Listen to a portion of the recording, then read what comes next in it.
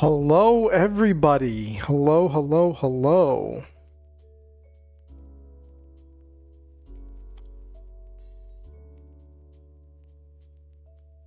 Alrighty. Welcome in, everybody. Welcome, welcome, welcome.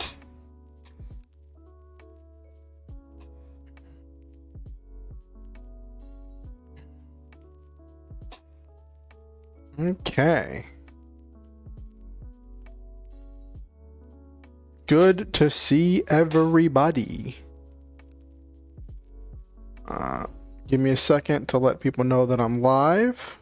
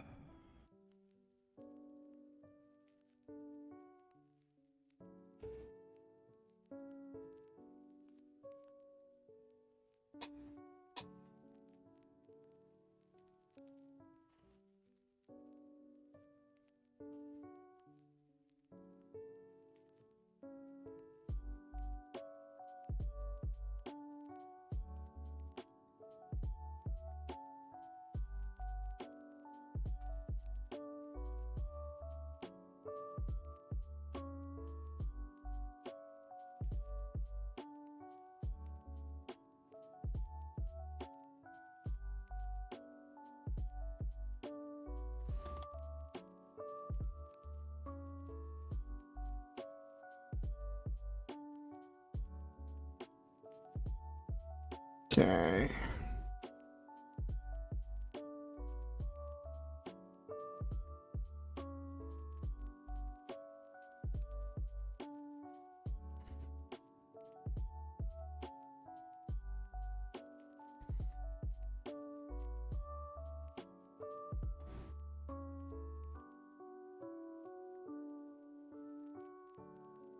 Do.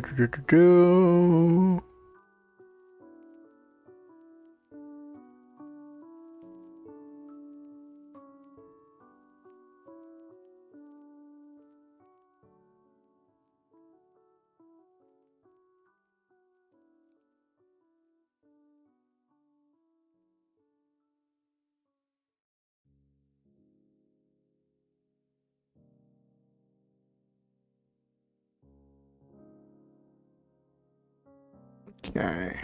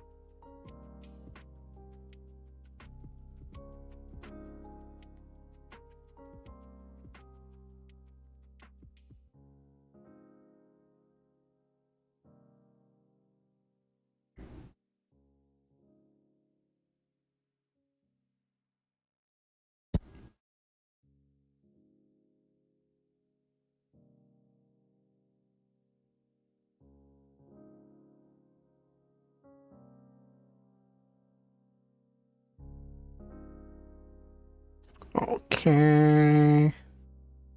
Oh, weekend was good, Noel Main. It's good to see you. It's good to see you. Welcome in. Welcome in. Welcome in. I was just letting people know that I'm live. It was a quiet weekend. I spent a lot of time sleeping. I've been dealing with a lot of fatigue stuff recently. And even when I was awake, I wasn't like 100% like focused on what I wanted to get done. Had a really short Lancer session where we finished the combat we were in the middle of, which is nice because we've been stuck in the middle of the same combat for like 3 weeks. And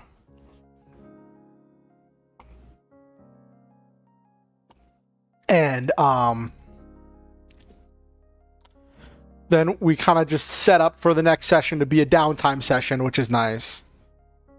But okay, there we go.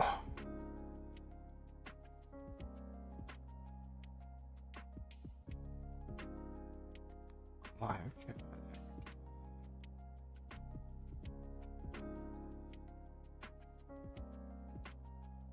Okay, we're gonna be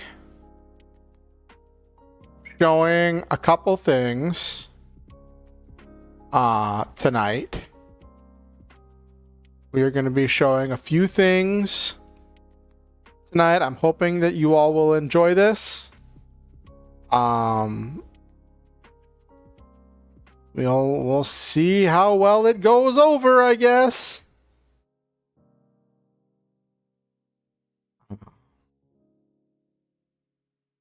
Oh, there's an ad running on.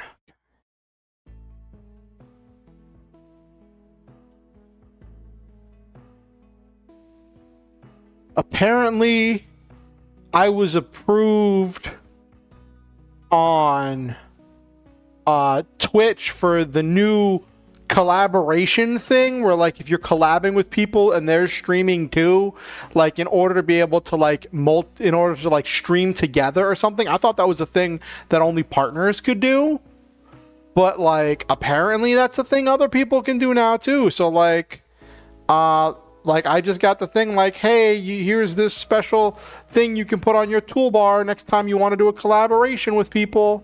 And I was like, oh, okay. Sure, I guess. Maybe. Kinda. I'm hoping I don't alienate my entire audience with all this stuff about D&D 5e. Because I know so much of my audience is like about all the other games. But we'll see. Thank you, thank you, Noel Main. It's been a struggle with just like trying to have energy for stuff. Like I haven't touched Honkai Star Rail in like 2 or 3 weeks because I just haven't had the energy. Because like whenever I game, it sucked so much of my time and energy, and I just haven't had the time or energy to dedicate towards gaming. And it just becomes a chore. So like I just have been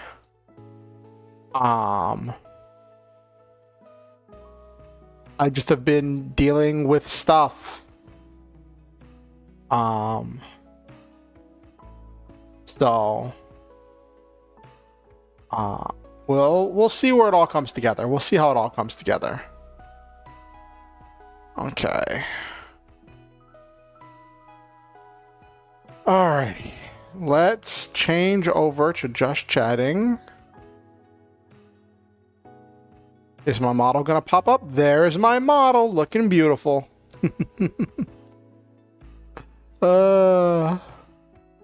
It's funny, when I look at my model, so much stuff has gone into like the development of my model over the years.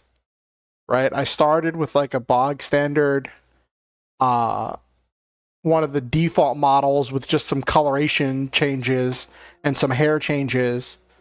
Then a friend of mine made a base model using some free assets off of Booth, I think, and then I did some editing with that because some of the stuff wasn't sitting right on the character. Like the shoulders were popping out of the shirt.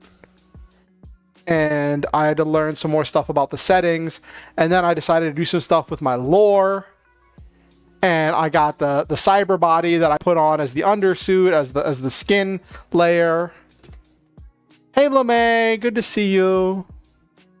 And then I got all the armor and the other stuff, and did the hair colorations, and then the helmet. It's just been like little bits and pieces, you know? But I still very often go back to this default old one. This classic model.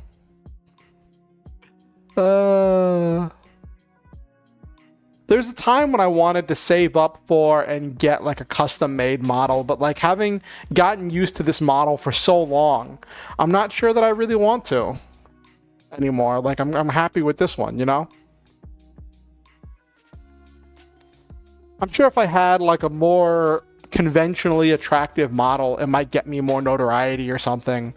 But like, I don't know, I'm happy.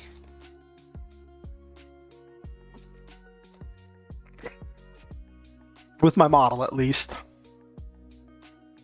Maybe I might find some more outfits and stuff. Find some cooler armor.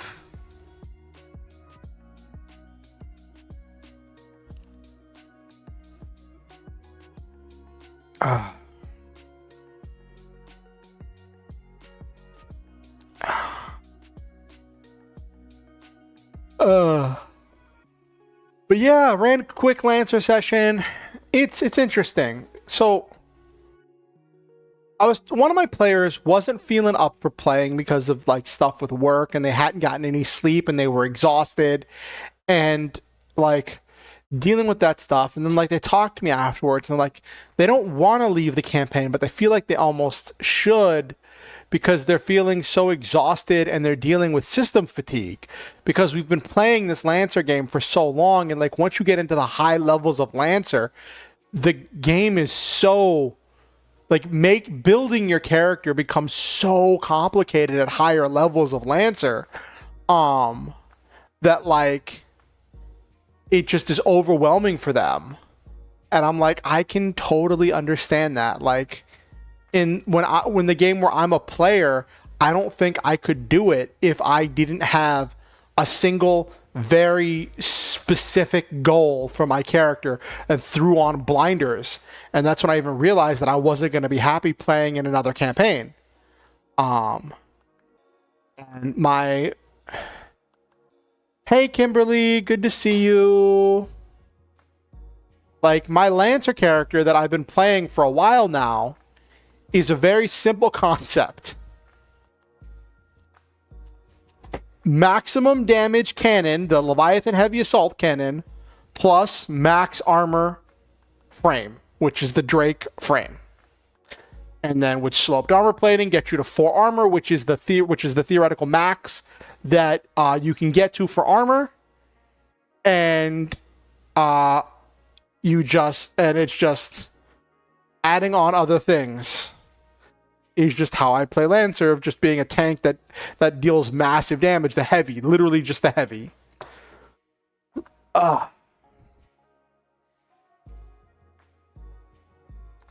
It's nice to see you as well, Kimberly. It's very nice to see you. I'm glad you're here.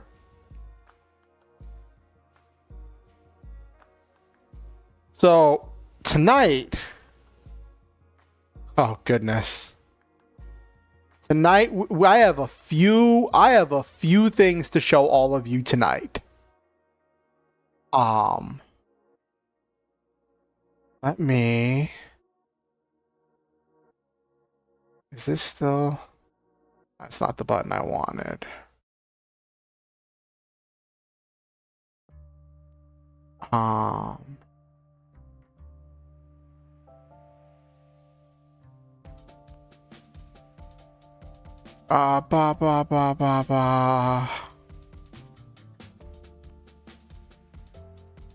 Where is it?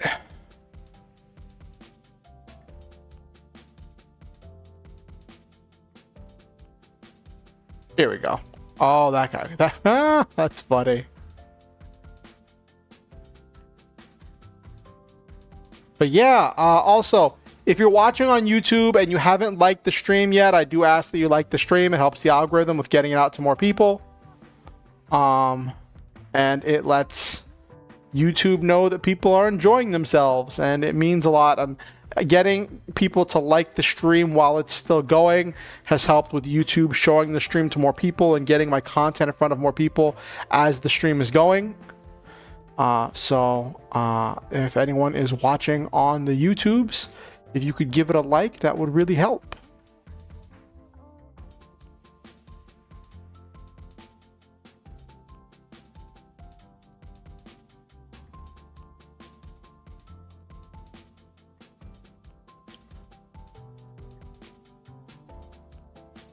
Alrighty. So it's interesting thinking about like where my life has gone and how far things have gone through twists and turns and stuff, right? And different decisions that I've made. I don't know, like I was thinking about some stuff about like my journey as a game master, right? Like I went from D&D to Mutants and Masterminds to doing some Savage Worlds, and then from that I went to I was kind of not doing anything for a while after trying to do Mutants and Masterminds again, and then I slid back into I slid into Lancer, and I've been doing Lancer so long, so now it's like doubling back around to the D&D 5e stuff and seeing what tools the community has generated for like how to build a D&D 5e encounter has just been really interesting. And brings back a lot of memories. I'll show you a site that I used to use a whole lot. I used to use this site a whole lot. I'm very glad it's still around. And it serves as a good benchmark and a good source of ideas for different things. Now this is by no means going to be I'm very good at this thing, so here is how you to do it instructional thing. I'm going to be showing off a few methods that I've used in the past. I'm not going to vouch or say that any of them are super stupendous or anything like that. Some things have worked for me in the past, but I'm always trying to improve, and I acknowledge that there were shortcomings and things that just didn't work super well for me in the past. So I'm hoping that some of the new methods I've learned will help me with encounter generation. One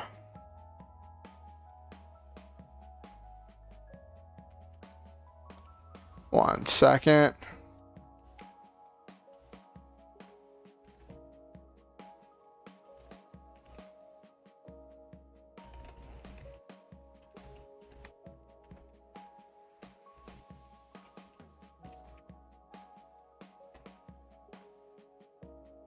There's one thing I need to do.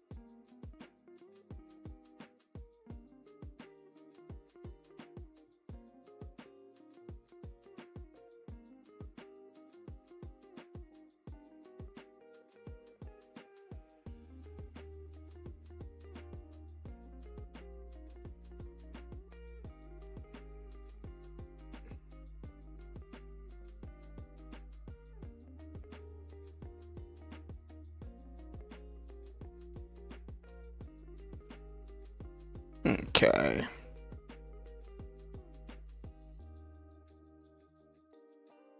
Alrighty, let's get rolling. How was everybody else's weekend? I told you about my weekend. I ran a Lancer game, did a bunch of reading. I read a novel this weekend.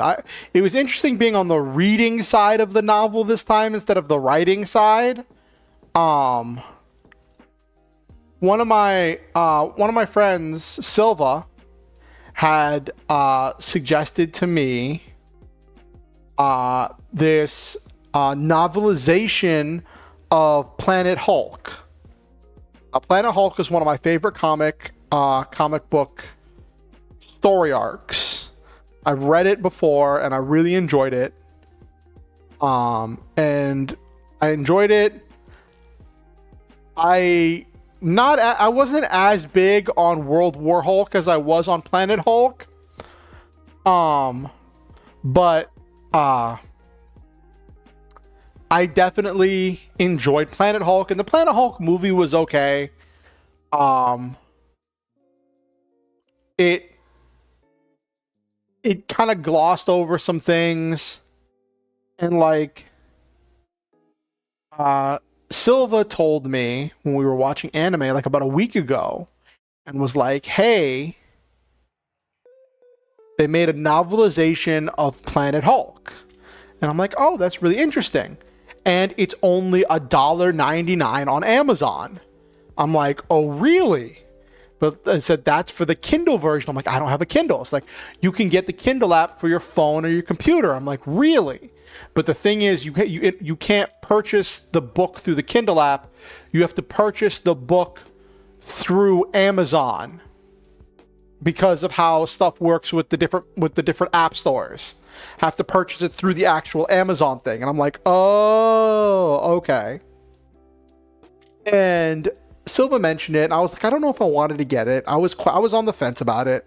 I was waffling about it. I was like, I don't know if I really want to get it or like if I'm going to read it. And then like we finished early watching anime on Saturday because Silva had to go do some raids and stuff. And I was like, you know what? I might as well try. I haven't had a night to just read. Like I've just been, most of my reading for the last bit of time has been like reading rule books or game supplements, right? 1 second.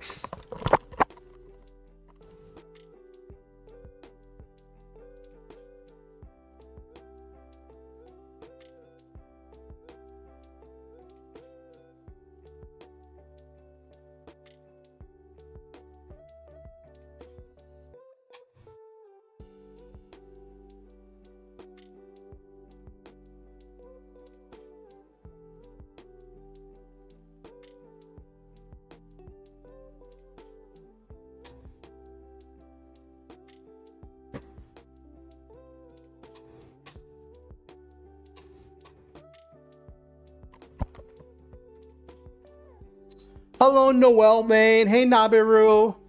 What happened, Noel Main, that you're cooked medium rare with a side of fries? Is that better than being well done? Like, at least you're tasty.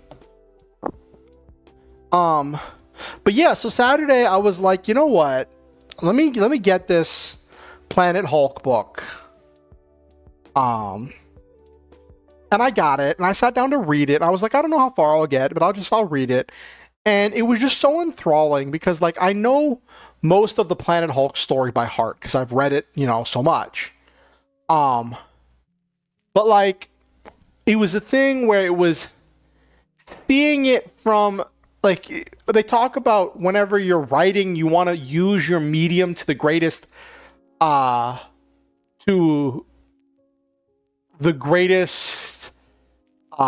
use.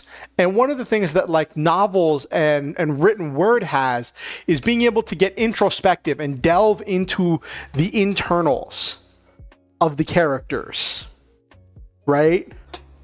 And it really did delve into a lot of the internal workings of a lot of these characters, and with flashbacks and things, fleshing things out, expanding on the story in certain areas. And and just all the stuff that happened. I want to go back and reread the comic book and just be like, what's different between the comic book and the novel, because I feel like the novel took some different directions, and that's okay. Like, there's nothing wrong with that. It was just very different. And this is kind of a spoiler, but if I remember properly, at the end of the comic book for Planet Hulk, the planet explodes, essentially. Like, at the end of the comic book for Planet Hulk, the shuttle that transported Hulk to Sakaar detonates and splits the planet and causes all this death and destruction, kills Hulk's wife, and supposedly killed Hulk's unborn child. You find out later that he survived, and caused all this death and destruction, destroyed Hulk's idyllic world, which leads to World War Hulk, which is where Hulk comes down and wreaks his vengeance on the heroes of Earth. Right? And he just rains down vengeance. He captures all the heroes of Earth, puts obedience discs on them like the ones that were put on him, and forces them to fight in a gladiatorial games to entertain him. And he's just very much the villain that everyone has always been afraid he would be, except he's not a mindless brute. He's a calculated and controlled powerhouse with a very directed and focused fury that is just laser focused, and he becomes so deadly. And then, like, after that, he goes back to kind of being the status quo and being the normal Hulk. And even when his son comes back and wants to fight the Green Scar, the Hulk from Sakaar, Banner kind of just like won't let out that Hulk. And we don't really see that Hulk again. That like very intelligent and tactical and aware Hulk. And I always thought that was a shame, because I would have really loved to see more of that character. And I always felt like it would have been interesting if the writers of Hulk had taken a big chance, and instead of having Hulk come storming back to Earth, instead of destroying Sakaar and having Hulk be back on Earth and back dealing with Earth problems, it would have been interesting, I think, if they'd instead let Hulk live on Sakaar and have the rest of the Hulk comic books be kind of like those I think it was the 1950s comics where it's like the space explorers going to different planets and exploring different things and stuff. Have it be a story where Hulk is living on Sakaar and other things are coming through the portal. Bad guys and Galactus and intergalactic and all these intergalactic baddies are come knocking on Hulk's door, right? Looking for trouble. And you get to explore all of those intergalactic baddies, and then have it be Hulk and the Warbound, his own essential monstrous version of the Avengers. Hulk and his Warbound defending the planet of Sakaar. I think that would have been a really, really interesting story had they explored that. But they had to bring Hulk back to Earth. They had to bring a Hulk back to the status quo, and they just couldn't let Hulk go in a completely different direction. Had to bring Hulk back to Betty Ross.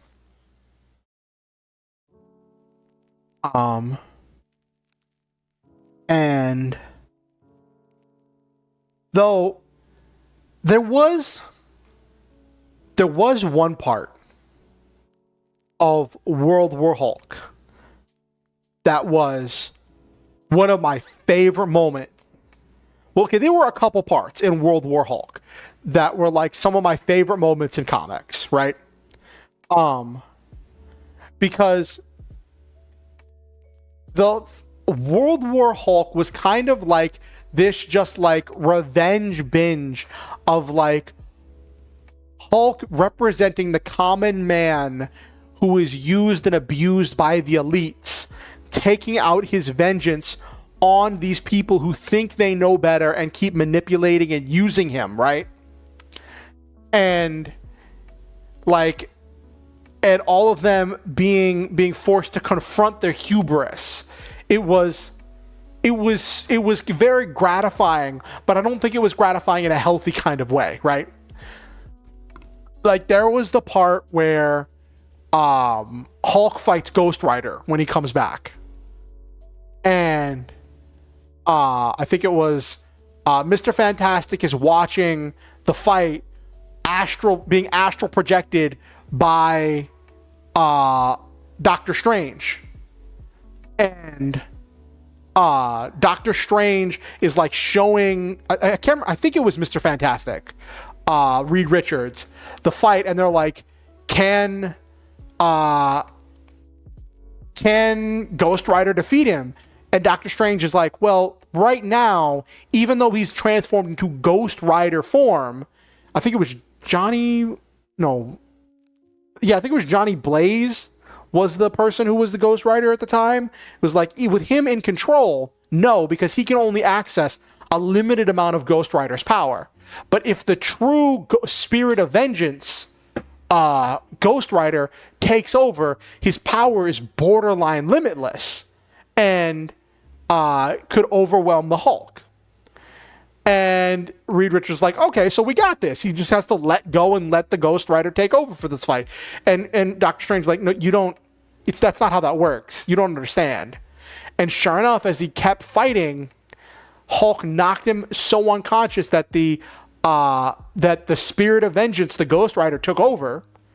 And Ghost Rider got up after, like, they're tearing apart the city in this fight. Like Hulk hit Ghost Rider with a freaking subway train, right? And Ghost Rider gets up, looks at Hulk, gets on his bike, and just rides away. And Mr. Fantastic's like, what's going on? And he's like, Ghost Rider fights for the innocent, takes vengeance for the wronged. None of us are innocent. And that moment when they had to admit that, like, they were all guilty of the crimes that they were being accused of, right? And they were facing the consequences of their own actions, right? And like, Ghost Rider looked at the situation and said, "This doesn't involve me because the people that you're after aren't innocent," right? And then the whole thing with what was the other one? There was that one. Then there was the one where Hulk took apart the X-Men. And there was one other one. Oh my gosh, I lost my train of thought. This is some, like, I love the series. Like, World War Hulk was fun in some respects, right? But it had a really unsatisfying end. Like, at the end of World War Hulk, you find out that it wasn't the Illuminati that rigged the ship to detonate. it was Meek, one of Hulk's Warbound, that rigged the ship to detonate, because Meek didn't like that Hulk had become a king of peace and wanted Hulk to keep enacting vengeance on all the people that had oppressed his people for so long, and wanted Hulk to be going to war and killing people, and didn't want and couldn't stand the thought of Hulk as a peaceful person. So he engineered a crisis to drive Hulk back into war.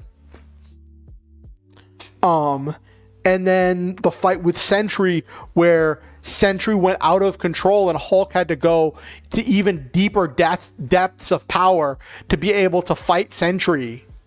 And that was the other one. So the thing where like he defeats Sentry and then he's just like, this is over, right? And goes back to being Banner. But the one thing that's one of my favorite moments of comics, I can't believe I forgot about it. I was blanking out. My brain couldn't hold on to it. There's a moment where Doctor Strange tries to astrally project into Hulk's mind to look for Bruce. To look for Bruce Banner. And he's like, Bruce, you have to help us. Hulk is on a rampage. You have to work with me. I'm going to try to wake you up so that way you can take back control again. And like, when he grabs Banner, and Banner was just like, on Sakaar, Hulk had everything. He had peace. He had love. He had life. And he talks about how like, the Old Strong had not just loved Hulk. She had accepted and loved Banner. She loved both of them. And accepted them as two parts of the same whole in a way that no one had really done for Hulk before. For Banner and Hulk before. Right? Seeing them as two sides of the same whole and been able to like fill this hole in their soul. Right? And like Banner's like, and you took her from me. You took her from us. And like crumples Doctor Strange's hands in astral form. And like launches Doctor Strange out of his mind. And is like, no, I am not helping you put the Hulk back to sleep right now. Because I'm angry too. This isn't just the Hulk's anger. This is my anger. The Hulk and I are united in this, which is so dangerous for like Hulk and Banner to be of one mind in that kind of a situation. That's not like Professor Hulk. It's kind of like the opposite of Professor Hulk. Because like Professor Hulk is like Hulk and Banner of one mind, with like Banner like leading the charge, right? And being the one kind of in control with just using the Hulk strength. But like the Green Scar towards the end of the story became, when they became of one mind, became a thing with Banner and Hulk of one mind, with Hulk in the driver's seat. And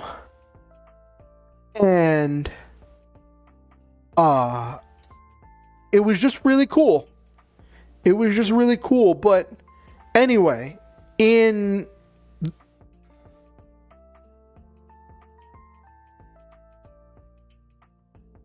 there are a lot of writers in some stories.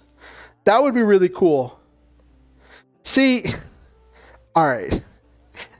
This is going to sound really bad, and this is going to show how much of a weeb I am, right? But I want... This is so bad. When it comes to Ghost Rider, I want a Ghost Rider that is someone using a Kamen Rider belt, a driver, to transform into a Ghost Rider. Like, and then have it be, instead of like this, all this like demonic stuff and like skeleton and stuff, have it be like armor. Like a Kamen Rider. Like a Toku hero. And I know people are like, well, that's just Kamen Rider Ghost. And I'm like, kind of, but like more epic and like with chains.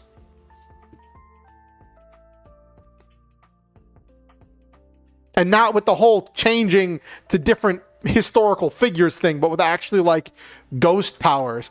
Speaking of Kamen Rider Ghost, I heard the strangest rumor. Well, I don't know if it's strange, but it's an interesting rumor about Kamen Rider Ghost. That, I think Kamen Rider Ghost came after Build. And, or no, it came after X-Aid. And it could be possible, Nabiru. Anyway, Kamen Rider Ghost showed up in the end of the series, as writers are wont to do. Like at the end of the movie or at the end of the series, like the next season's Kamen Rider will show up and make a cameo, like towards the end. Like usually I think it's in the movie. Like they'll make a cameo and they'll show up in some climactic battle and be like, I'll keep these guys busy. You go after the main guy, right? And it's like, who are you? And it's like, I'm the next, I'm so-and-so writer. That's just the next Kamen Rider, right? And that's the thing that happens. And when Kamen Rider Ghost came on for his cameo, he was like floating around like a ghost, moving in these strange, unusual ways, doing all kinds of acrobatic, I think it was like acrobatics and like different kinds of attacks and stuff. And like moving in this very like ethereal way as he floated around attacking his enemies, right? And then in the series, when Kamen Rider Ghost happens, you don't see any of that. Like after like the first like episode, if you even see it then, I don't even remember seeing it then.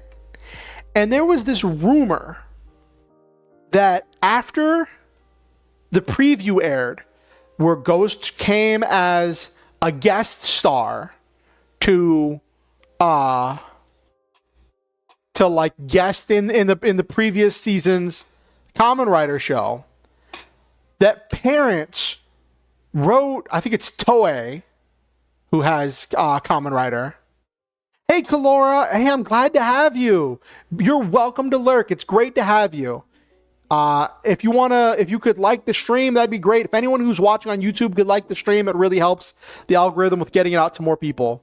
But yeah, anyway, there was this rumor that all these parents, when they've heard the synopsis of Kamen Rider Ghost, they saw the previews, they saw Ghost in the first introduction in the cameo appearance, that they wrote Toei, the company that makes Kamen Rider, and they were like, this is too scary, this is crossing the line. Having a thing with the main character being actually dead is too much. You need to tone this back. And that's what the rumor is. That the rumor is that then they were like, okay. And so what we got in Kamen Rider Ghost was like him, he was dead, but not really. And he came back to life and died like twice. And he was like always around, and he wasn't moving like a ghost. It was more of like a traditional Kamen Rider type of fighting style. So it was just interesting. It was an interesting rumor.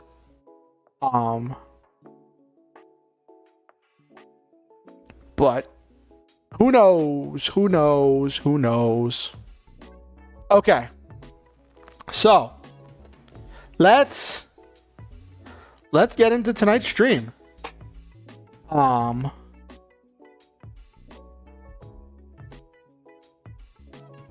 So let's okay. So first off, I wanna a couple announcements while I have people here. A couple announcements to people. First off, Saturday, around 3 p.m. EST on Saturday, there's going to be a special stream. It's going to be a special stream where I'm going to be working with Okusen, also known as Jalen, to build their character. And we're going to be building their character and talking about stuff for the Gitter one shot. We have to do a different time because of work schedule stuff with Okusen. So that is why doing it then. So that's going to be happening then. So that's the thing that's going to be happening. Oh, excuse me. Oh, that was disgusting. That was disgusting. And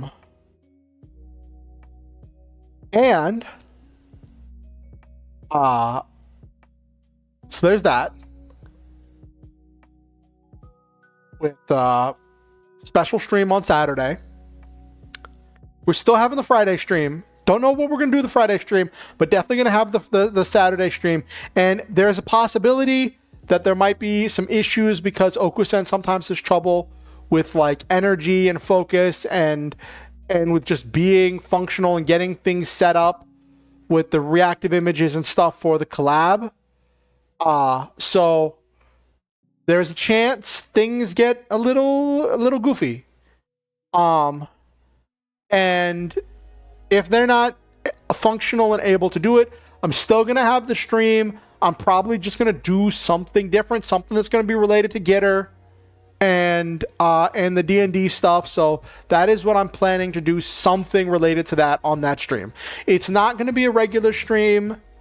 Moving forward, depending on people's work schedules and people's life schedules, I might do the one shot on a Saturday as well, just to see where people like fall on the timing stuff.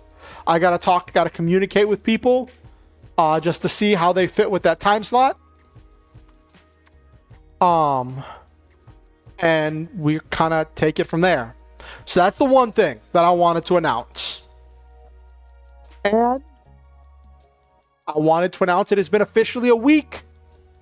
By the end of this stream will be 1 week since I hit 300 YouTube subscribers, which means I have not lost any subscribers, which means they're not bots, they're real people.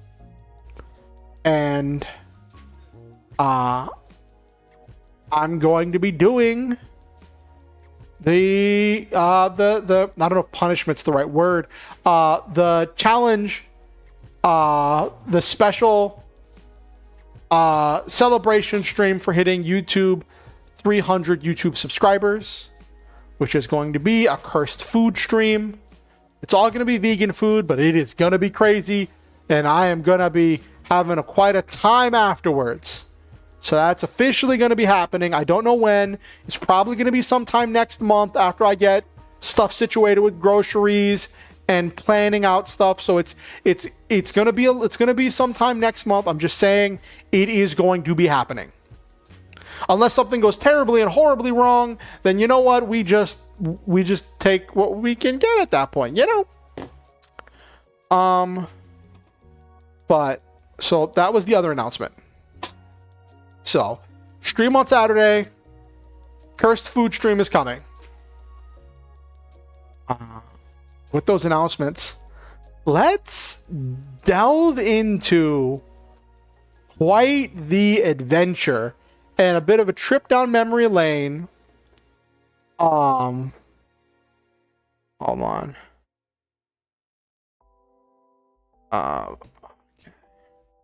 So I got a bit of a trip down memory lane for all of you from myself. You're ready, Kimberly? Oh, goodness. Oh, goodness. All right. So, let me...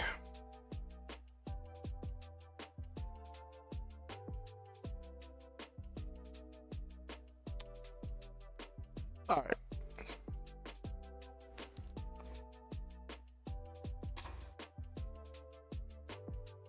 It'll be fun. It'll be fun. It'll be a celebration of hitting this milestone, right? Anyway, let's jump over to get started on tonight's thing, which is going to be a little bit of storytelling, a little bit of math, a little bit of stuff, okay? Okay.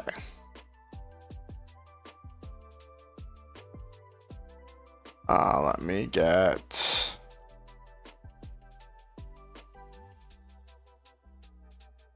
Where is Chrome?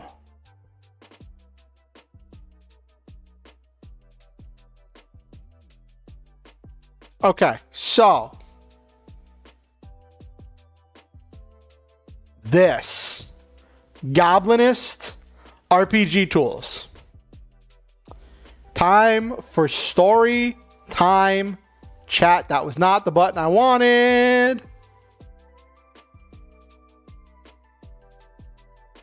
So, years ago, I used to run D&D 5e all the time.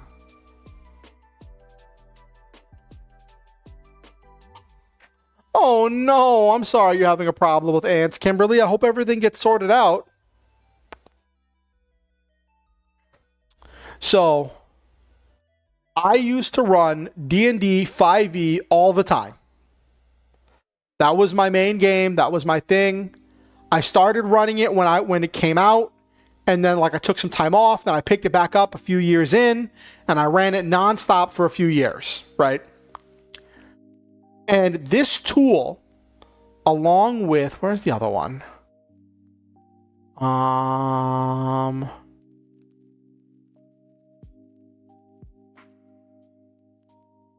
Here we go.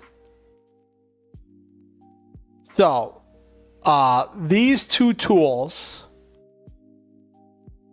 of Goblinist 5e, I have a link to this in the description, and the random adventure generator, which I don't have a link to. I probably should put a link to, but it's not really relevant for tonight. But these two were my bread and butter. Okay. They didn't used to have so many ads. And I would use the random adventure generator to get a bunch of ideas. I would never run exactly what it said, right? But I would get this for an idea of a general idea of what I wanted to do for the situation, right? And then I would use the Goblinist RPG tools to just pick what level I wanted. So if I wanted to do level 5, just 3 level 5 characters that you select if you want easy, medium, hard, or deadly. So if you want something like hard, then you select what region or what type of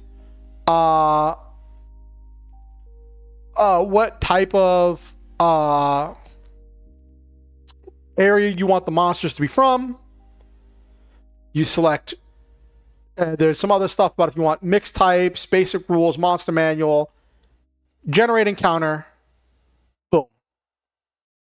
And then it generates you an encounter that matches the XP amount. Now this is based on the XP values, but it is very,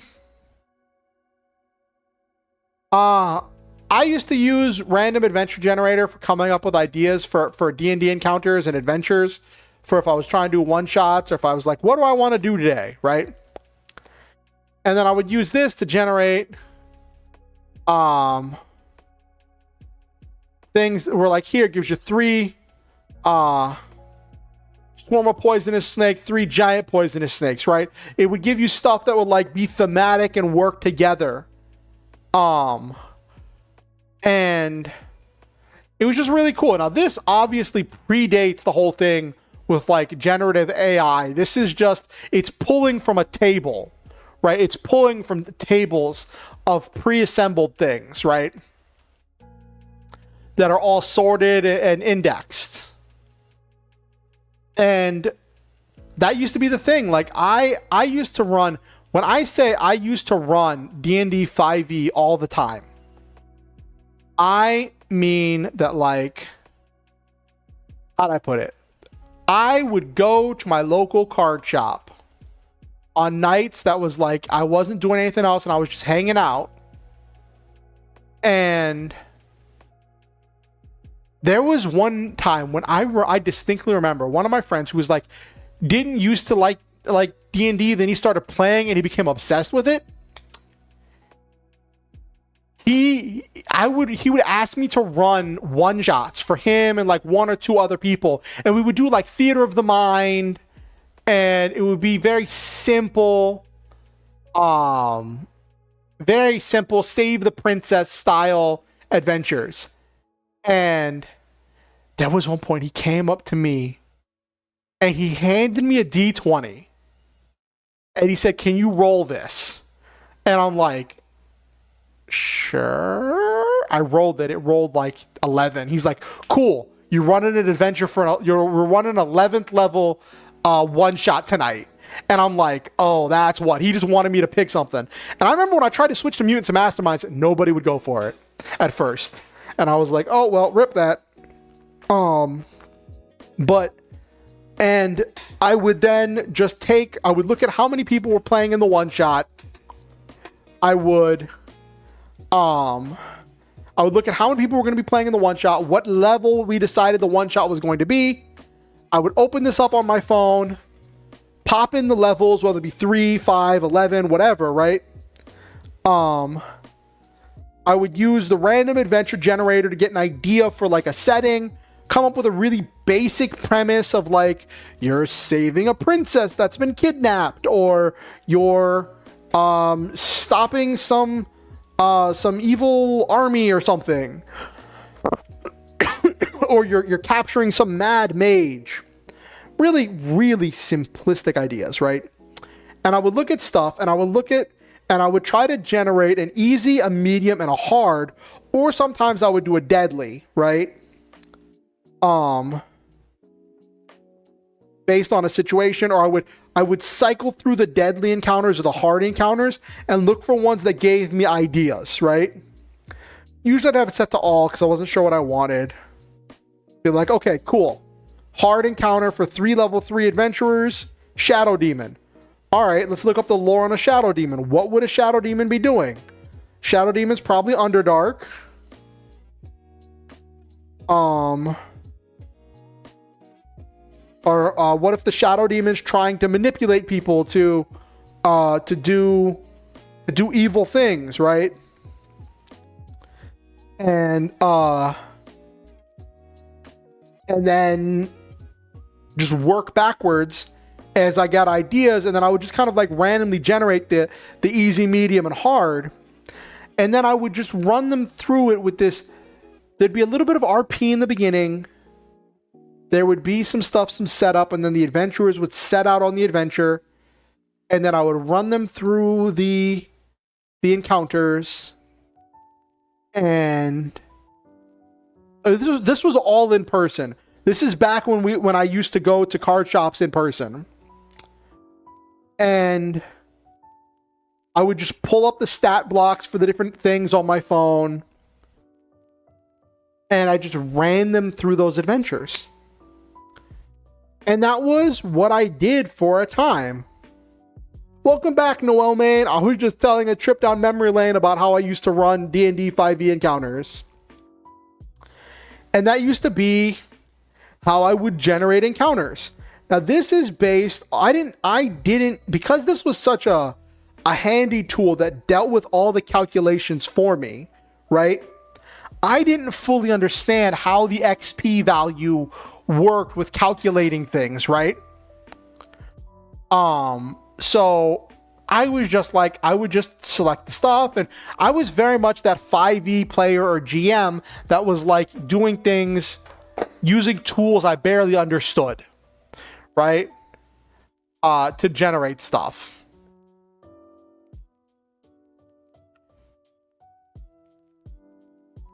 Oh, was there one with a draft horse and a commoner? That's funny. Hold on, I gotta see this.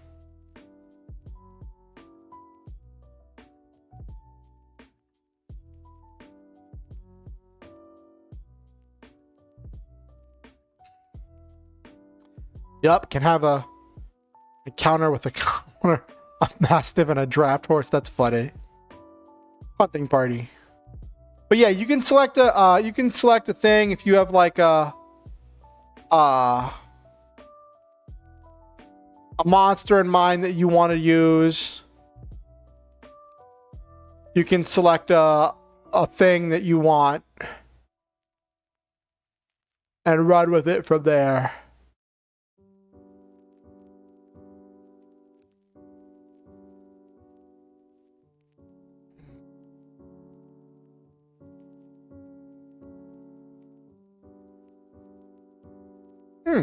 I would have thought a young black dragon would be able to. Would that be a deadly? Yeah. For 4 level 3s, it's a deadly. Okay. Anyway, I'm getting distracted. So this used to be how I would generate encounters. So when I was working on generating the encounters for the one-shot, for the Gitter one-shot, my first instinct was to dig this back up and to just use this again, right?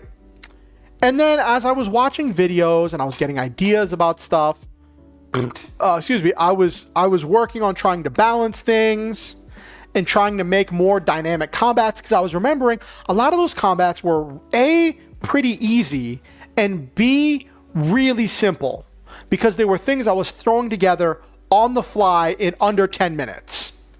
And I'm like, I have more time to plan this out, and this is something I want to actually be not just entertaining for my players, but entertaining to watch. So let's do some more thinking, right?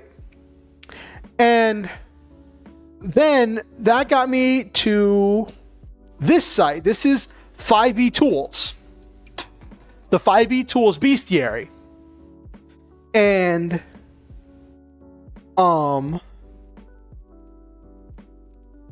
this is a really cool tool, and I was exploring this, and this taught me a whole bunch. If you just go down here to the bottom where it says Encounter Builder,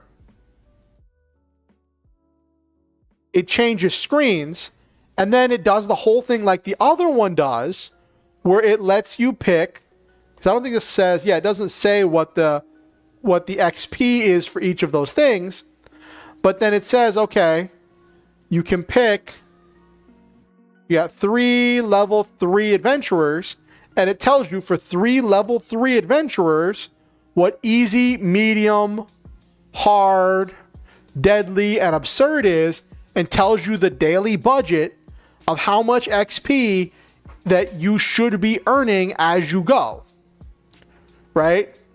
And how much XP from one level to the next. And as I did more research, I found out that it was a thing where 5e was balanced around having multiple encounters over the course of a day that add up to this XP budget. And it's based around the idea of having multiple enemies over the course of multiple encounters that slowly whittle away and drain the player's resources, which is kind of okay for a gameplay thing, but it's not super great for an entertaining, for a dynamic adventure story, right? So I was like, well, what can I do differently? And as I was doing research, I was finding out about some people were suggesting, instead of using the CR ratings of things, right? Instead of using the CR ratings, every CR rating, and can I pull this up? Will this pull up? If I pull this, if you look at it, where it says challenge 2 and 450 XP,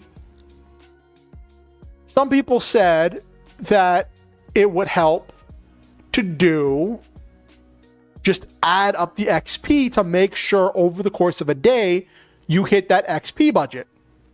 So that was one thing I was thinking about doing, but that just felt too abstract. It felt like it wasn't doing a lot of stuff. And then once you get to the Where is it?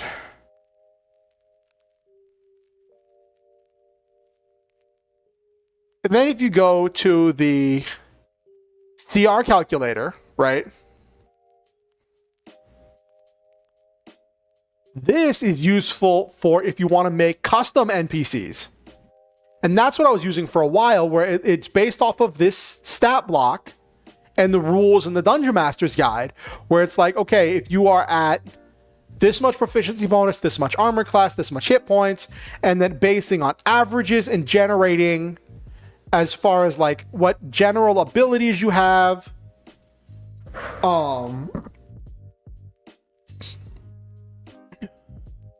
and what general abilities you have, and what features, size, all of that to generate a CR for making a custom NPC.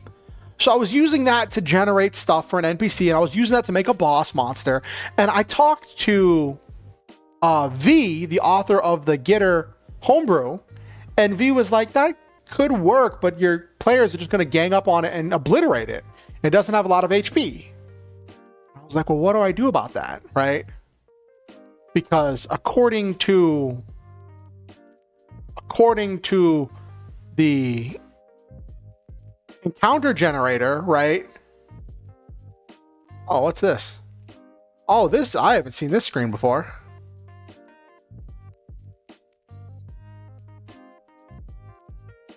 Oh, this is urban encounters. Oh, this is not the button I thought it was.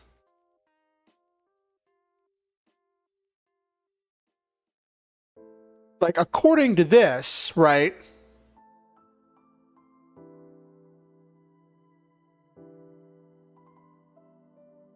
Okay.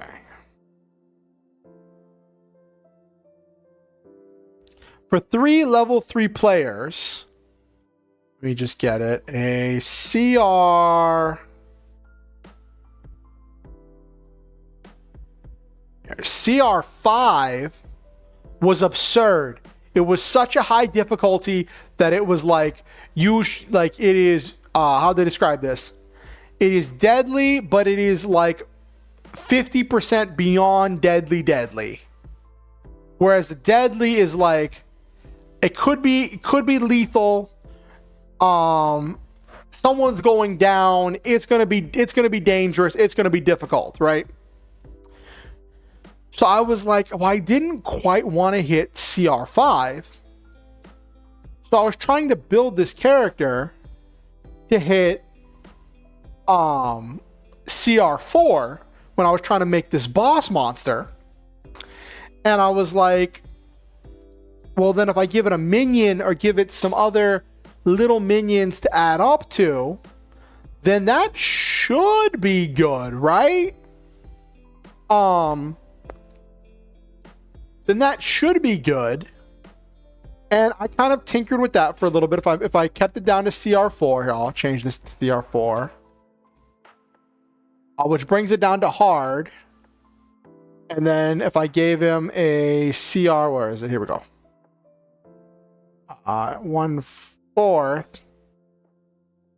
And the other thing that happens is there's the adjusted XP, where the number of monsters you have adjusts the XP, which is a multiplier that like the Goblinist was taking into account when it says encounter value and award value, right?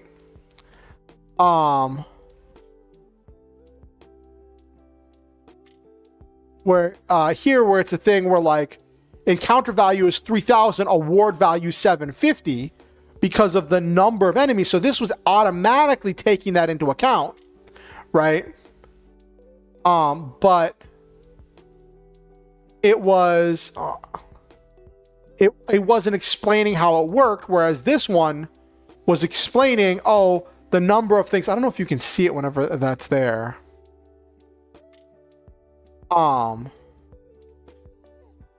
it's a thing where the number of monsters increases the multiplier for the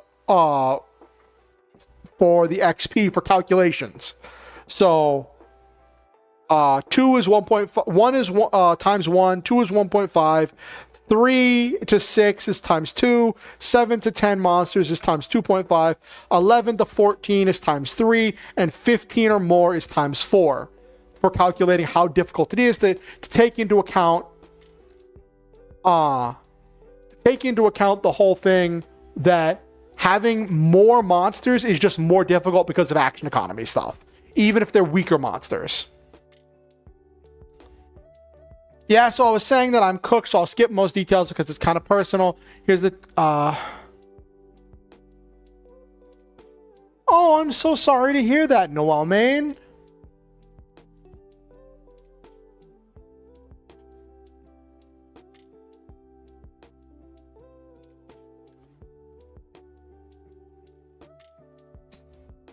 But then if I drop the thing from 1/4 to 1/8, which is like the lowest you can get before you get to 0, it slides back down to being a deadly encounter.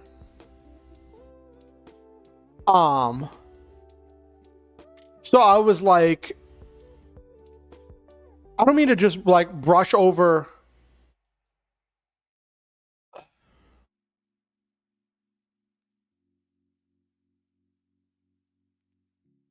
Hello, Solo Wing.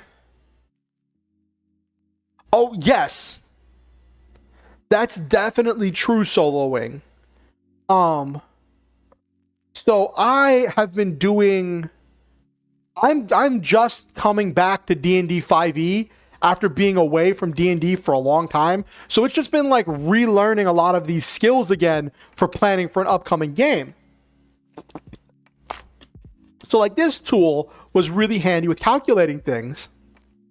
And it was like, okay, so at first I was planning for the big boss fight to be a CR4 and a CR1/8. So that's what I was thinking, but that still didn't feel super good because it didn't feel like it had enough stuff to really be worth it, or that I was going to be doing enough different things, because I want it to be a dynamic battle. And then I found something interesting. I found something really interesting. And why does this have an ad? Oh my gosh. Okay, whatever. I'm not going to play the video. I just want to show the flippin' first page. Why does it have 2 ads? I just want to show the first thumbnail of the video that I'm referring to. Oh, it doesn't even show the thumbnail. Okay. Oh, okay. Whatever. Great. Awesome. Outstanding. I thought if I paused on the first page, it would show the thumbnail, whatever, but it does not. Anyway, this video was something that was really interesting. This is like a 3-year-old video that was really interesting for me because it talked about a different way for doing combat calculation, in which you had a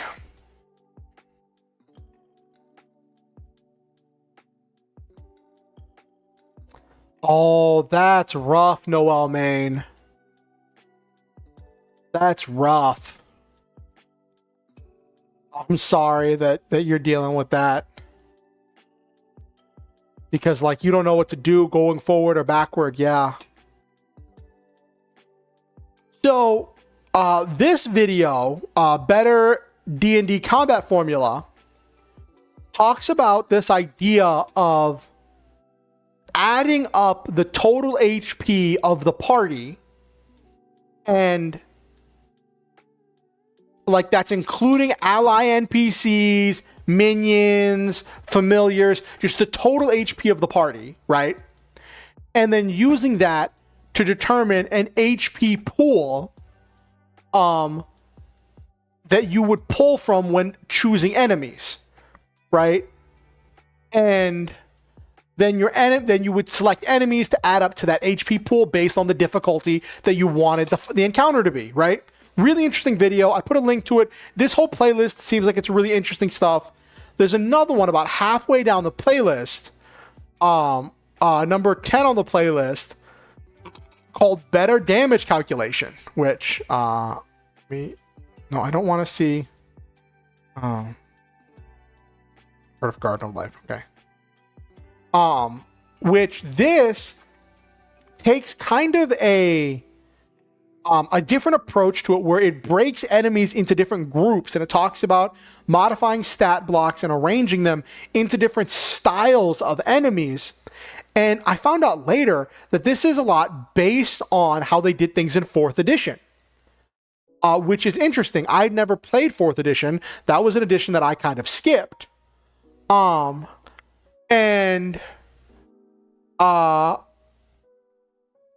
It seemed really familiar to me, because the way they're talking about grouping up the enemies and selecting enemies for this is a lot like how they do things in Lancer. And I've been running Lancer for the last 2 years. So I'm going to show you a tool that I've been using in Lancer for the last like 2+ years. So this sheet is a sheet I found on the Lancer pilot.net Discord server, or .pilotnet Discord server, where you put in your number of players, put in your difficulty scale, it gives you player points, and then you select things. Though for whatever reason, they were calculating the grunts as being worth 1/3 instead of 1/4, which was weird because it was supposed to be 1/4. But then, anyway, and you calculate stuff. But so I made a slight edit to that, but this original sheet I found on the .pilotnet Discord server, and it was about making generic like encounters, right? And I asked around, and I saw some stuff that people were talking about, other more complex rules that were more complicated but simpler in some, more complicated in some ways and simpler in other ways, for how to generate Lancer encounters, right? And that was this. And that was, you take the number of players and you have a number of structure that's equal to 2 times your number of players times your difficulty level. Difficulty level is normally going to be 1. So it normally comes out to 2 times your number of players. So that means if you have 4 players, you have 8 structure. Most enemies have 1 structure. Some enemies can have 2 or 4 structure, depending on what class of enemy they are, right? And it's essentially like saying there's an HP pool that you're pulling from for determining the difficulty. And then the number of activations is the number of turns that the enemies take. And then this is 1.5 times the number of players. So that is making sure that the enemies are going to have more turns, but it is a limited number of turns in following through on that, right? So I was like, this is really interesting. Now this page I made myself. This one with the Lancer balance rules is based on rules I found on the Discord server that someone shared. And so that got me thinking, could I make a tool like that for this better damage calculation, better calculation stuff in order to really get a grasp on it, right? So I made this sheet. Never mind the generic table look. I still don't know how to change the look of tables and sheets. And now the big caveats here. This method, according to the person who wrote it, is that it assumes 1 to 2 combats per day, similar numbers of enemies to party, and the party has access to healing.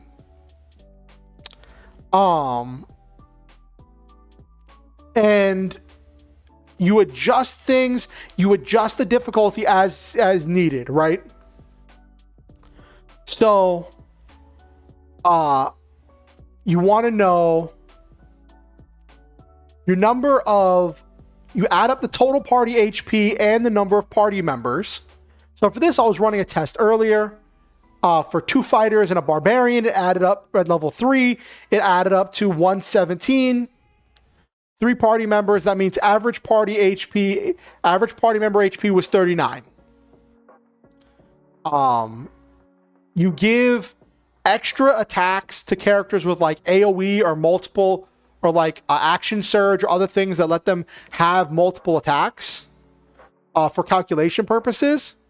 So like the fighter and one of the fighters and the barbarian have 2 weapon fighting, so that was 2 for each of those, and both of the fighters have action surge, so I gave each one of those 1. So that was 2, 3, 4, 2, 3, 4, 5. That should have only been 5. Where did I get 7? Okay. Anyway. No, 2, 5, 7. That, yeah, I can't math. Don't mind me. And so this is based on the stuff from that video, where you put the stuff in and you get a whole thing. Hard encounter is equivalent HP. Medium is 70 to 80. Easy is 50 to 60.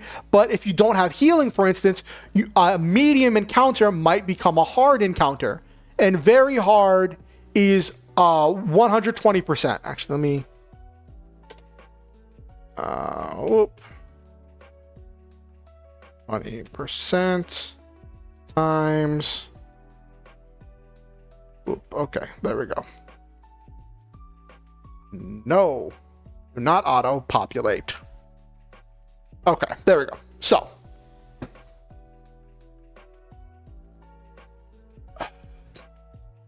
that is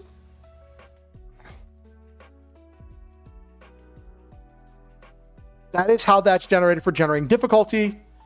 Number of attacks. You want the enemies to have 75% the number of attacks as the players, in order to make sure you have somewhat balanced action economy. But ideally the enemies are going to be hitting harder. And so that's for generating like a basic difficulty of the encounter. But then for grouping the enemies and filling those HP pools,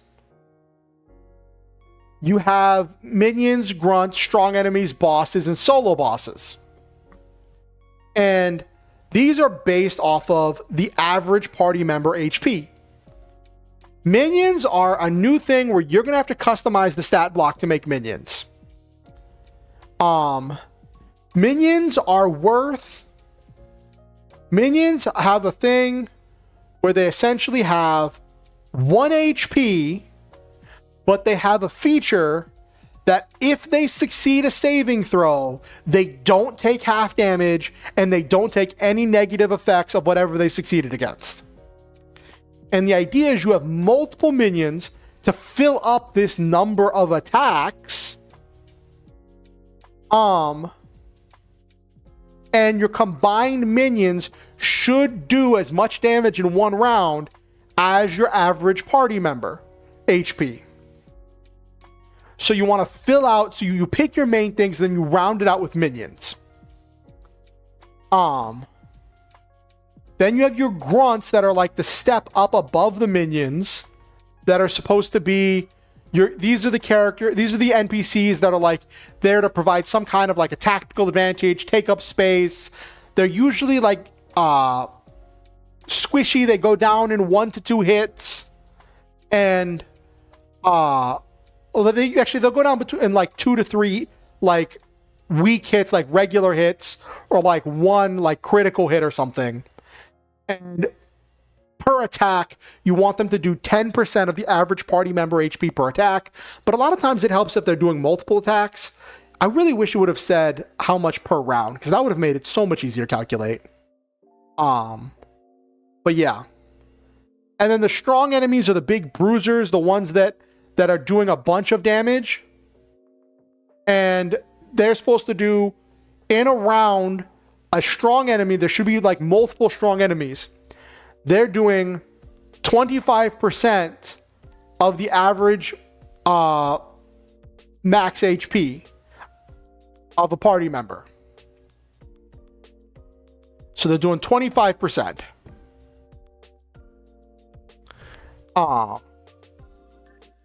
Now, the boss was interesting. I need to put notes on this. I was thinking about putting this out so people could see this, but just to share it with people, but I need to test it. I haven't tested it. I just was putting this together last night, and I was like, it'd be really cool if I shared this with other people. They want the boss to do 15%, like 10 to 20% of average party member thing. But the idea is that the boss should be providing some kind of mechanical benefit or buff or thing to the party, like lair actions or like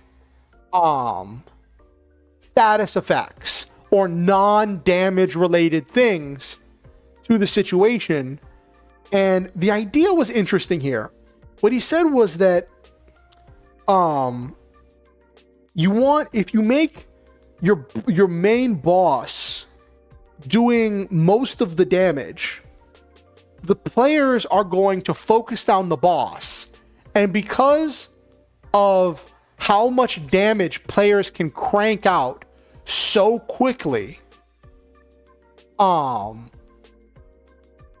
if they all focus down the boss, they'll defeat the boss, and then you'll have these weak minions that are just kind of like waiting to be picked off. And the players just do cleanup, and it kind of deflates the entire situation, right? And what they want to create here is a situation where your minions are doing a lot of damage, but they go down really fast, and your grunts are getting in the way, but they're doing a decent amount of damage, right? So you create a situation where the players want to deal with the grunts and the minions first to get them off their back, and then they finish off the boss once the boss has no one left to back them up. But what if you want a big solo boss? And that was the big one. And he introduced an idea for that, which was if you have a solo boss. Now, the idea here is this is a boss with maybe some minions backing them up, with a small number of allies backing them up. For them, you want them to be doing 125% the average player HP per round. That is what you want to be the average HP that they're doing per round. Which is like, whew. That's a lot of damage, and it makes them a threat. So I thought these were really cool because the whole thing with having an HP pool you pull from and different enemy types that do different things seemed really cool to me, because it was like this could take some of the stuff I learned from Lancer and apply it to making D&D encounters. So I went to work on a couple encounters. And I got some input on something because I was talking to, I didn't tell him that I was going to talk about this, but I was talking to a friend of mine, the author of the Getter Homebrew, about how he generates his NPC stuff. And he talks about how he does his based on damage instead of HP, where he tries to select a threat that has as much HP, does as much damage in a round as one average PC's HP, and then fills out the rest of the encounter after selecting that with other NPCs that do non-combat things that create other objectives, like, for example, having healers and stuff on the enemy side, where it's like they're not doing damage, but they're providing healing, they're providing something else, which is an interesting concept because it flips the idea on its head, where you're building off of damage and not off of HP. But I thought that was interesting, but this gave me more math stuff. I want to put more notes here. So, but if people want this, I'll put it out where people can see it. But this is just something I threw together, based off of the YouTube channel that came up with that method is called Enter the Dungeon. Really cool channel, really cool content. And so I threw together some encounters. So let's talk about some of the encounters that I threw together. Okay, here we go.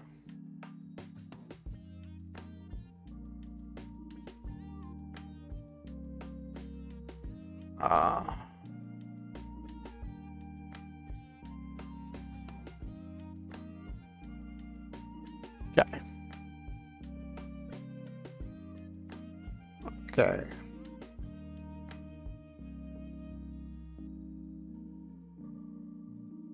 Okay.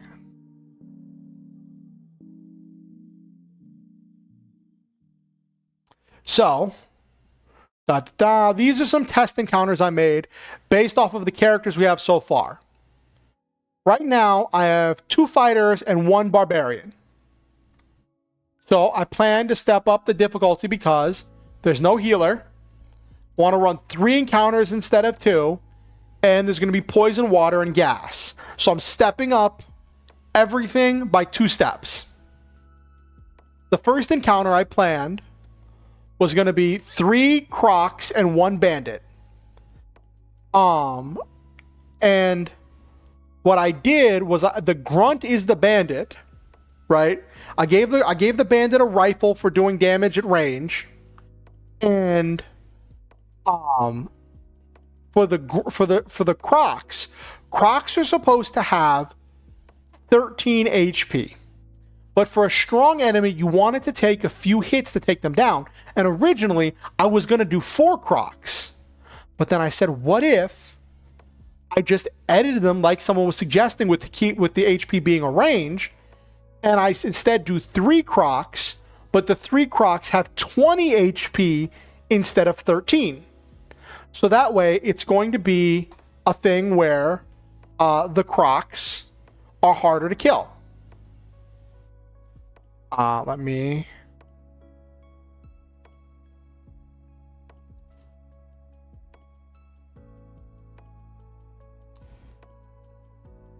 So these are the crocs. Let me get the...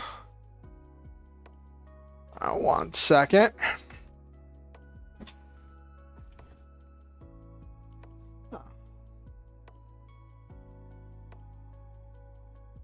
Give me 1 second. I'll be right back.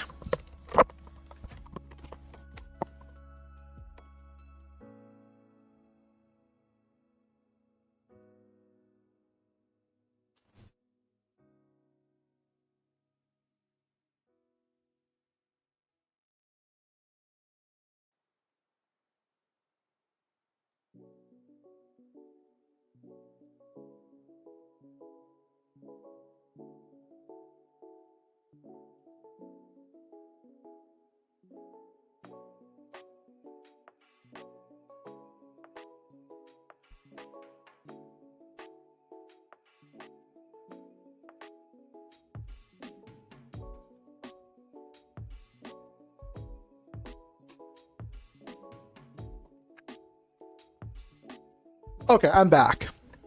So what I did for this was I actually found some stuff when I did some Googling and found some stuff where someone had done a thing about like an improved crocodile. And they had done some stuff that I thought was really interesting. Namely, let me make sure you can see this. Yeah, okay. They'd done some stuff that I thought was really interesting. Namely, they had done...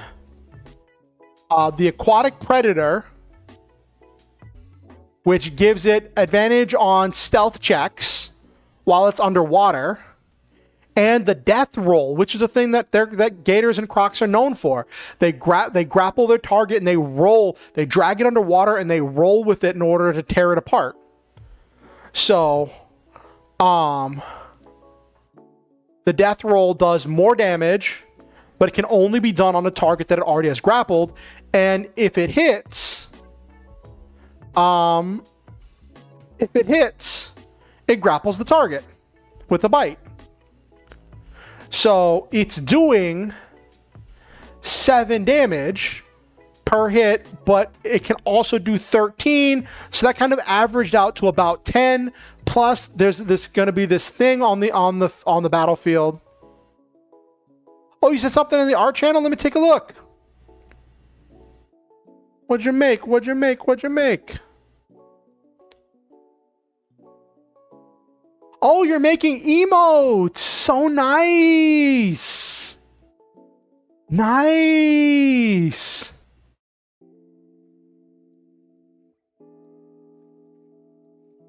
That's so cool.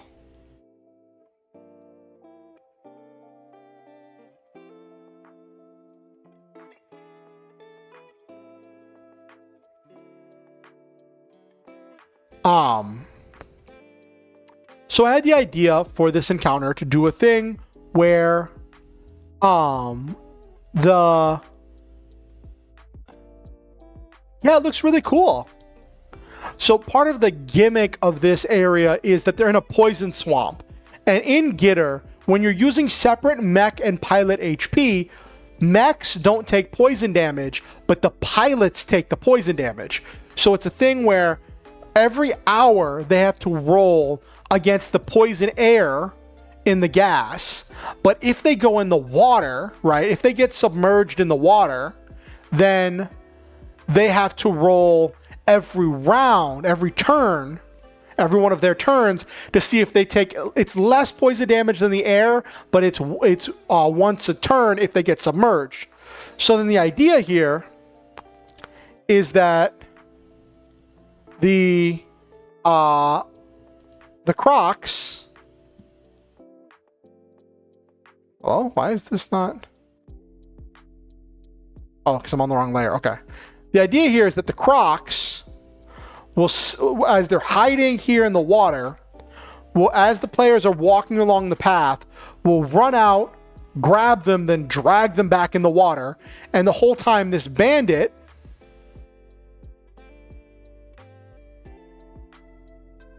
use the Zaku for the bandit, is going to be back here with its rifle, picking them off from way back here. Just being a grunt. Now this is not going to be the final encounter I use for the one-shot, but I thought it was a cool example to show for this idea of having the strong enemies and the grunts.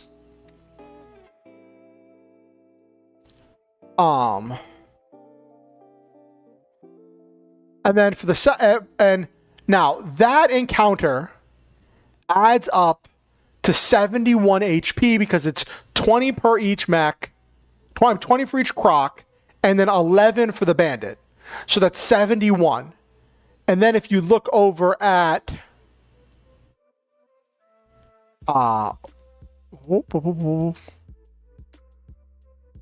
over here, 71 is just over easy.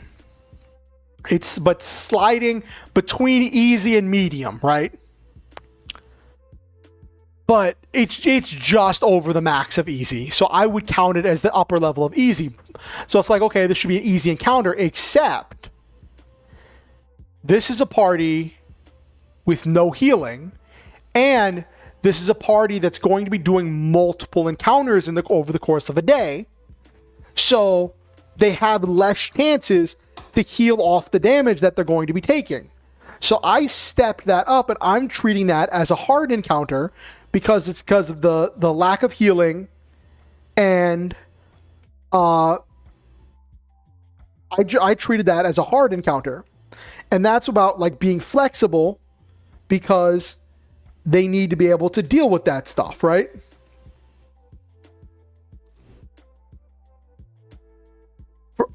And it's funny because originally when I had used the 5e encounter builder and Goblinist, it told me for the party that I was looking at that for a hard encounter was going to be 4 crocodiles and just 4 crocodiles. Like 4 or 5 crocodiles is what it told me for the medium for the hard encounter. I was like, I could do that. No, it was going to be a medium encounter for 4 crocodiles. And that's where I was going to start them, with a medium encounter for 4 crocodiles. But this steps it up to being a little bit harder, and having a little bit more variance. I could use that for storytelling and all of that stuff, right? Now, this one, why is this being weird? Okay, that's weird. Anyway, originally, when I had selected for a hard encounter, it was going to be based on CR, it was going to be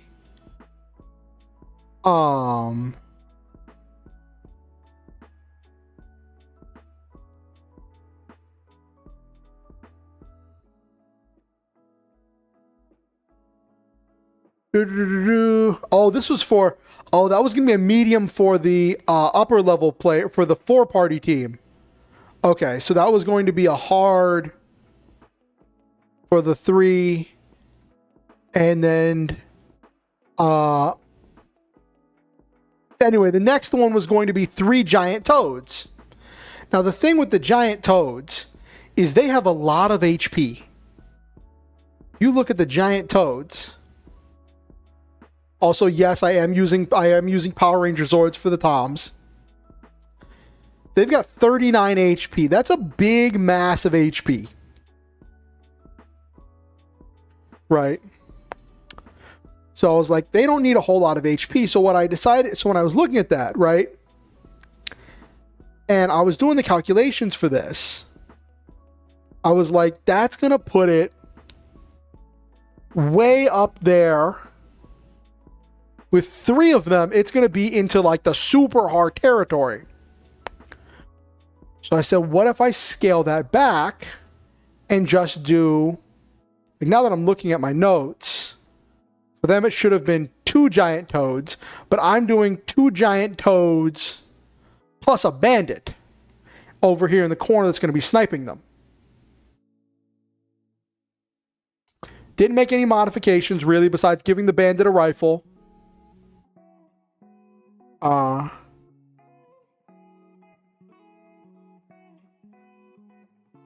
So that's a pretty bog standard thing. I'm probably going to change this drastically once we get the last characters involved, but this was something that I generated for testing stuff, right? And then the final encounter was going to be with a dragon, which I had custom made this dragon to do a bunch of attacks, have an acid, bolt breath, legendary actions, but it's still only a medium. And originally it was going to have like 30 something HP or like 40 something HP. And I was like, I guess that's not enough HP. And then I was looking, okay, what if I treat this like a solo boss? Well, now this is where I got a little creative, because I learned something about how to calculate average damage when you have a once per turn, when you have an ability with a recharge. How you calculate the average damage is you calculate the damage for the recharge ability for 1, and then you add in the damage for the non-recharge turns up to 3 turns, and then you just average it together by divided by 3. And if it's an AoE recharge ability, you treat it like it hits 2 people. So just add that up twice, add up the number of regular attacks, and then divide it by 3 in order to get the average attack per round. Which for this one, let me do the math real quick. Quick math, pop up in the calculator. Acid Breath does 36 times 2, 72. It's going to make a legendary action probably once a round, which you can do once. That's going to be I won't count. I'll do it with I didn't count the wing attack before, or the it's got the wing attack or it's got the tail attack. Tail attack does 7, but wing attack hits 2 things. So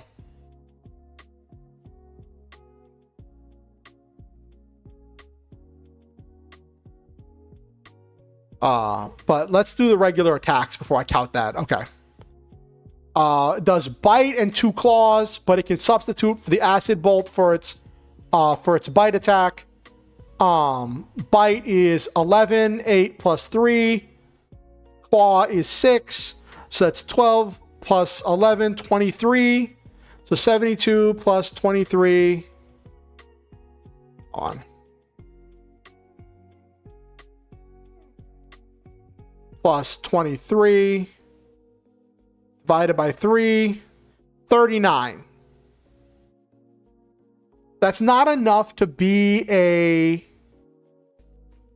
solo boss, but because I'm counting some things differently where they're not going to have healing and they're doing 3 encounters instead of 2, I thought it was okay to have it be a little bit under, because 39 is still the average HP, right? And it gets even better. Let me do the math now for counting that with see, plus 23 plus 36 plus 36 times 3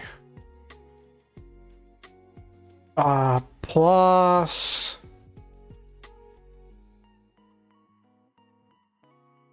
21 .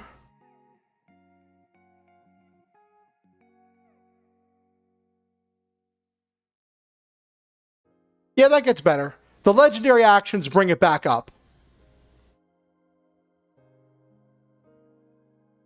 If it uses if it can use its legendary actions, it gets back up. If it makes 1 tail attack every round, every turn, every round,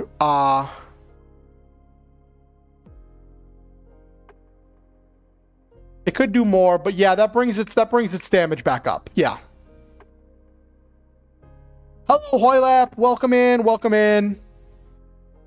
But yeah, so this is like my solo boss. I am showing off some different encounter generation methods. I started with showing a method that I used to use forever ago, which was the Goblinist RPG tools. I used to live and die by this site. This used to be back when I was running 5th edition all the time. I used this all the time, and it gave me some very thematic encounters, but I felt like sometimes they were lacking a little bit. And then it was fast and it was simple. So if I needed to generate an encounter on the fly and I had very little prep time, I used this all the time. But for the upcoming one shot, I had I have a lot of time. No, Leah. Thank you for the follow. Welcome to the Star Hunters, where we shoot through the stars, have wonderful adventures, live our dreams and always stop to enjoy the memes. Is that you, Violet? Did you just follow me on Twitch, Violet?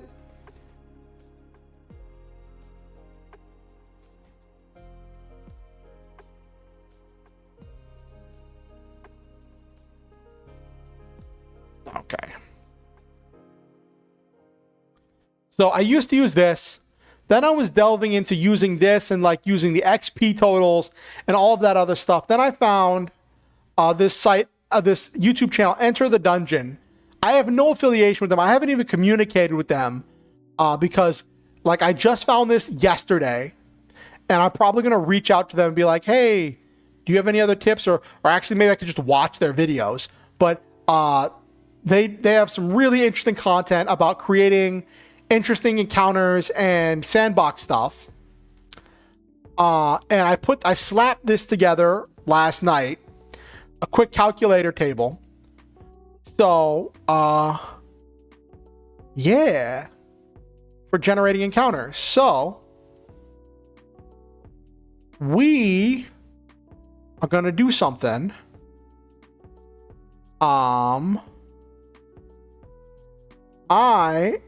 And also to pad out the damage output, I made 2 minions. I based the minions on goblins. They were originally based on goblins. I gave them 1 HP and a dream. Minion durability. If they succeed a saving throw, they take no half damage or any effect of the attack or spell that it's saved from. They have a shotgun that does 9 damage.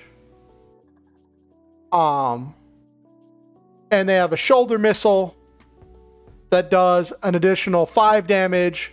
So they're averaging 14 damage per round. And there's 2 of them.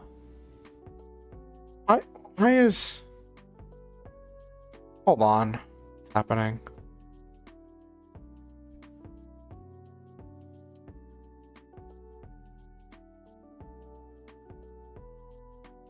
Hold on.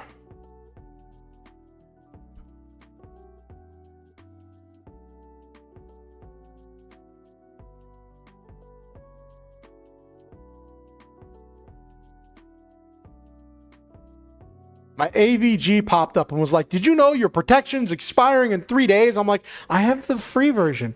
What do you mean expiring? And then I realized it's a ploy where they're like every few months or whatever, they're like, hey, you need to re-up your protection. Do you want to sign up for the thing? I'm like, no. No. Anyway. So to pad out the damage, there's the 2 minions with the shotguns and missile launchers.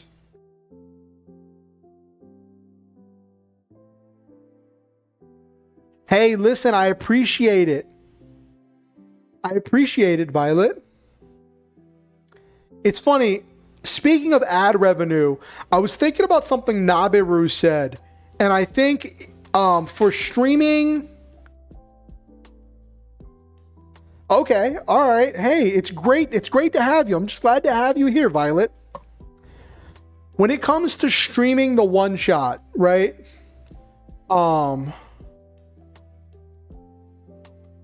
Okay.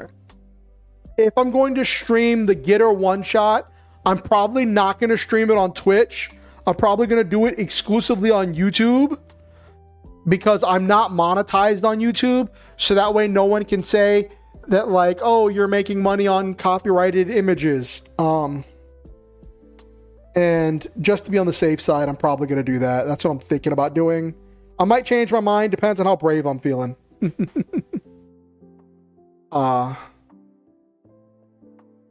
Anyway, let's do something fun. We are going to do something a little bit spicy now, chat, because we have plenty of time. I've been over the stuff. Yeah. I'm going to do a disclaimer at the start of, like, I'm keeping track of all the copyrighted images I'm using. I'm trying to stick to official artwork. Yeah.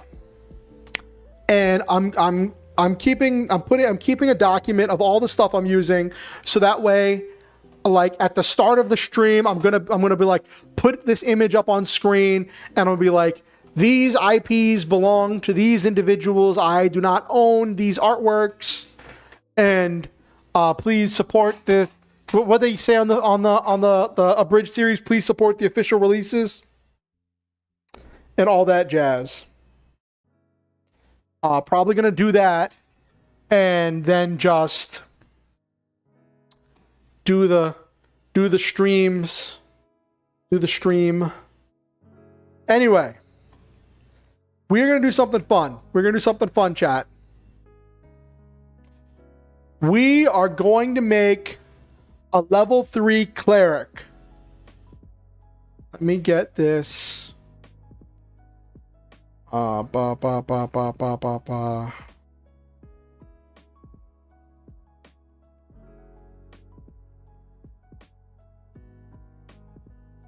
We're gonna make a cleric, and we're gonna, because I don't want to mess with other people's characters on stream. So I'm going to make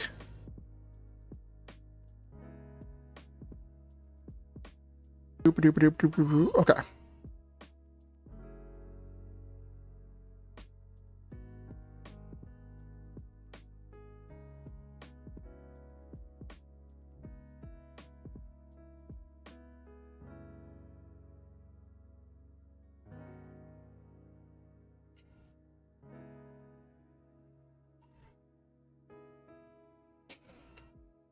Okay.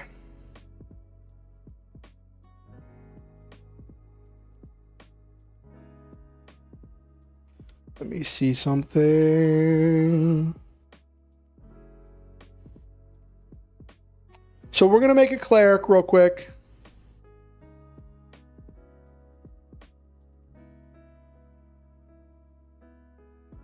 Yeah.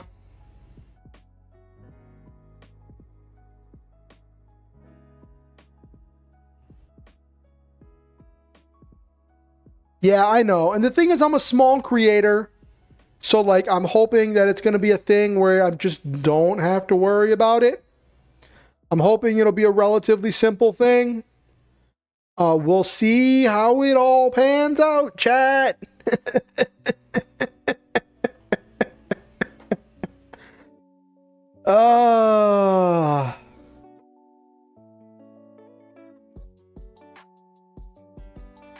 Let me just do boo boo boo.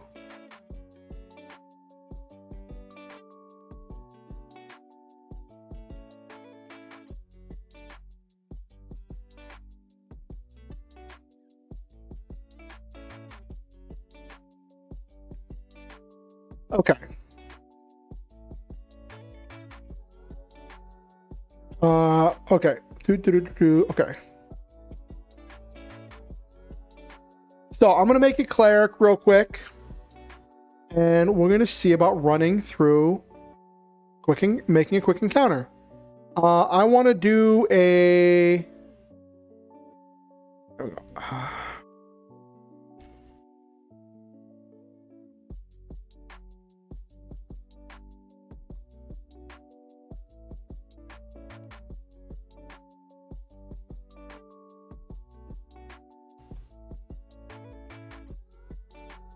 Let me see what the character mancer looks like. I want.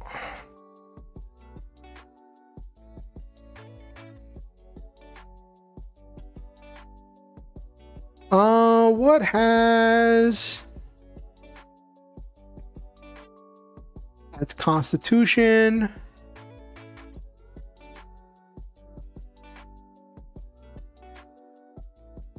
Dexterity. Dexterity.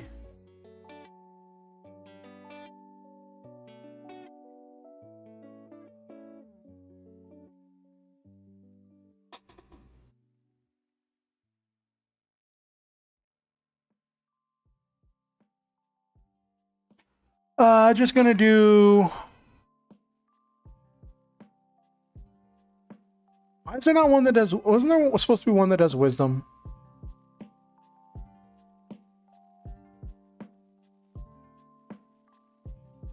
That's charisma.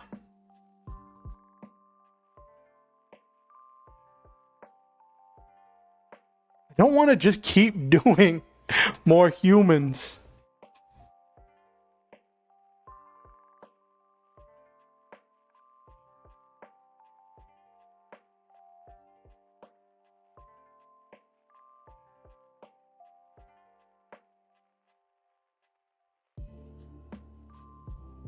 Okay.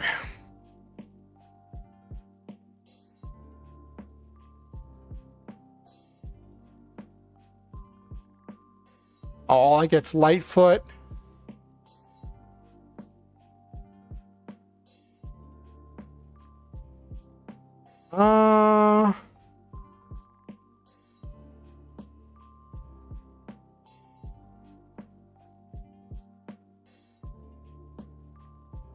Yeah, I guess we're doing dwarf.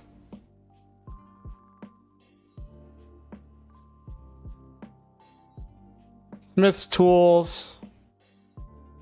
Hill dwarf.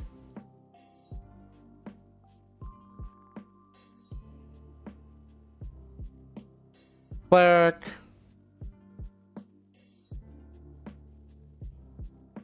Choosing medicine.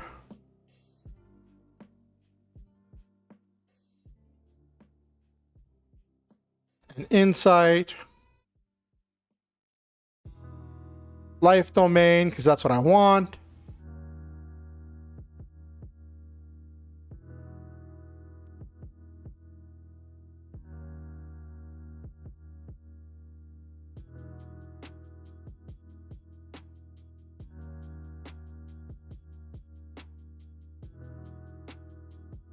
Okay, so we're gonna put 15.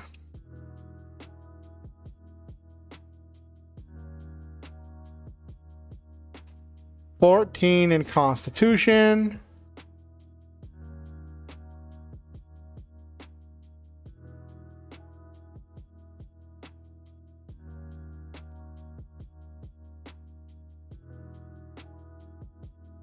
$13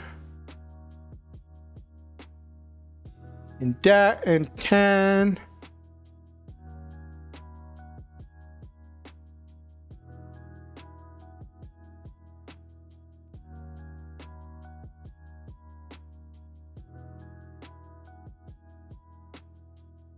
Okay, cool. 15, 14, 13, 12, 10, 8.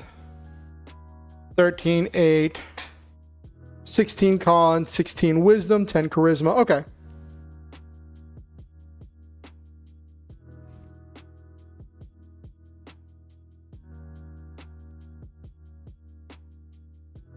All right, gonna be an acolyte. Yeah, so I'm just making a generic character. I got common, dwarvish. We'll grab.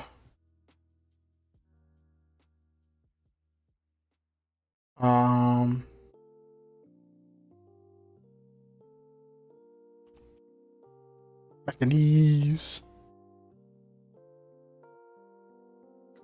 And celestial. Personality traits. Find common good.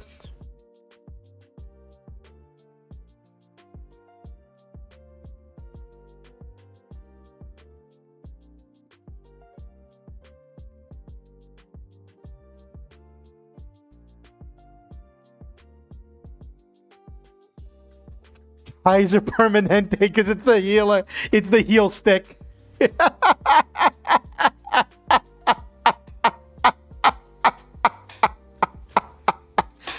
It's just a generic heal bot. I'm just making a generic heal bot, Violet.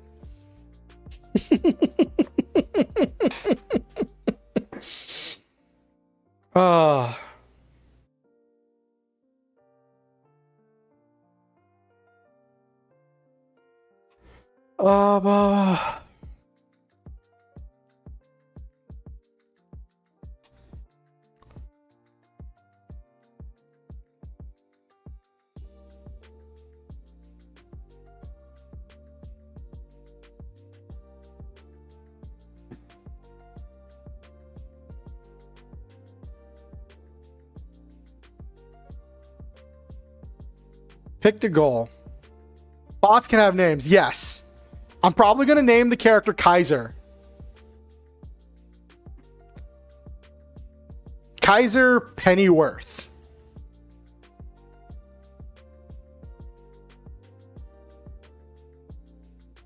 This is interesting. We'll do class equipment.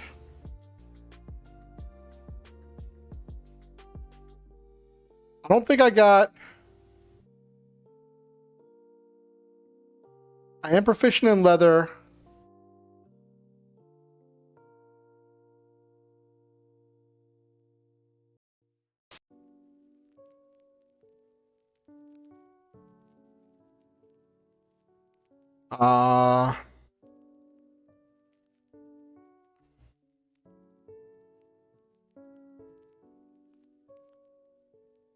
They're just gonna do a javelin.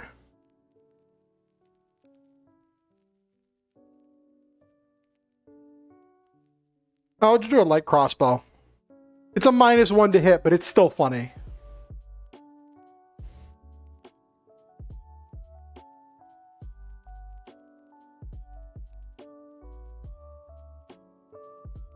Okay.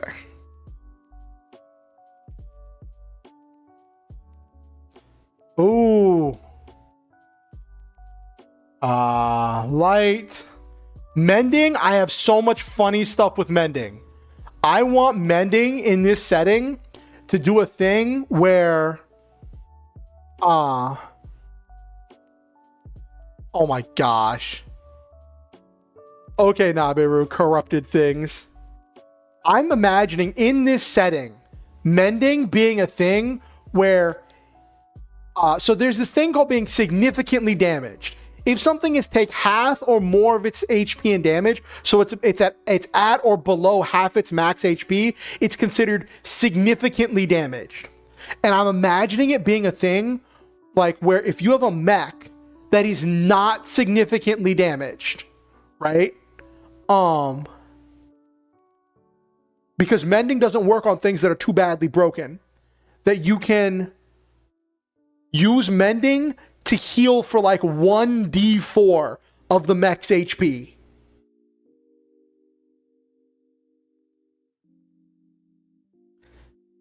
Like it'll be like 1 part a spare the dying, 1 part just like a little bit of healing. Or like it'll be a thing where if they're dying, you can use mending to stabilize them to 1 HP.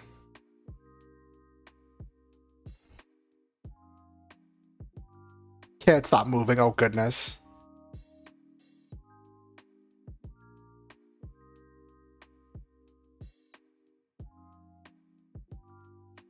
I already got bless and cure wounds.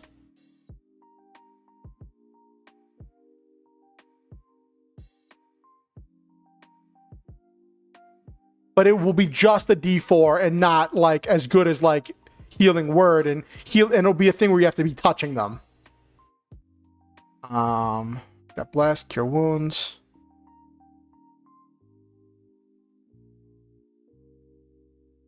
Inflict wounds. Seal to faith. And detect magic.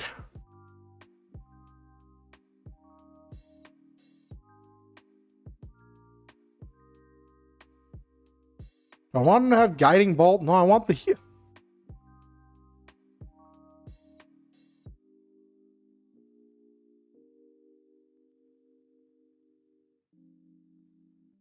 Cure any damage or effects, so I think a healer should be able to remove. That would be interesting.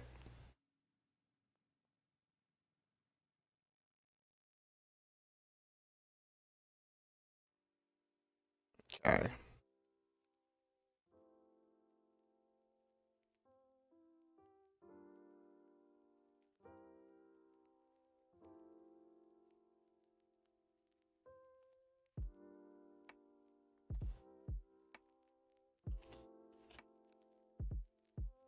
Kaiser Pennyworth.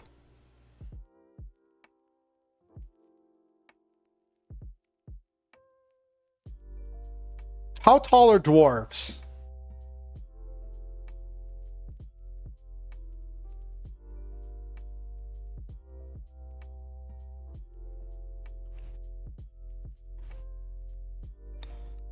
4 and 5 feet tall. Average weight is about 150 pounds. Okay.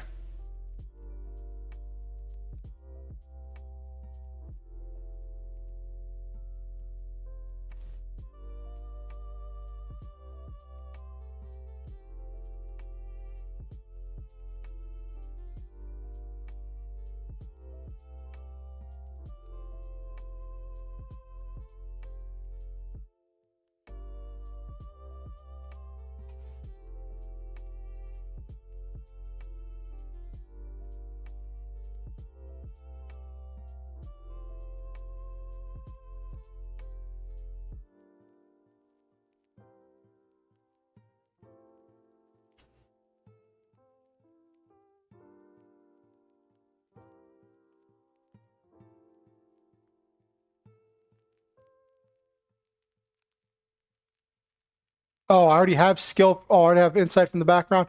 Oh, that's cool that it gives you a chance to like edit things. Hold on.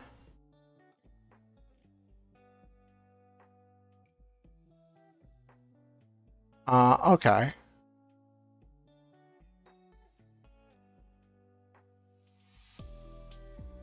History, forgetting the solution to things. Oh my gosh.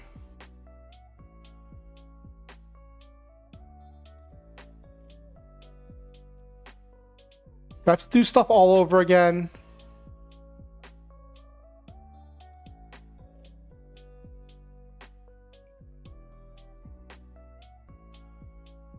Start equipment based on class and background.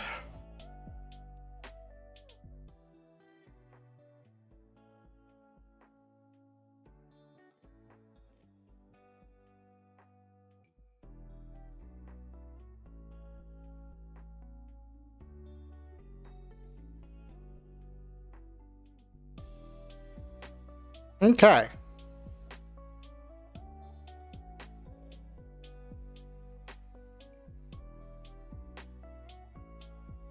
Why do I have 18H? Why do I have... Oh, I have a shield, that's why. I was like, wait a second, hold on.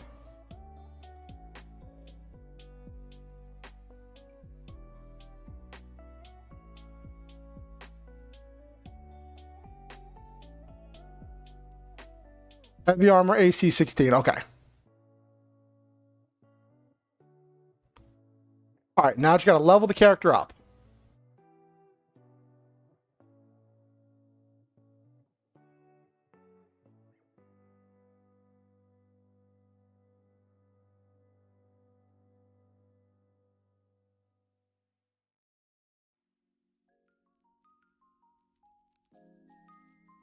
Cleric is D8. That's going to be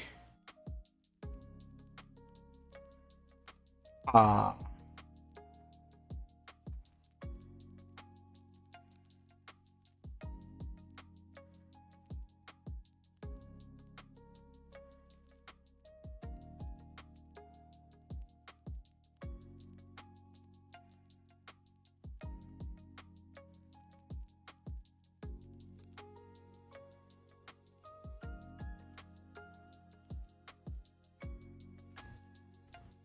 8.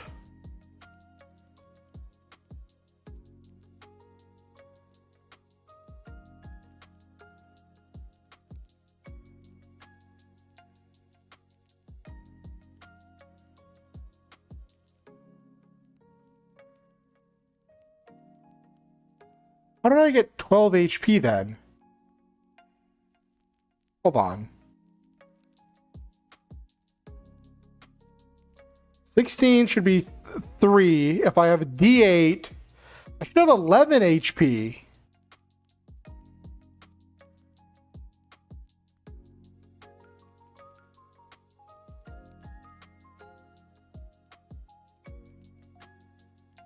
Why does it say I have 12?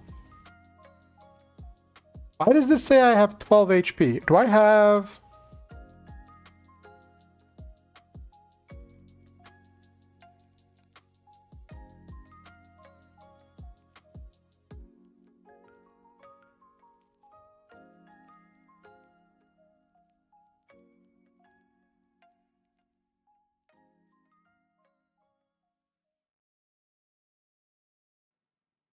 Oh, I can use the Warhammer. Okay. Well, not that I'll want to use it.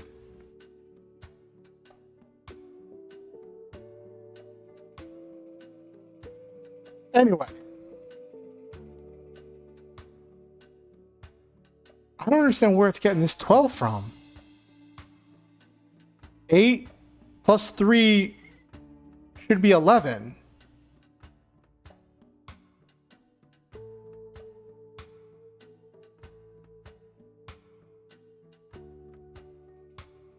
Am I crazy, chat?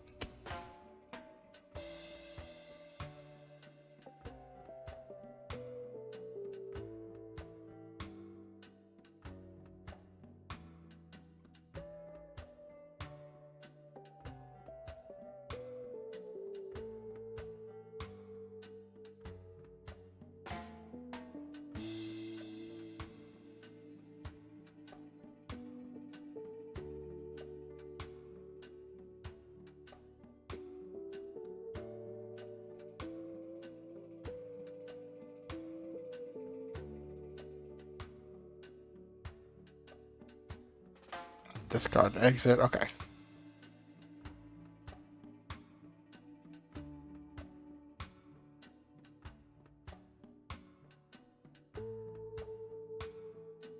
Okay. Okay, there we go. So that's 5 plus 3.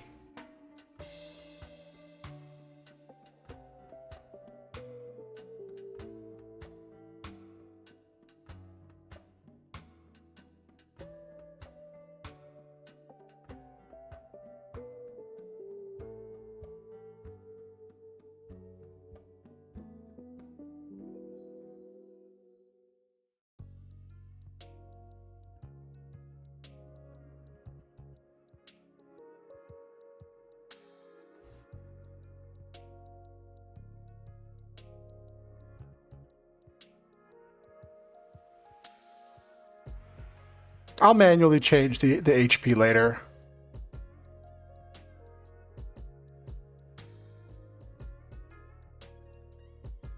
There we go.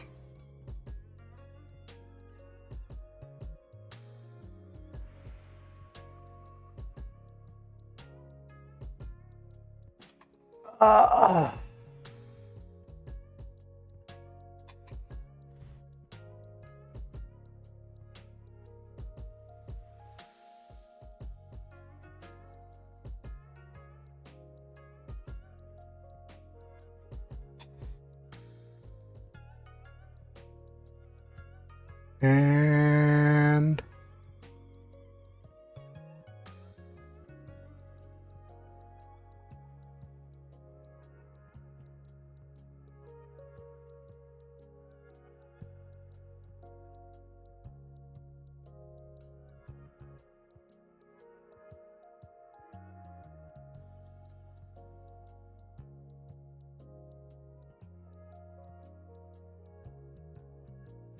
why is there something that I don't know that is making my character gain an extra HP? Do I have the tough feat somewhere?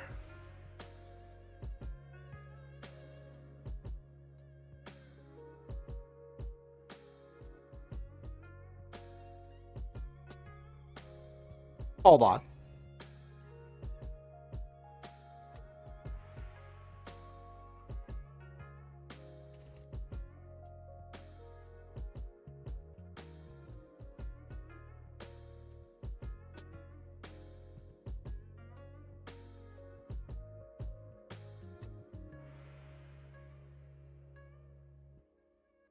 Okay, so Dwarven combat training, get that. Tool proficiency.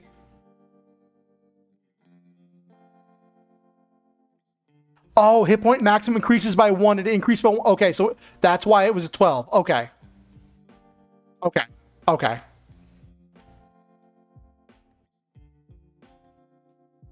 I don't know why that's not on my sheet anywhere.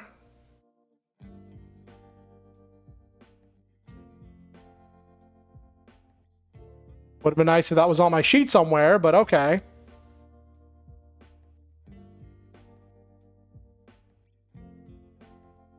It's a hill dwarf thing, dwarven toughness. Okay.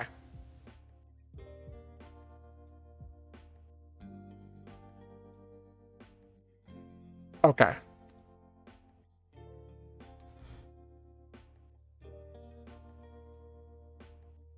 Let me just grab a Warhammer real quick.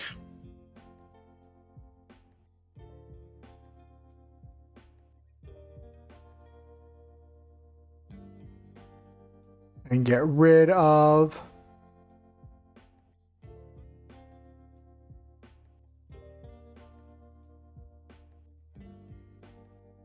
mace.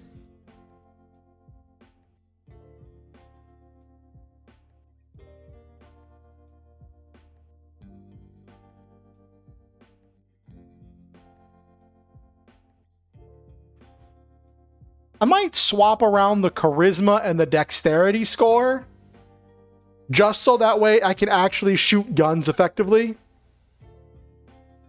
He just won't be a very charismatic character. Yeah, I'm going to do that.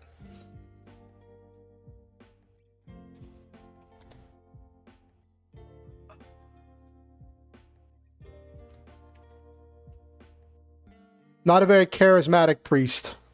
There we go.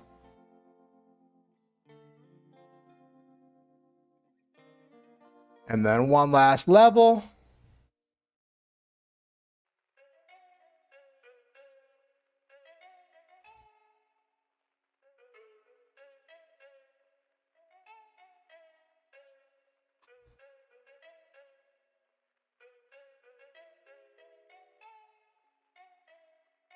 Third level, you just get next level spells. Okay. All right. How many spells do you get?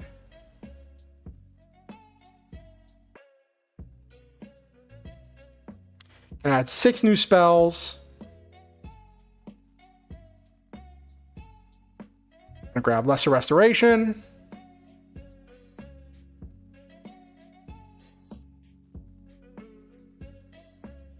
Protection from poison. Ray of Healing. What's that one do? 10 minutes. Oh my gosh. Okay. Spiritual Weapon. 1, 2, 3, 4, and...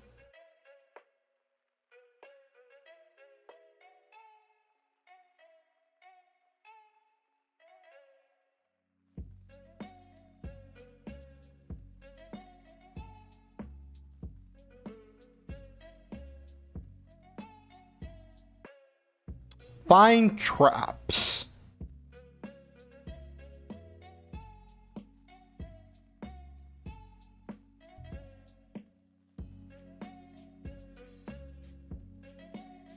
$36 HP. Okay.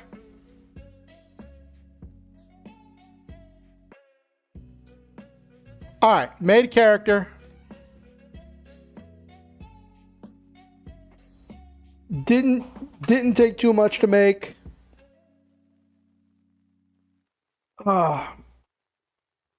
Kaiser Pennyworth.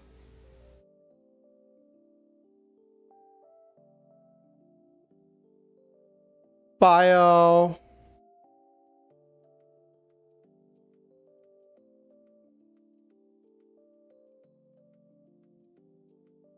Basic backstory.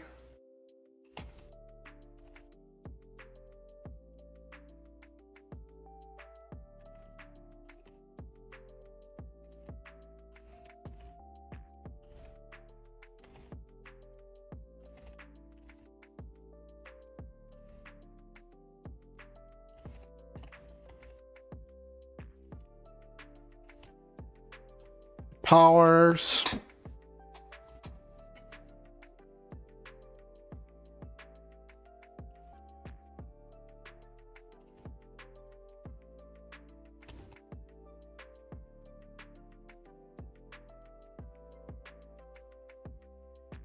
Clerical orders work to maintain hope and try to keep people motivated.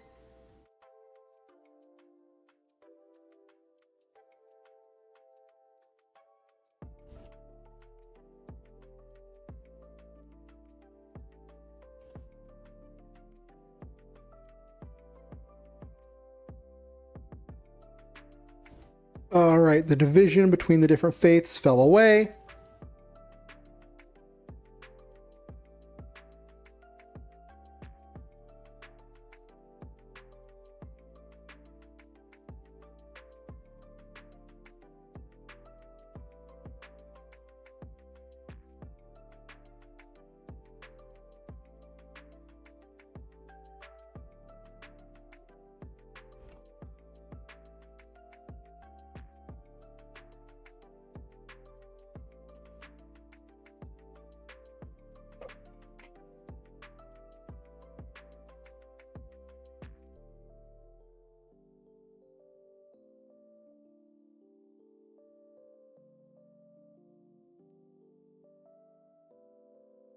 Adapt there.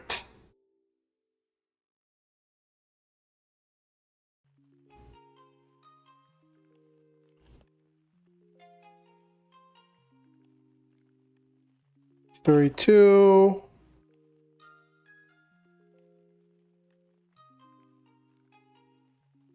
Technology. Okay. The culture and history to spell program technology. Okay. There was something I wanted to check. Boop, boop, boop, boop, boop, boop, boop, boop, boop, boop, boop, boop, boop.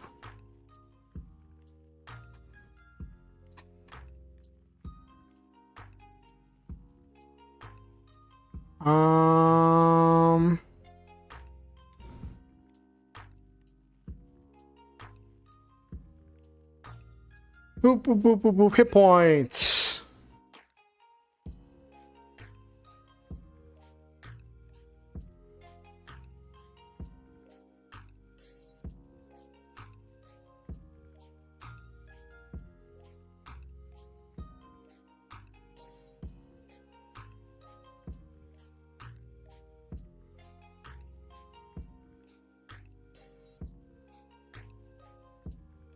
Down but stable.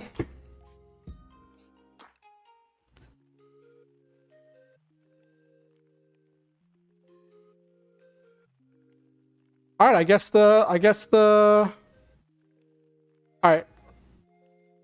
That came together pretty well. Now I have a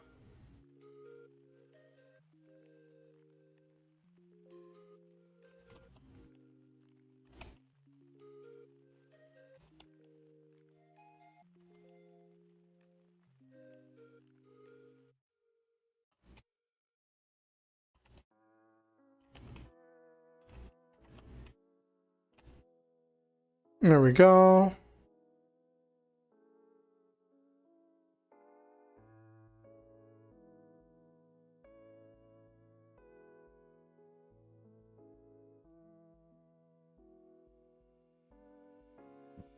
All right.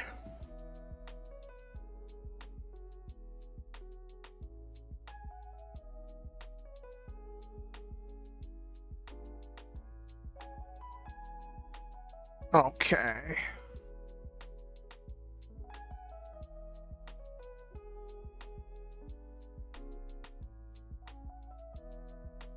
Hmm.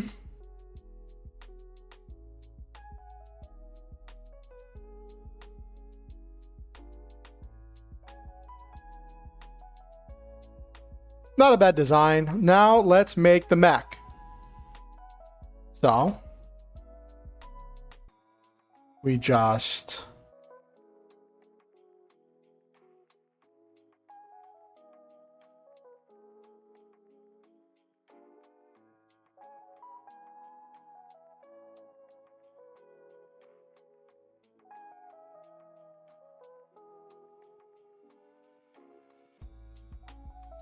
I don't know what type of mech Kaiser's going to pilot, but it's going to be something with a lot of con.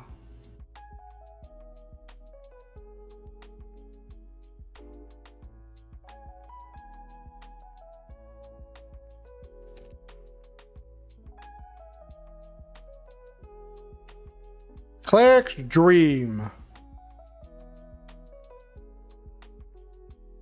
Okay.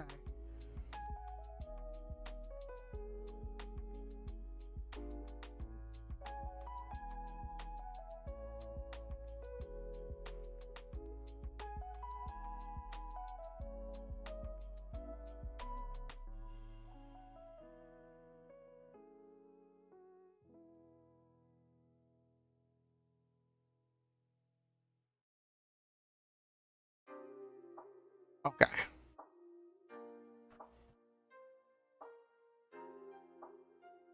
Let's make, okay, then get rid of the gold pieces. I will keep track of that. That is, if it's 15 gold pieces, that's 1,500 points. Let's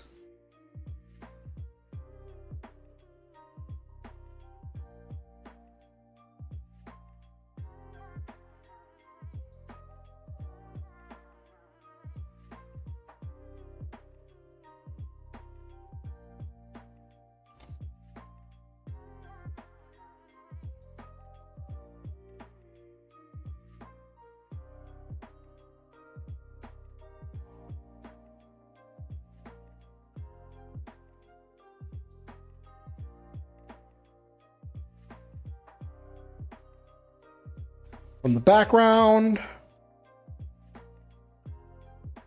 Ba ba ba ba ba.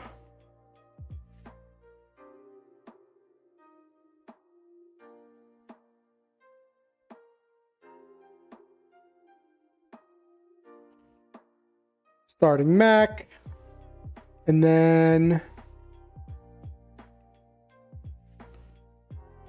ba ba ba ba ba. He starts. We'll grab the starting armor because I grabbed starting armor for him.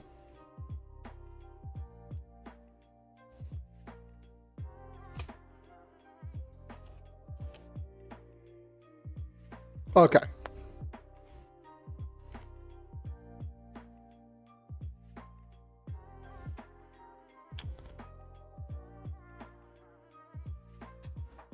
First thing I need is a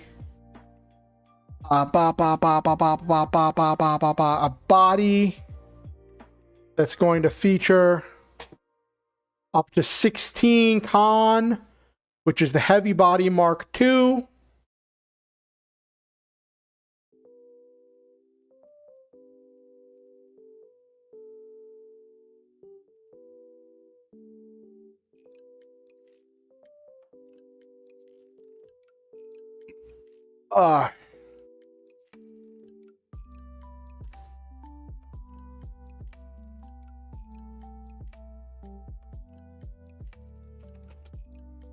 Okay.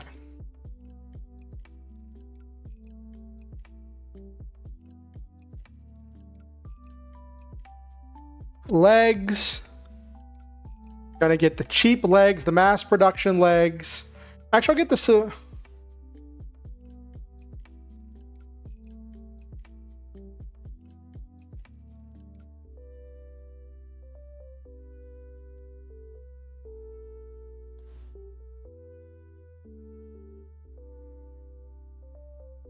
Mass production legs.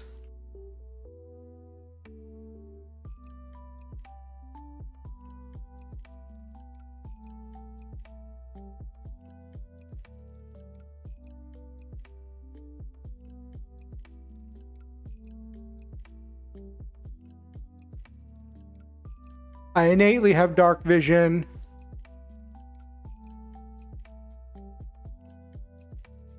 Civilian standard helm. My body part has -3 EP regen, so I don't intend to do any EP stuff. So I can just get the stock generator.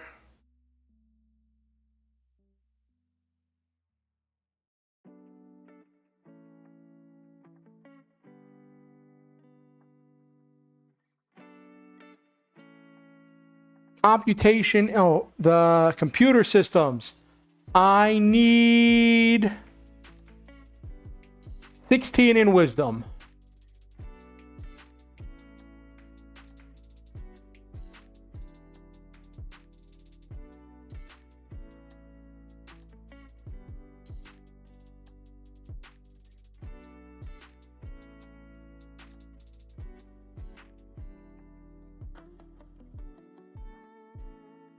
Here we go.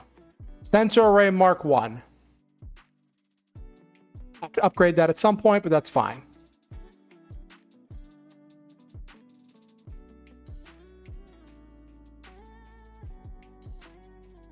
Oh. Standard cockpit.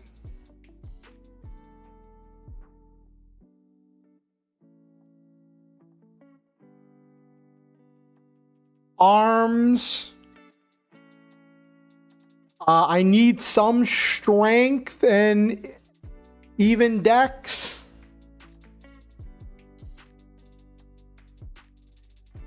We'll do some basic strength.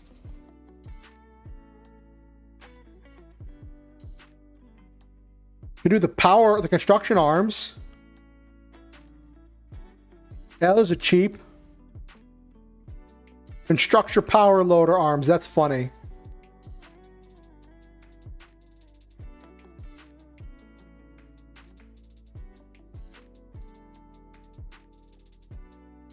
I think that's all the parts.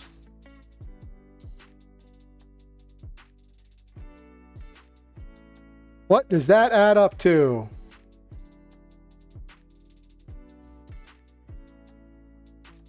$800, $1,300, $1,450, $1,550.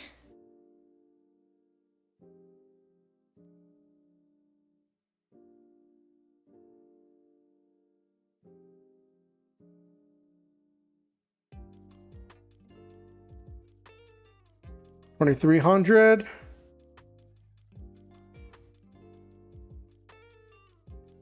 $2,800. $3,350. Okay. I have a little bit more, so have a little bit left over. And splurge a little bit on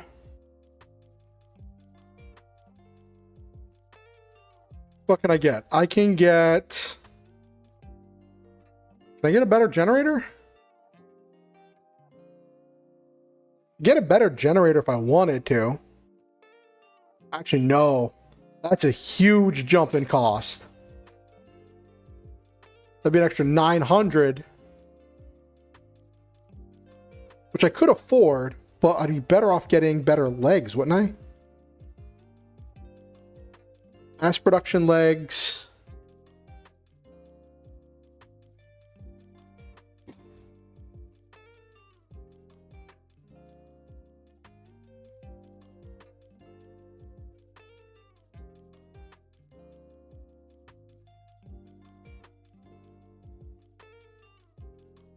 Nope. Okay. I'll just pocket the difference then. Yeah, I'll do the mass production generator because I can't do anything better than that.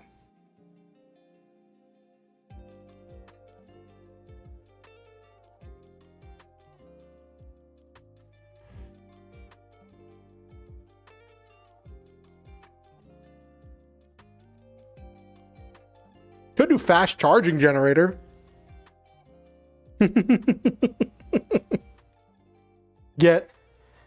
Be actually generating energy 1 EP per round, but no, just pocket the rest. Let's get to the weapons and equipment.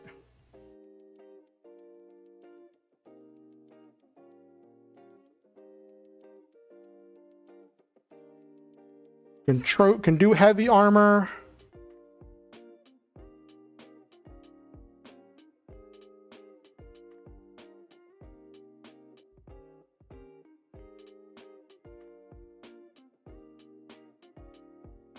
Ooh, I'm supposed to start with chainmail, which is a lot.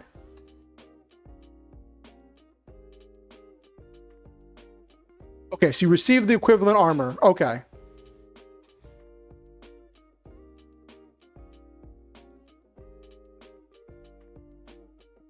Okay, so Dreadnought Steel Mark 1. Got chainmail armor.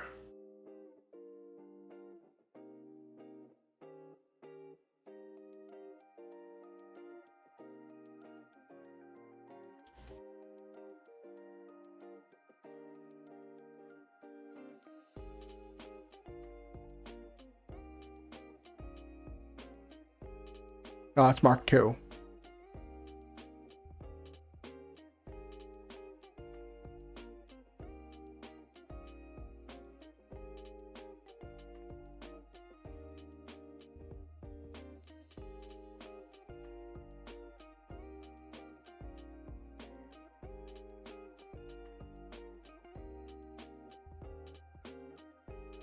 Then I start with a shield.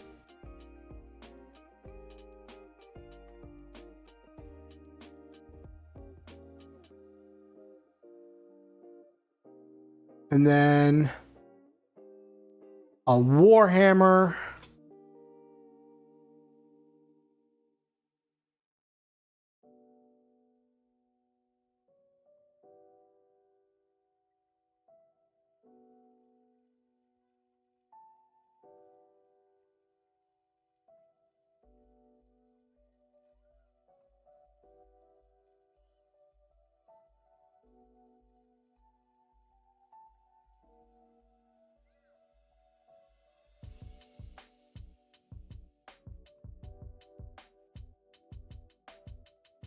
Then what's this supposed to start with?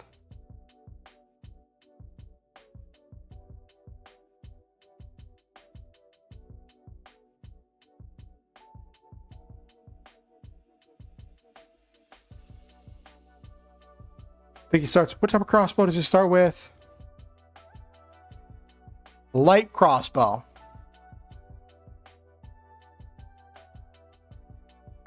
Only a warhammer and simple weapons. Okay. Can do a battle axe and a hand axe.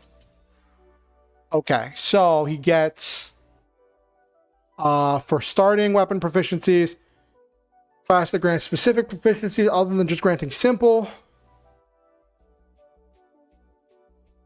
So you get 2 weapons to become proficient in. Okay. Awesome.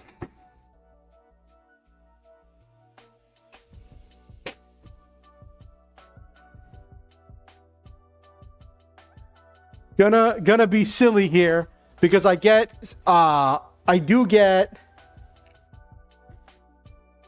a light crossbow.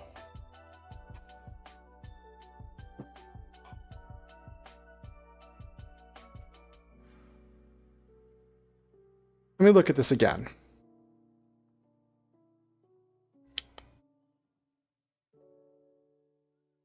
They just get simple weapons. Okay, so it's not specifics. Okay. So he just has simple weapons. So we can't use a cannon yet. Darn.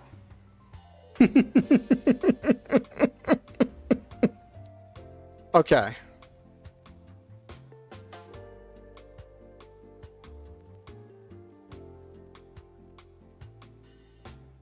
So light crossbow and 20 bolts. Okay.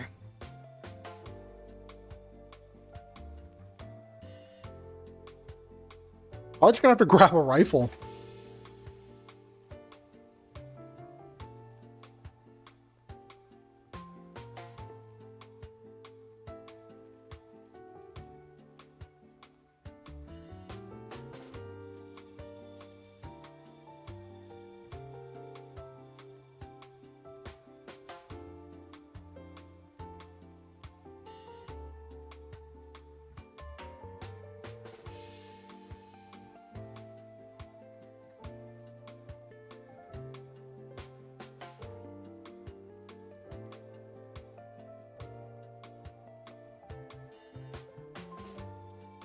With a cartridge, so it's worth 2 shots.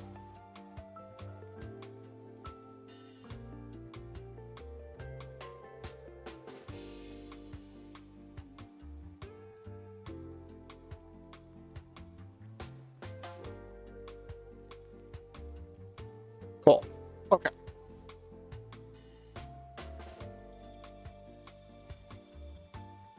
So now with the 5,000 credits and starting equipment,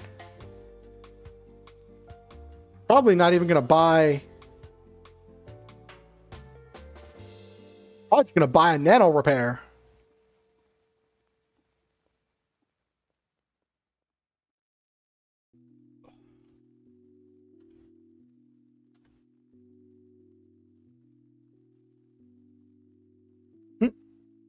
He's a heal bot, so why not?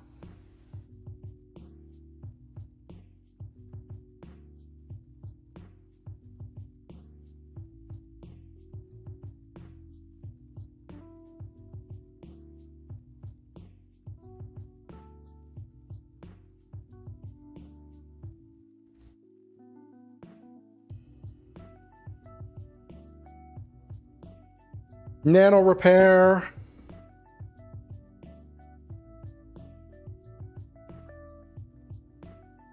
Okay.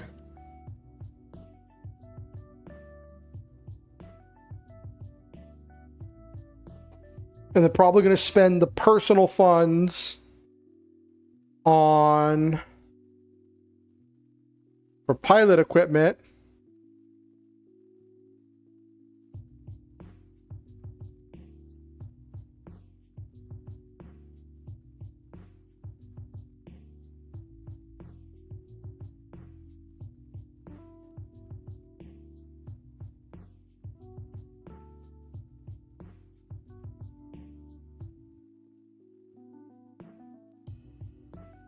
Oh.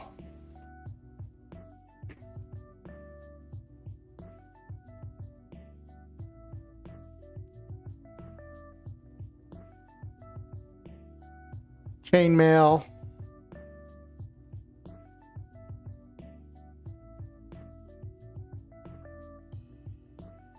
Okay.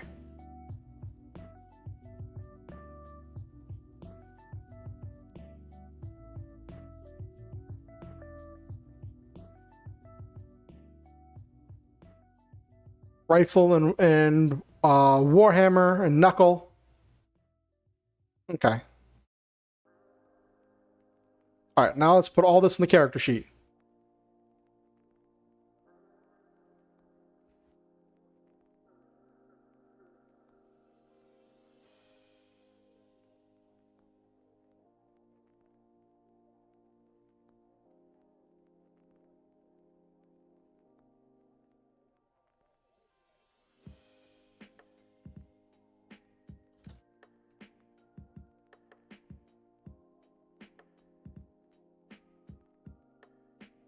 Mark II.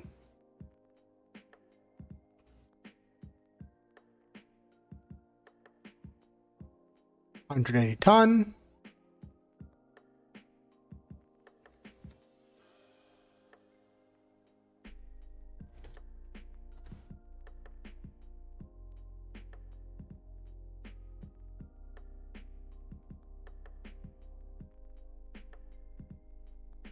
Mass production. Oh yeah.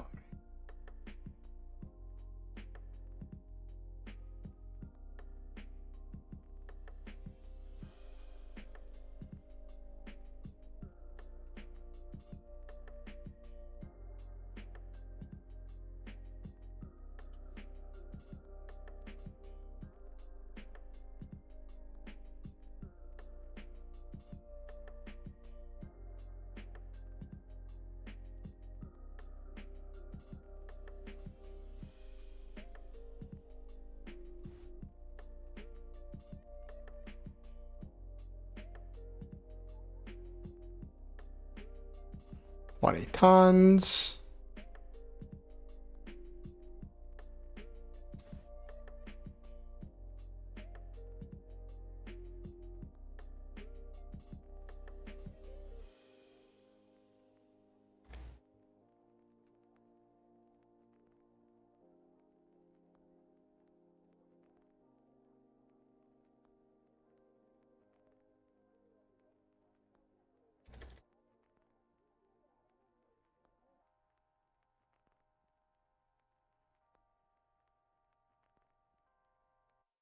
Okay.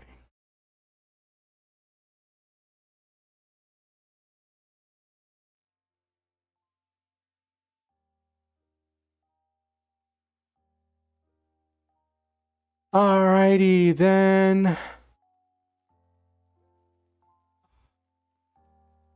Civilian standard helm 6 tons.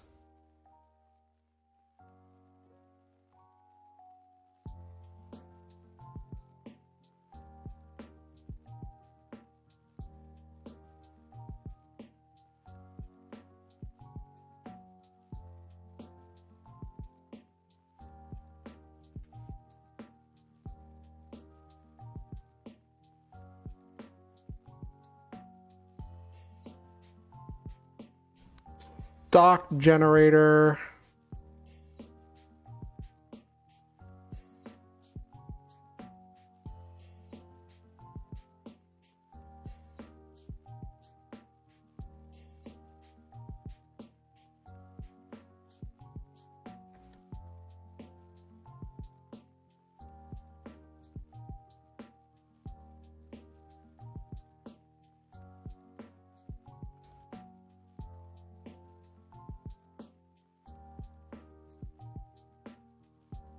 Was 75 tons.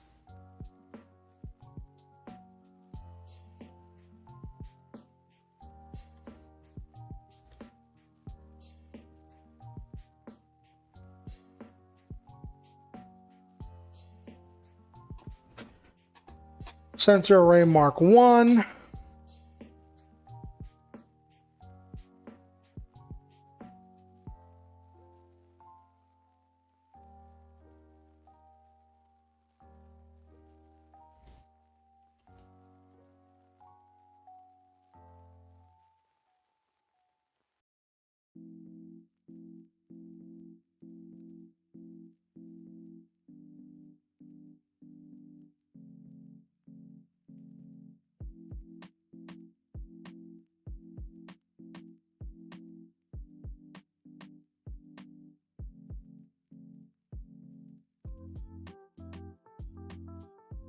Standard cockpit 5 ton.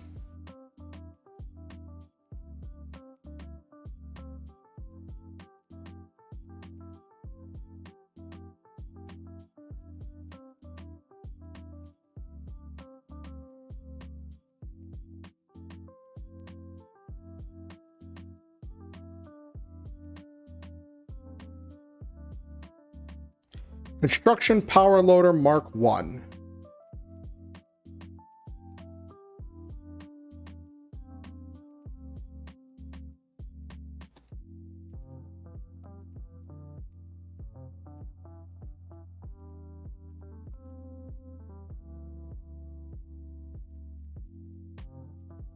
That is 9 tons.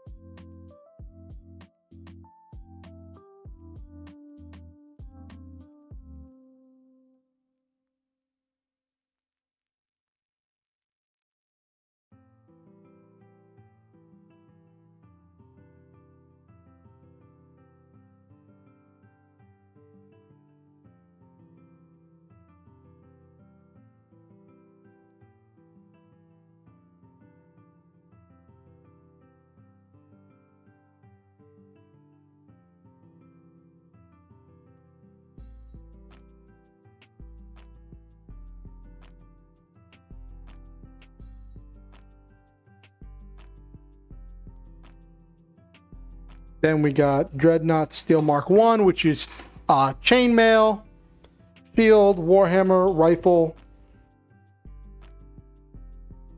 Why did I grab that twice? That's weird.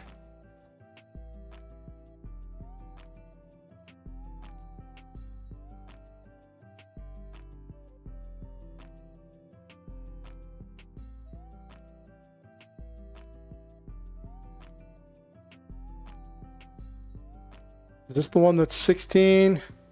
Yep, that's it.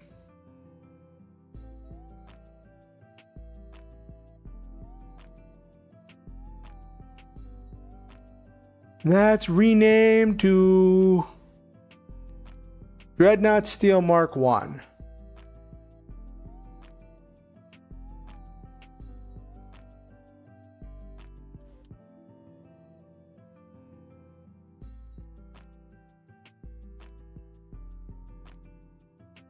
Shield.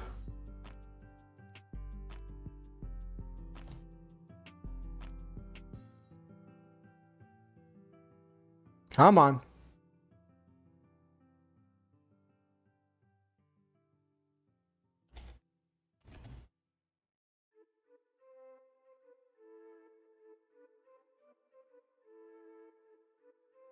Then rifle.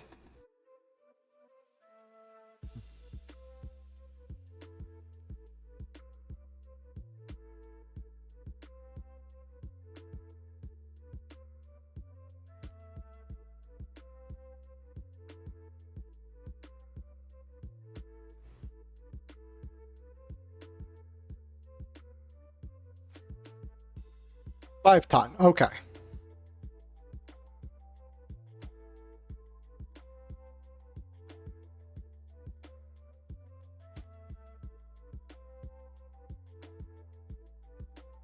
That's not the button I wanted. There we go. Dex. Range. 800, 3200.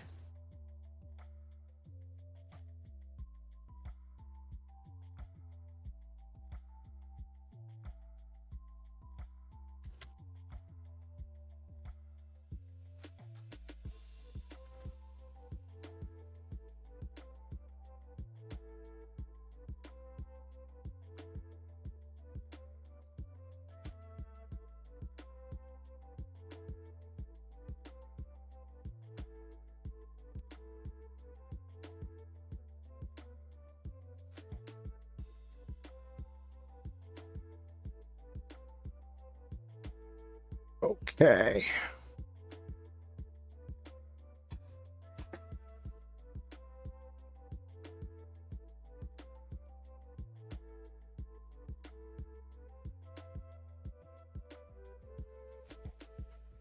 So I got a rifle for a ranged attack. Guiding bolt's going to do more damage, but I have limited guiding bolts. And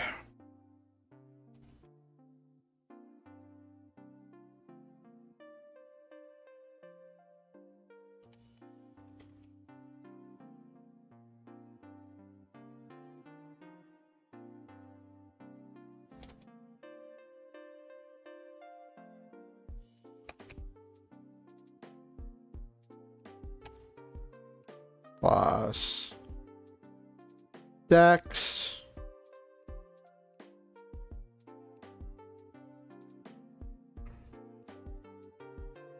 Okay, rifle two-hand.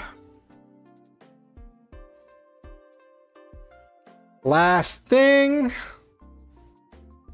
is rifle cartridge.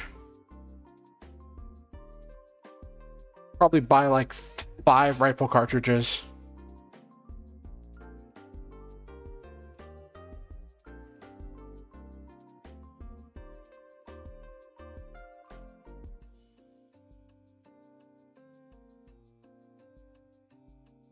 Okay. That took longer than I intended, and it is 11:30 already.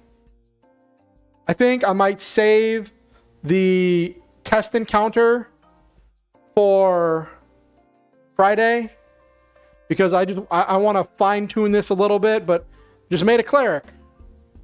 So I promised the character building. There was character building.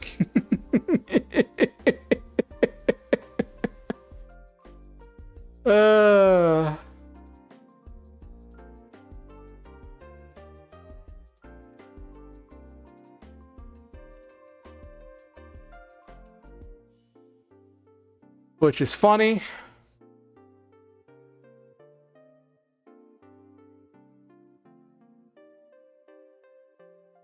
It took as long as it realized that it took so long. Oh, goodness.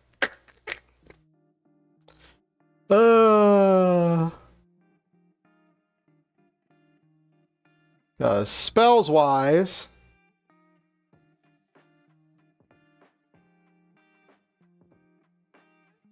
got a long list of spells. Full casters are powerful.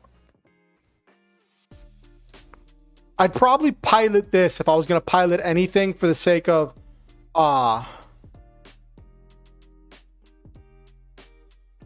if I was going to pilot anything for the sake of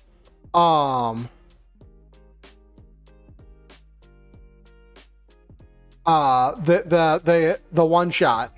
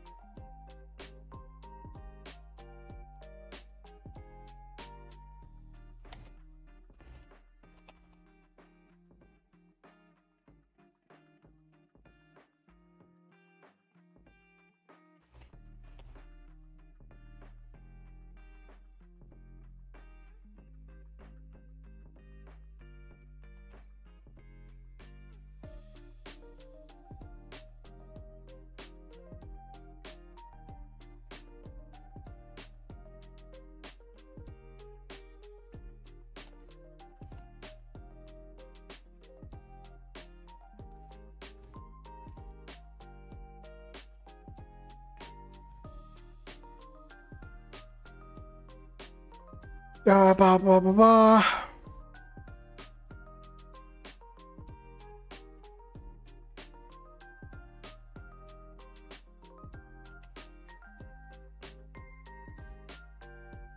Mech gains 1 HP. So this is the old joke. So before there was this old joke in my group where I played a Warforged, and one of my friends played a wizard, and we had a house rule that casting Mending on a Warforged healed for 1 HP. So between fights, between combat encounters, while we were trekking through the woods, my friend who was playing a wizard would just walk behind my Warforged, constantly casting Mending to refill my HP. It was hilarious.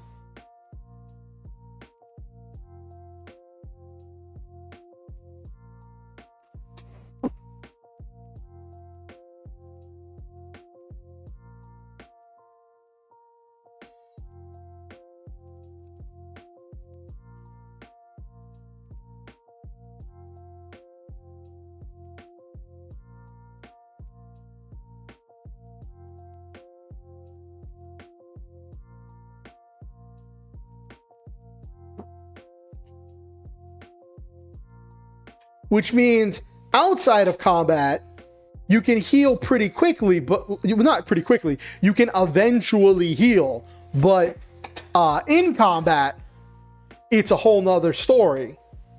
You're not casting Mending. It's essentially spare the dying for mechs.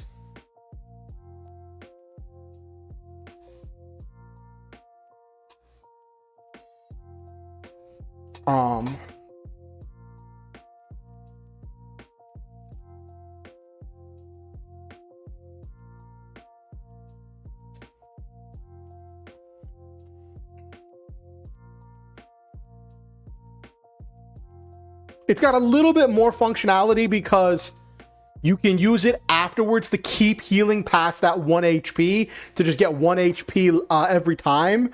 But like, it's still not a whole lot. I don't know. It might be better just to treat it like spare the dying for a mech. Yeah. 1 action to regenerate 1 HP is not very efficient. But if that 1 HP gets your ally up and on their feet, then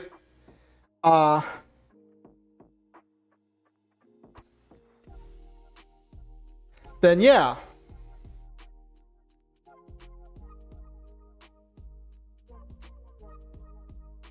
Yeah.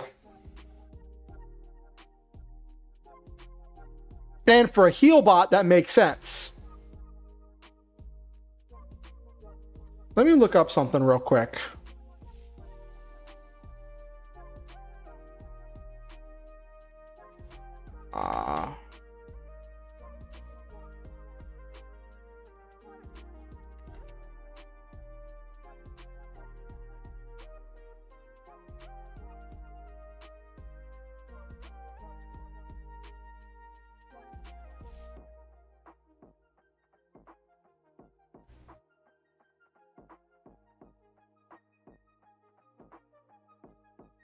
How do I change?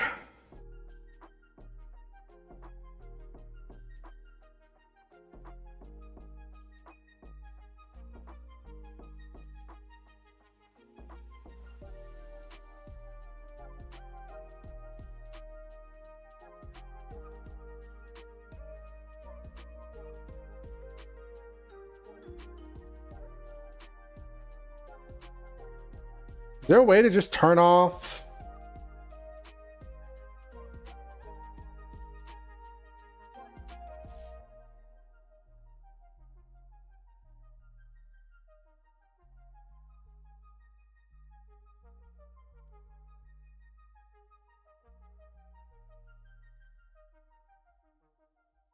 I want to keep track of total weight. Let me see if there's a way.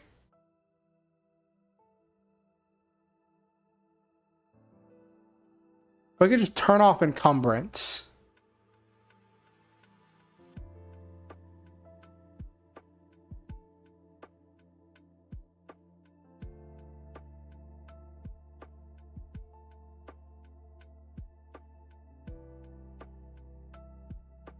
I can do a carrying capacity modifier.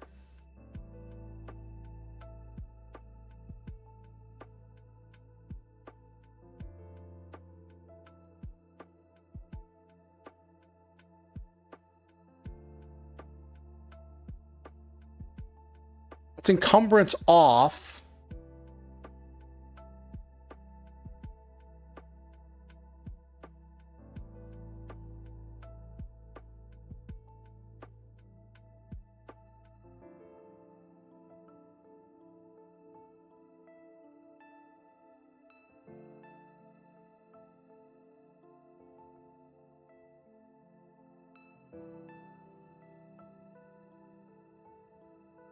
I just turned off the over encumbrance setting. Oh well.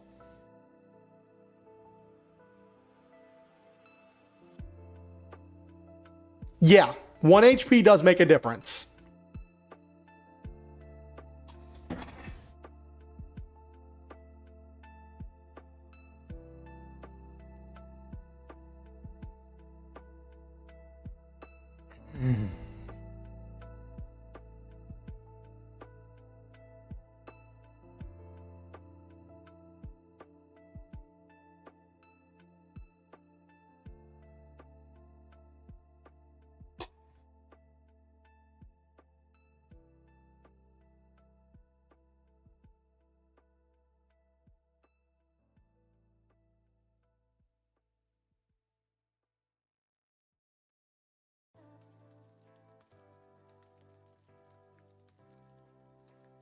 And it's funny, it doesn't benefit from Disciple of Life because it's a cantrip.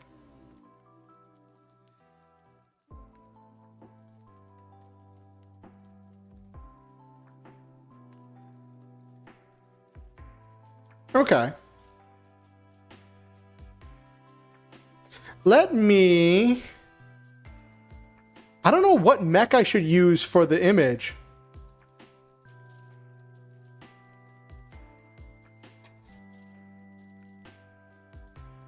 Yes, that is fun. Okay, and let me put the money.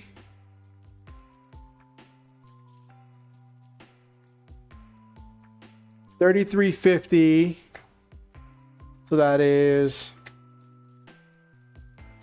1650 credits. Plus the background is 3150 credits left.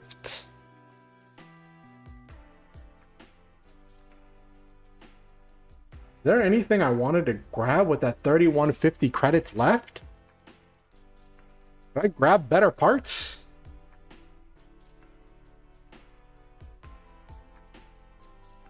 I could grab a better generator. It's not enough for the Night Eye helm, but I already have dark vision.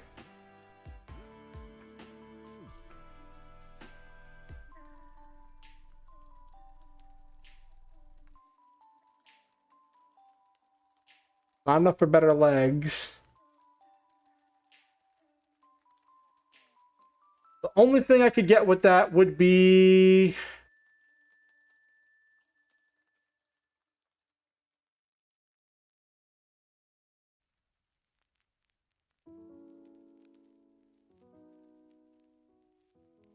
could grab some modified weapons.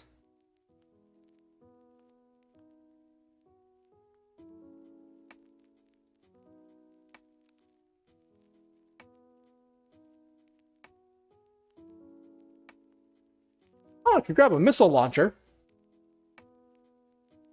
No, I can't. I cannot. I definitely cannot grab a missile launcher.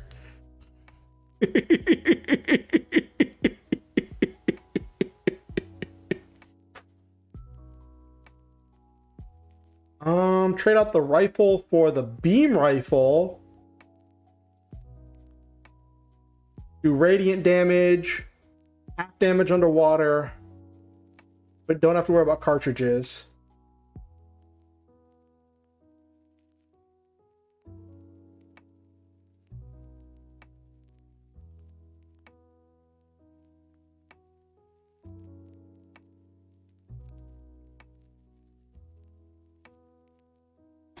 What I would love to get would be getting one of the recoil weapons, like a bazooka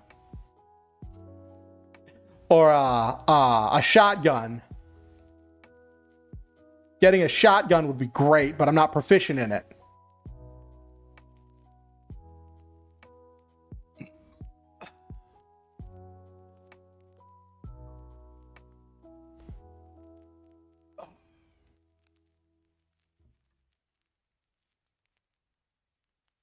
Okay. I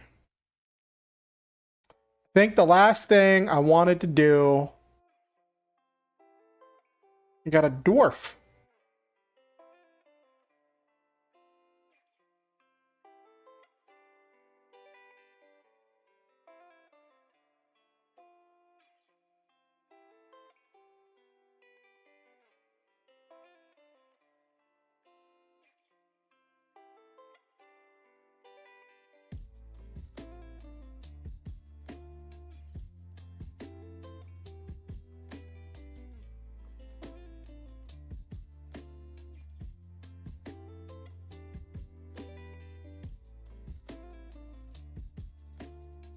$31.50 is my actual.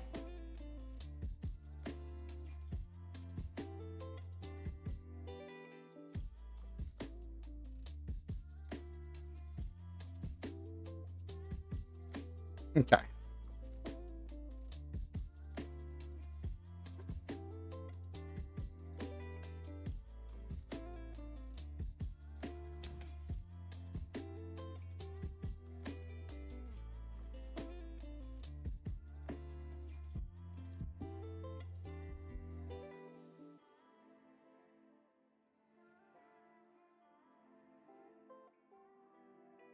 Chainmail of pilot is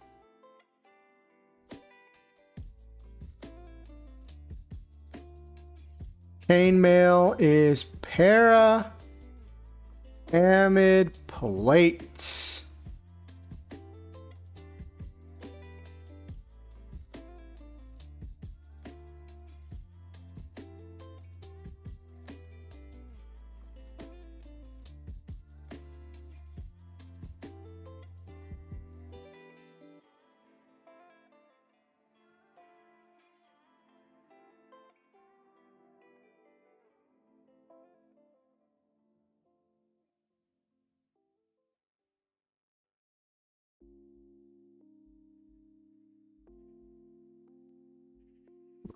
Okay.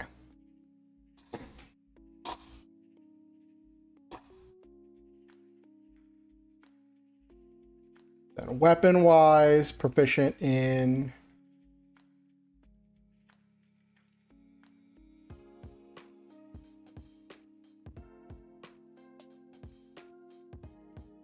gonna say he's proficient in simple ranged weapons. We'll grab a rifle. Let me see how. Essentially, it's a ranged quarterstaff. So let me.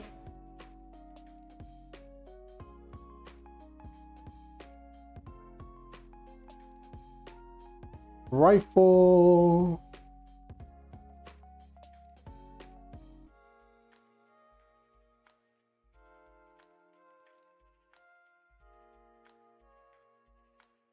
How does this do? Property versatile. Oh, okay.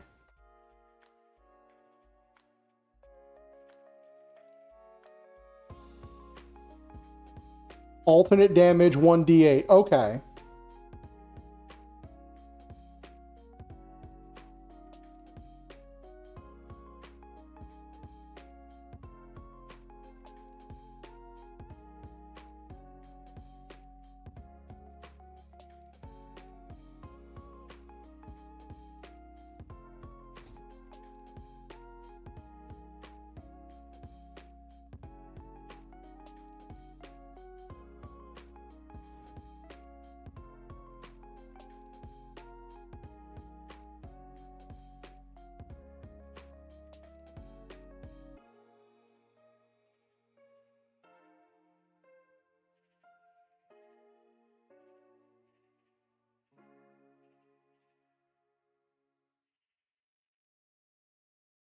Weighs 5 pounds.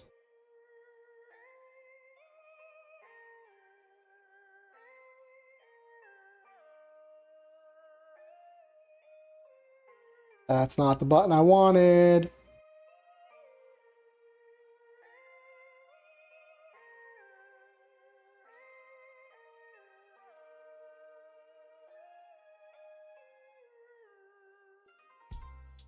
Range on the rifle is 8320.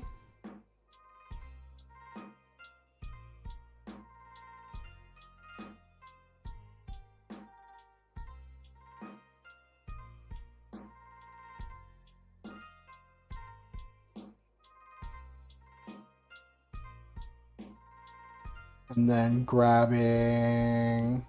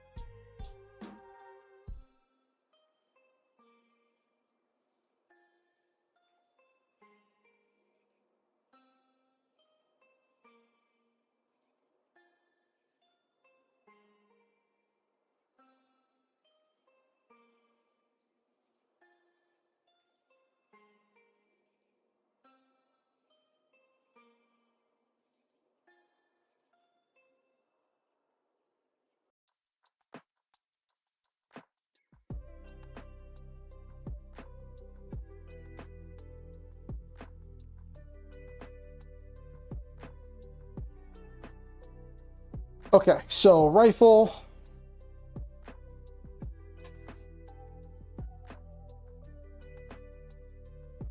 Shield, alms box, block of incense.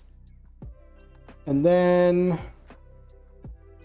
probably just grab rifle cartridges and nano repair. First aid.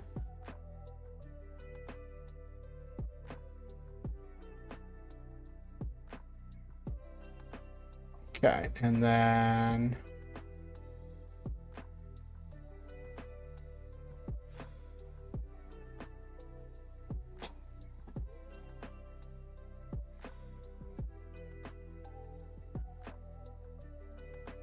£1.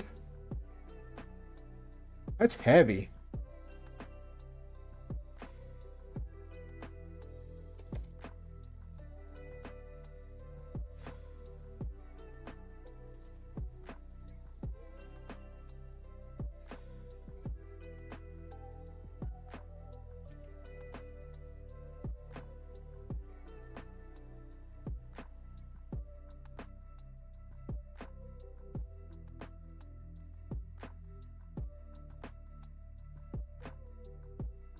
I'm saying as an action or a bonus action, you can apply it, not just as an action. Is that... Here we go.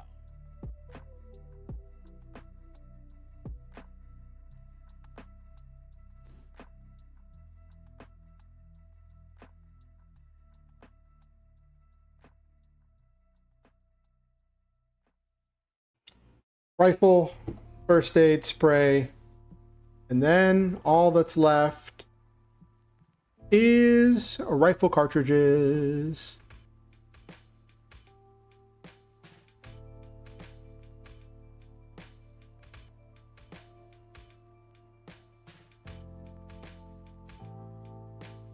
Five of those, so it'll be 5 more pounds.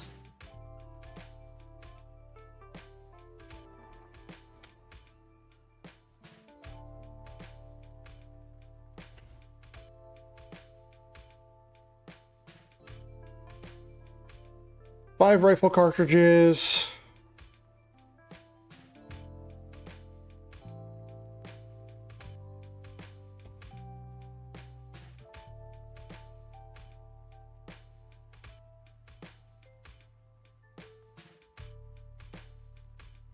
Let me see what there are 3. I remember there were 3 types of devices, and I wanted to look at what those were again.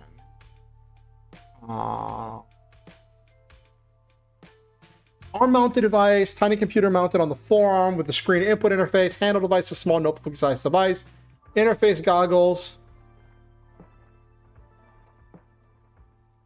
Probably interface goggles. Yeah, so he's a dwarf with goggles that are his holy symbol that let him cast his stuff.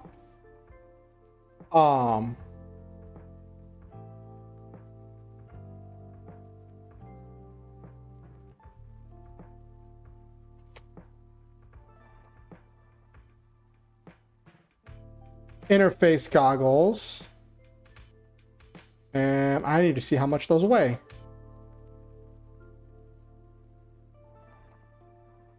£1.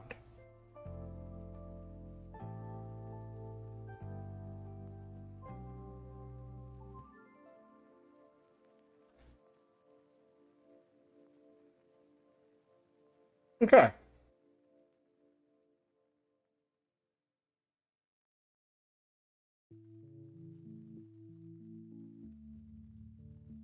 So he's got a rifle.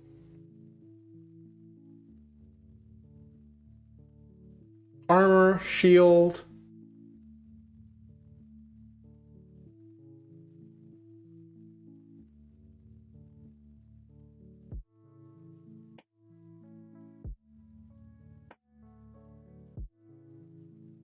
Okay.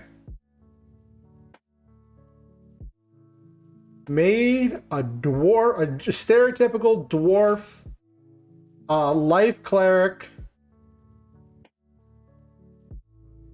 that is built for durability and healing. I gotta figure out what image. What do you think? What do you think his mech should look like?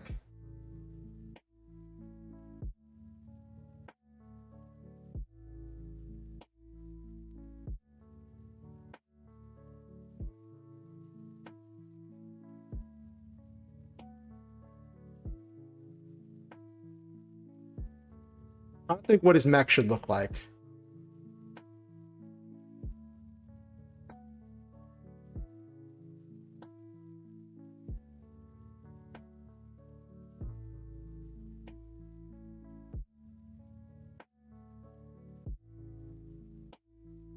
I just realized he doesn't have any Smith's tools. That's funny. Oh, that's so cool. You can set it to query, so it'll ask you what, whenever you use Smith tools, what bonus to add. Okay. That's so cool. I gotta remember that for tools.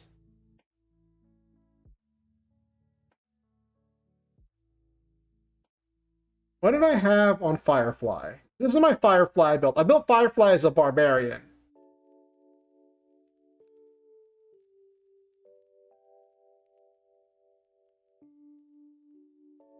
Firefly was much easier to build because she didn't have spells, and she used an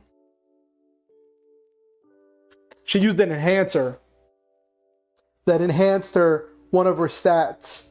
That's the other thing. This generic character I built doesn't have the gold or uncommon item that the players have, and I think I'm okay with that. With the healer just being behind. being like a lower tier individual with less like expendable income.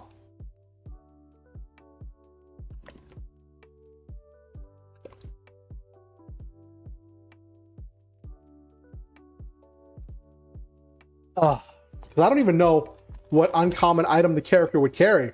Maybe 5 more. Oh, give him 5 more potions. Yeah, give him 5 more nano. Yeah. We'll just say the mech has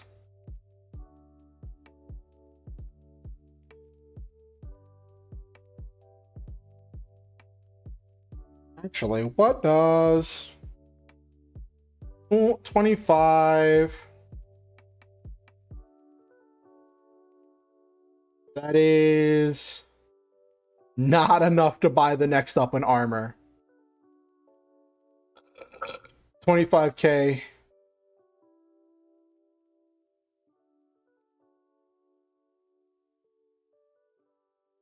Oh, excuse me.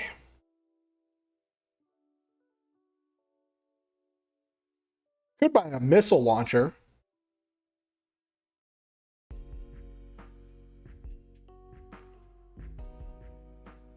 For an extra D6.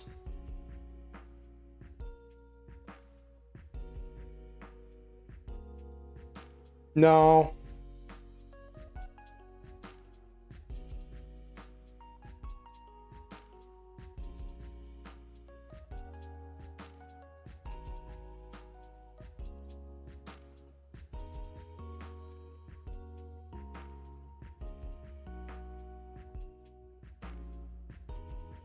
Or him a truck.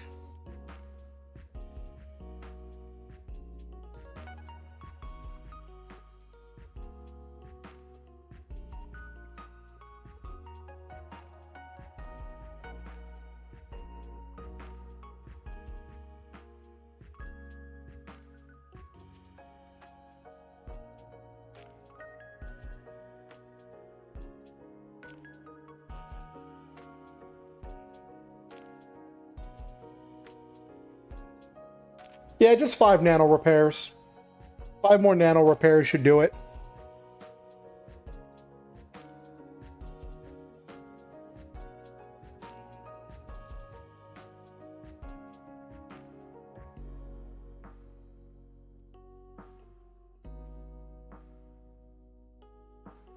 Cool.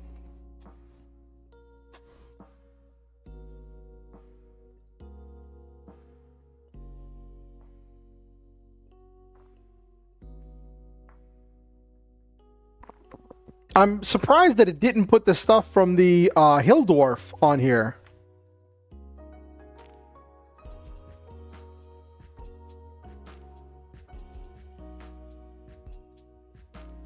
Oh, so now we've seen how the character mancer works. Not bad. A little bit finicky, but not bad.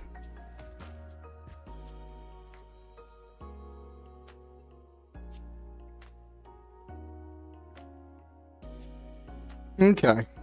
Anyway, it is just after midnight.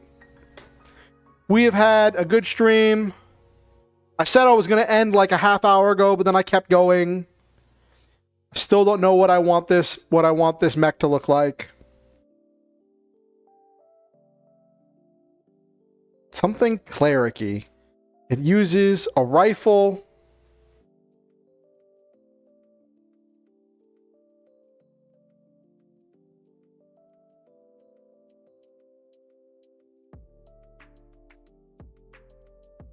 Well, did it grab a Warhammer? No, it didn't. It does have a Warhammer.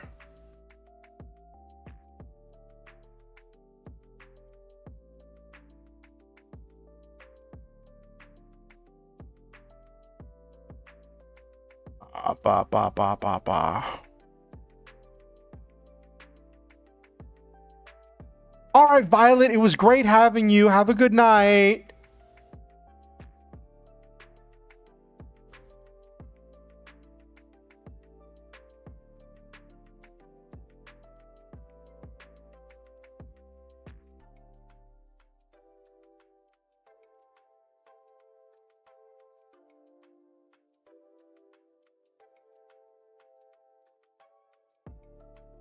I'll do... Yeah, I'll do a... so I'm proficient in Battle Axe. A Warhammer. We'll do the Warhammer.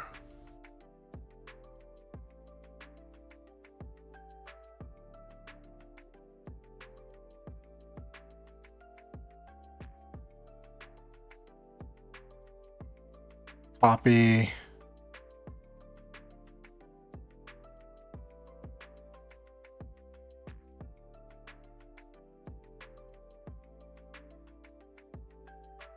Warhammer. Let's grab the Warhammer.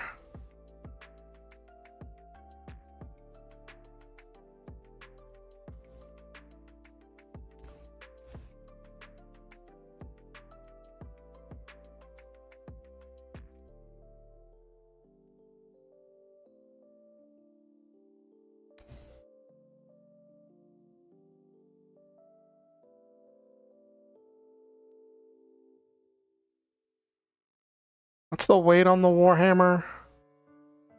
2 tons. Okay.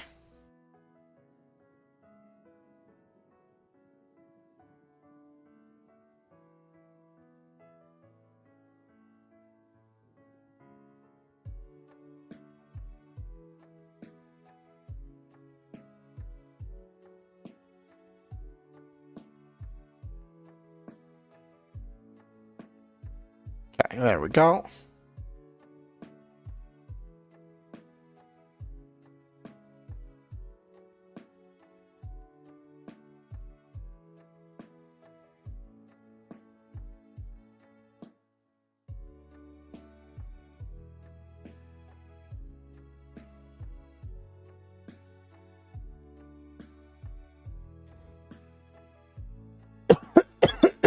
Probably not going to use the Warhammer much.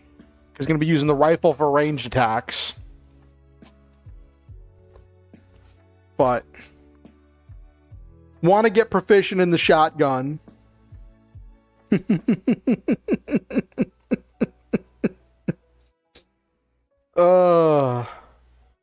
Betrayed the battle axe proficiency for proficiency in shotgun, because I think that's just funny. A shotgun wielding priest.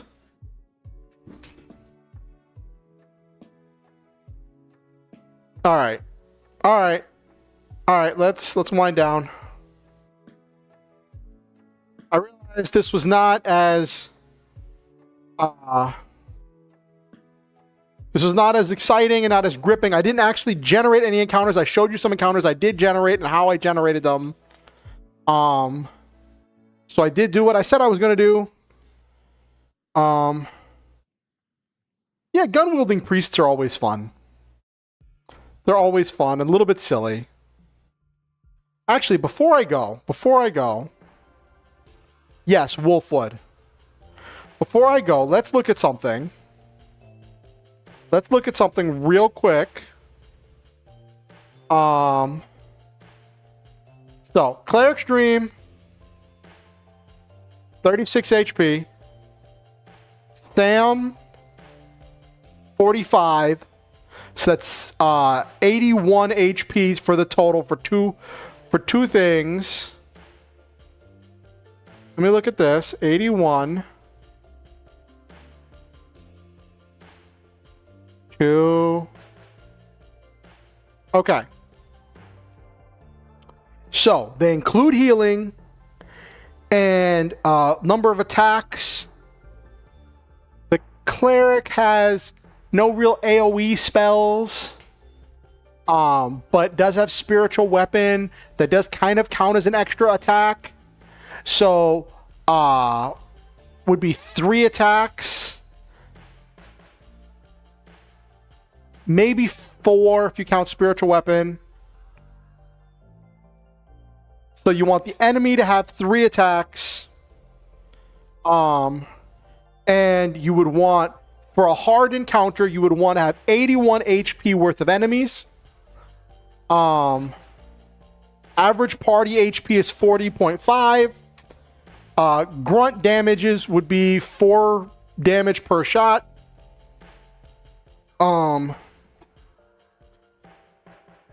So, if you wanted to put together an encounter for this, you would put, let's look at the math here. If you wanted to have as much damage as average party HP, and you would just need a group of minions, how much damage do my minions deal? My minions deal 9 plus 5, 14. 342. 3 minions. 2 minions are... What is difficult range? Actually, that's funny. If I look at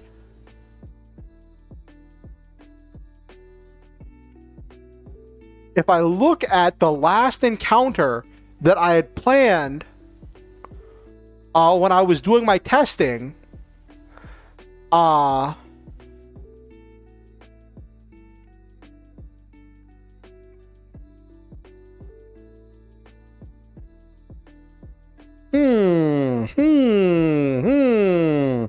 Yeah, Wolfwood's definitely a famous one. Could do something. Could do... Skadoosh.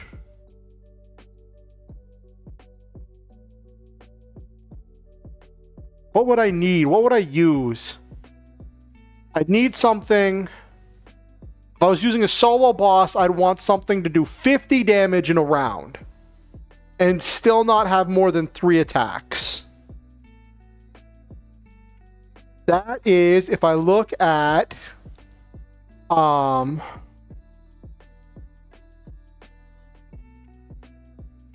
damage per round. 50 damage is going to be somewhere around CR7.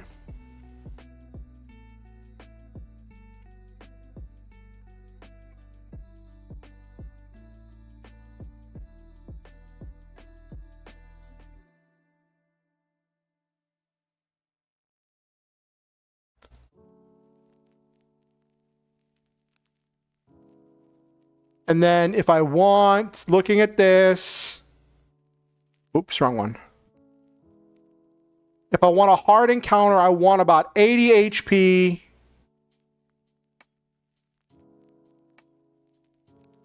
Go away.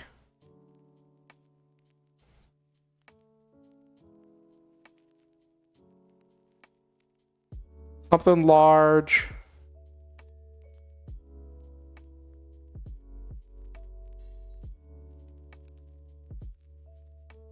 Come on. So I'm looking for something.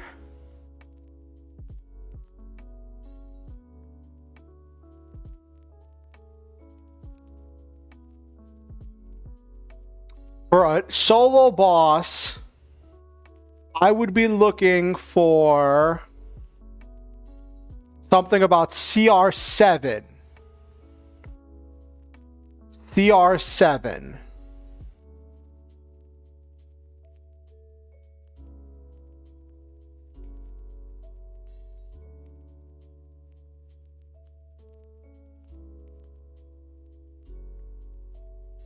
Or 9. Yeah, CR7 or 9. So that would probably be some type of dragon.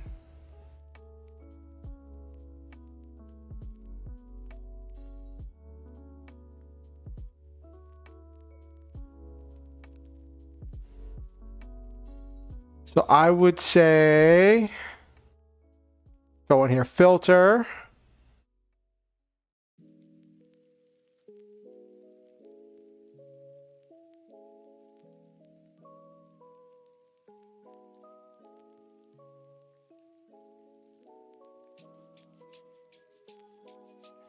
Could do a young dragon, yeah.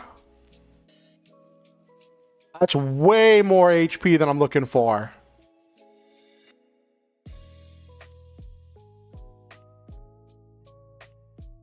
How much damage is this going to do?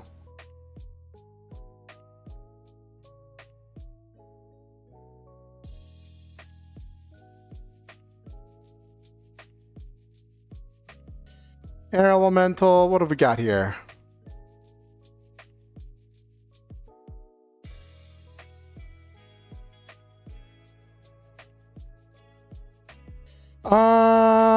Ooh, giant ape.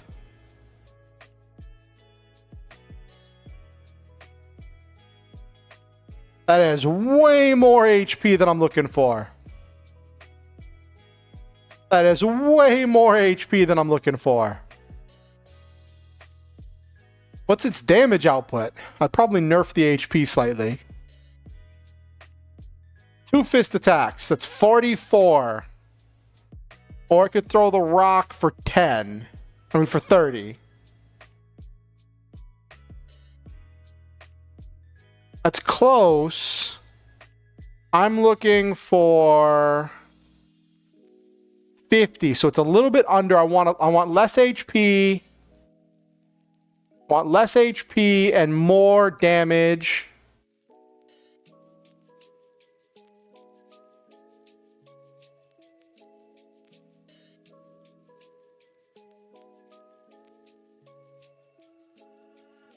I could nerf the HP on this.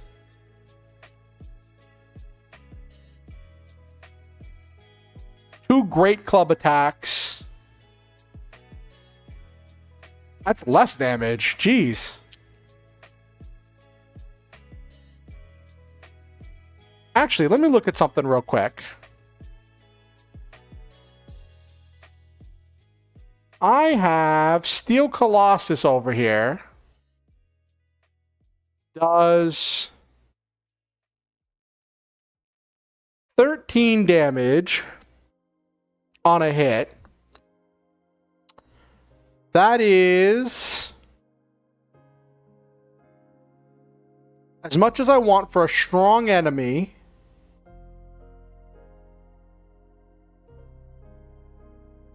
Three of those. This is an ogre. Actually, fire missiles. 2d6, that's 7. So that's 20 damage.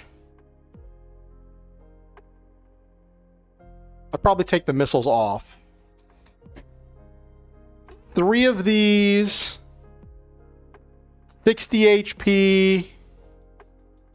It's 180. That's way too much HP. So I'd have to nerf the HP slightly. What's the veteran do?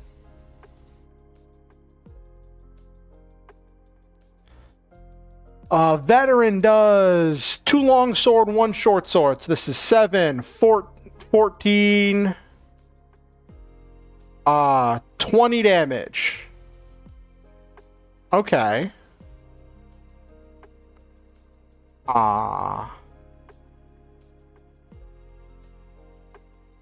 Not exactly what I'm looking for, but has way too much HP.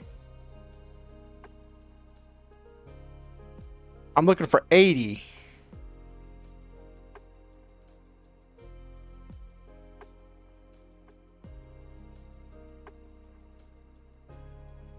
Three minions.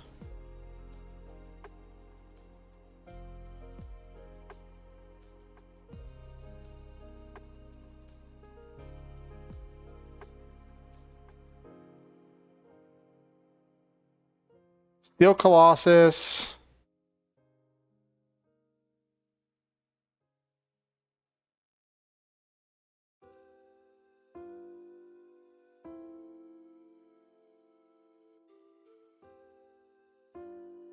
And then minion does 12, 14. So that is divided by 14 divided by average party HP. So 3 of them.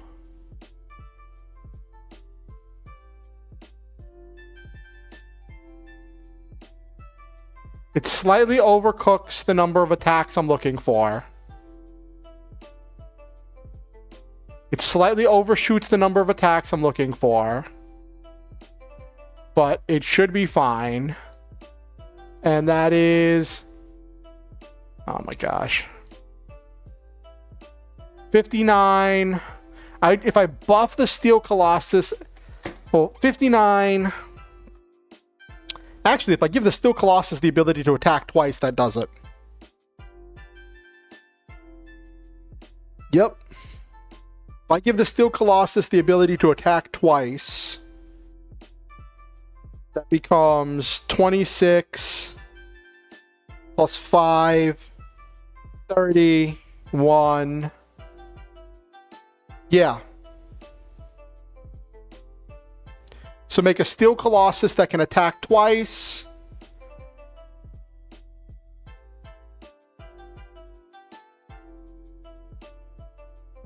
All my Cleric Stream. And Sam out here.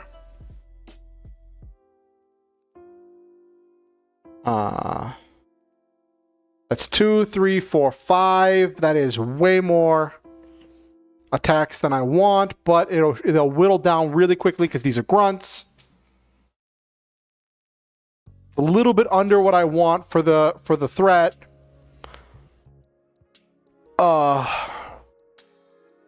But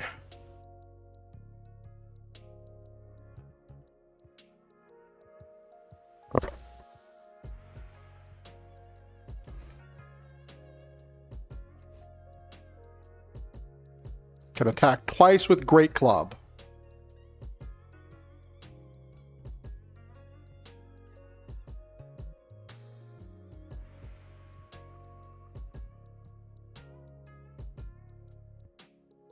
Okay.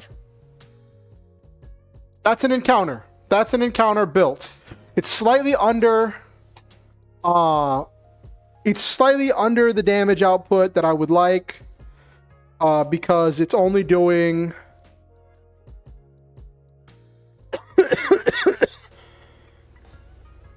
if I give this Steel Colossus something better than a Great Club, a martial melee weapon, like some kind of a halberd. Yeah, halberd, 5, 11, plus 4 is 15. So 2 attacks, so that'd be 30.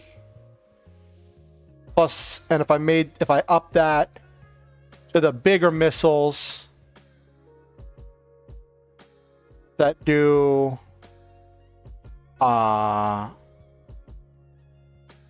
a D8, which is 5, well, 2D4 is going to be 5. Oh, sorry, it's going to be 2D8, so it's going to be 11. Yeah, because they're large size. Yeah, that'd do it. Okay, so that would be how I would build an encounter. I think that would be an interesting encounter. Buff this thing's damage a little bit. Probably buff its HP slightly to make it more of a boss. Its whole thing is it's going to destabilize you and then jump you with its Great Club, and then firing its missiles as these are surrounding you and firing their shotguns at you.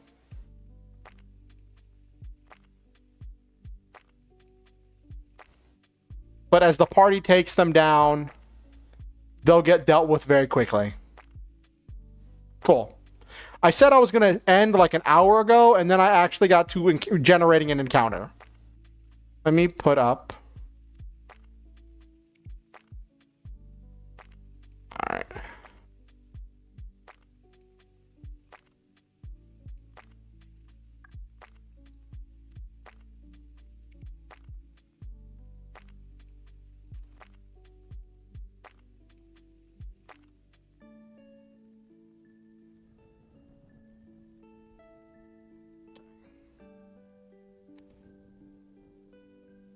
So total HP 81, average HP 40.5.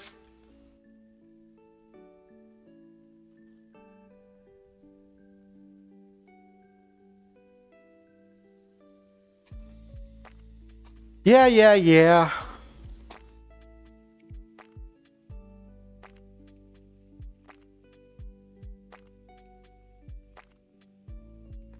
Solo boss damage output per round would be 50. I'll round that up to 51.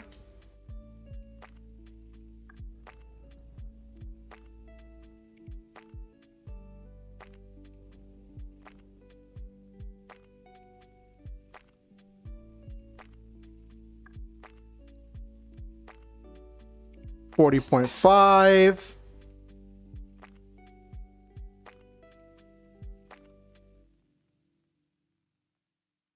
Three-ish. Aiming for 81. 81. So then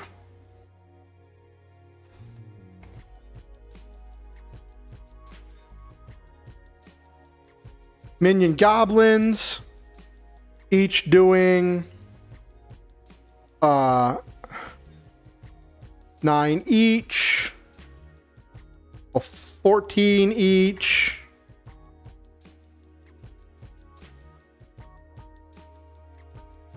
For 3 of them.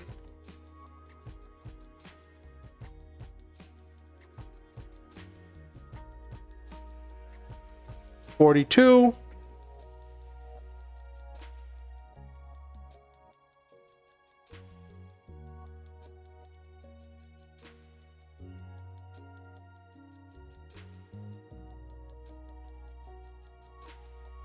Ogre. So those are worth 3 HP. So I want this to have 78 HP.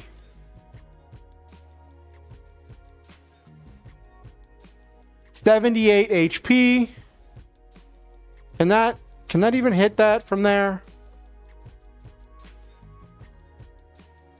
Yes, it can easily hit 78 HP. Yeah. So still Colossus with 78 HP.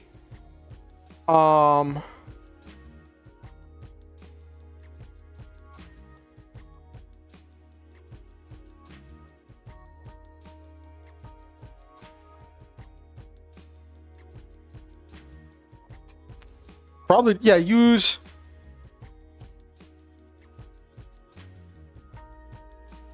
instead of Great Club. 2d12 plus 4, so that's going to be 2 times, it's 6.5, so that's 13, 17 damage.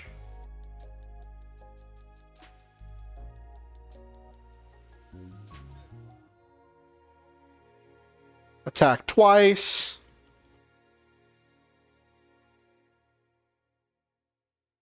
$34.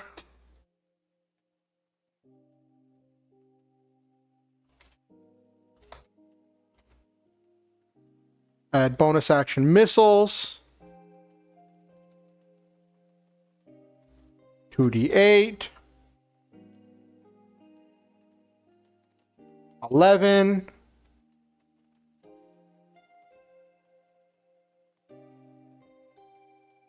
That's 4.5, so it's gonna be 9.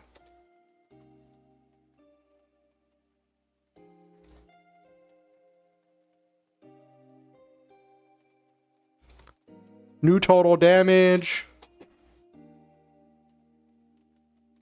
New total damage is 43. Okay.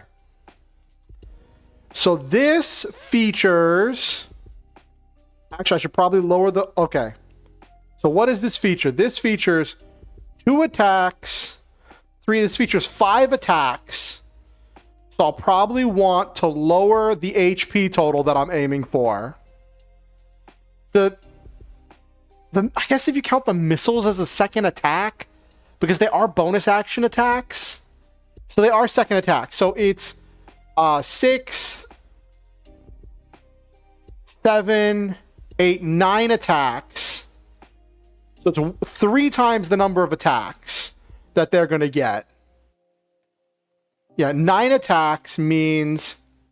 Yeah, it's more than double the number of attacks that the players are going to get.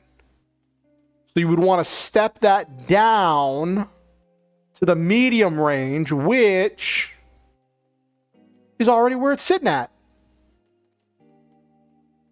Yeah, step that down to the medium range because of the number of attacks and the number of enemies. But the number of enemies is going to go down really fast as the players beat them up. So...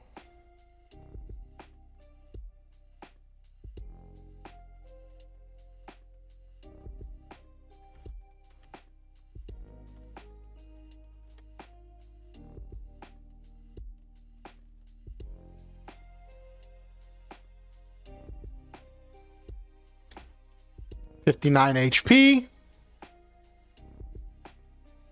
Yep.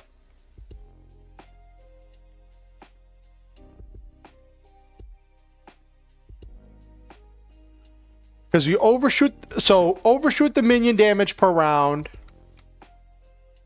Undershooting the total damage on the Steel Colossus. Not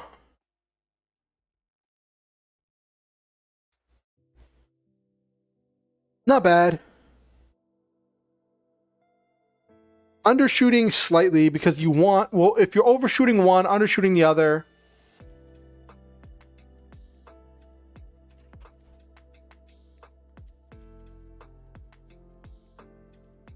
And it's got its bonus action shove, so it can shove you to the ground and jump you. I think that would be a good encounter. I think that could be a really good encounter. There's a whole lot of threat. You have to deal with the minions because they're doing a bunch of damage, but you don't want to ignore the solo boss because it's beating your face in.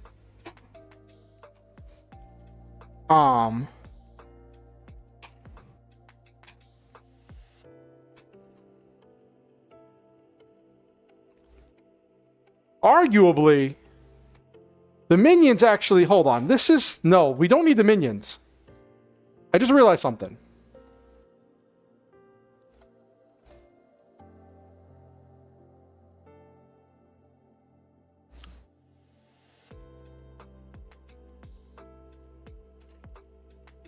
We don't need the minions because that's already 3 attacks.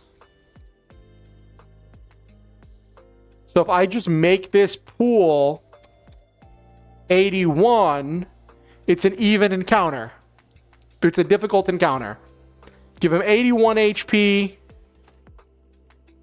with the great axe instead of a great club and a bigger missile silo. It does a little bit less damage per attack that I would like, but it still hits like a truck.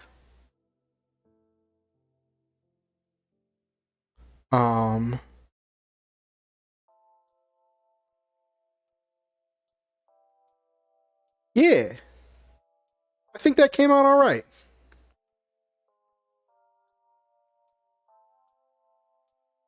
There, I actually used it to design an encounter on stream. Went through 3 drafts.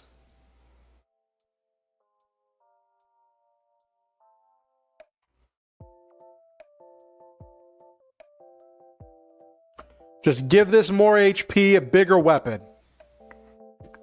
And it becomes a boss.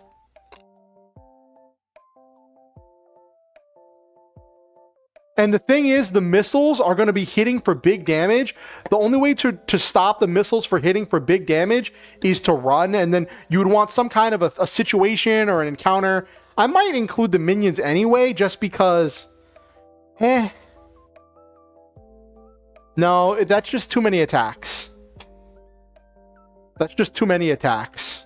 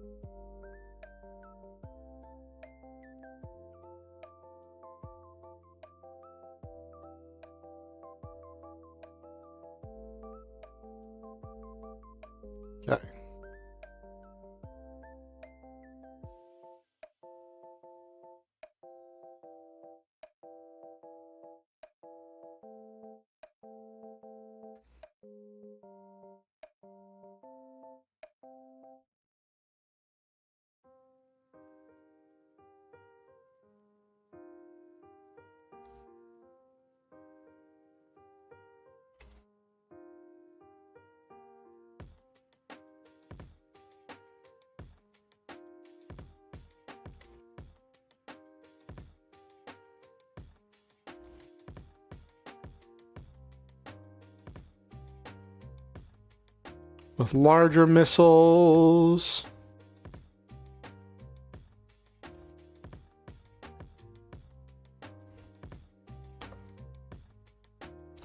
Two D8. That is 9. Okay.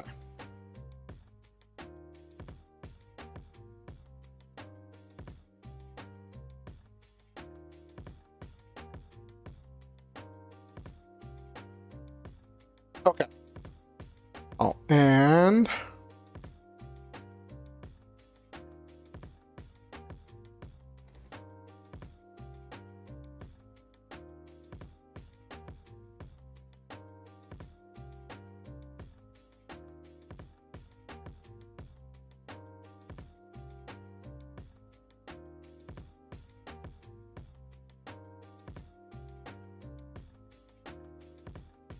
okay. All right. I'll tweak some things, and on Friday we'll do test encounters.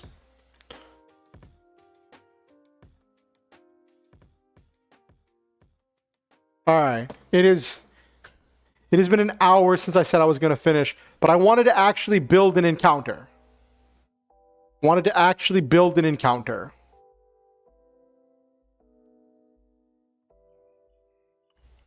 And that is an encounter.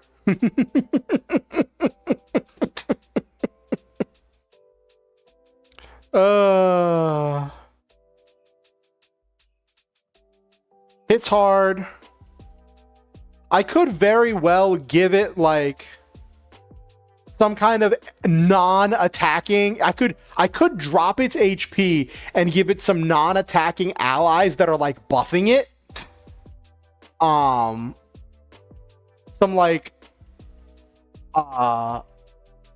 grunt or some grunt minions or some grunts that are like doing some kind of healing to it. Or like some kind of thing with spider webs. I could do something with spiders. Actually, that got me thinking.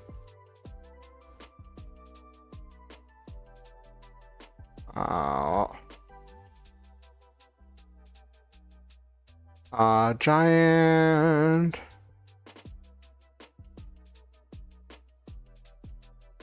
Could do spider working with it.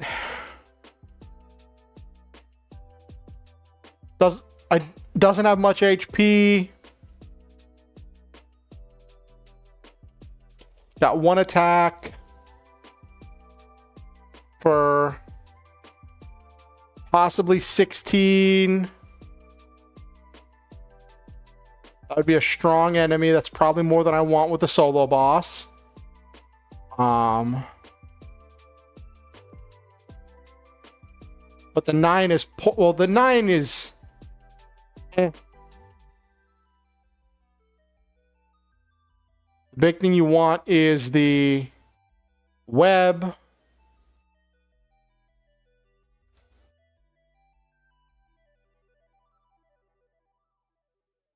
Yeah, could have... If I have spiders that aren't... that don't contribute attacks, that are just doing webs, that could be a thing. Yeah.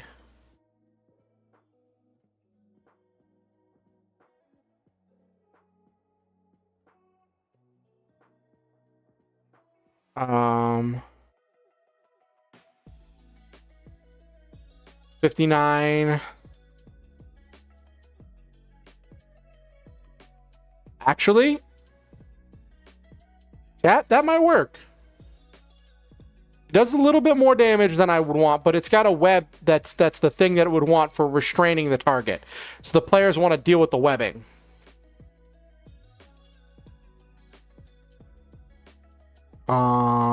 What's the...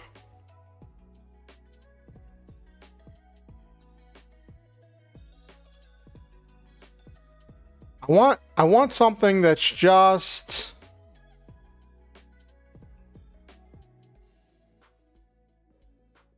Why is the giant spider the weakest one that actually has a web? Okay.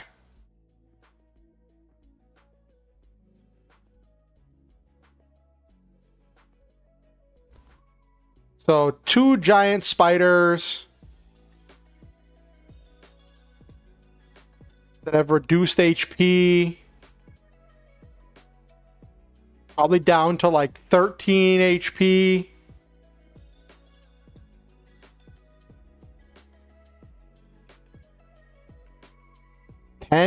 No, I'd say go down to 20 HP for them.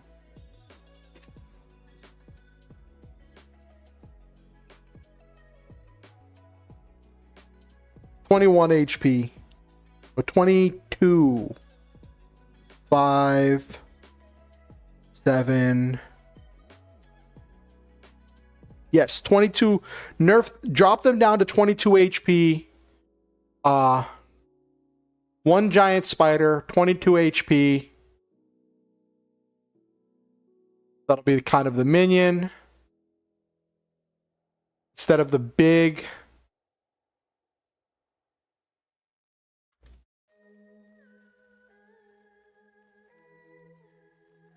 I realized you all couldn't see me looking at the spider's stats, which is kind of funny.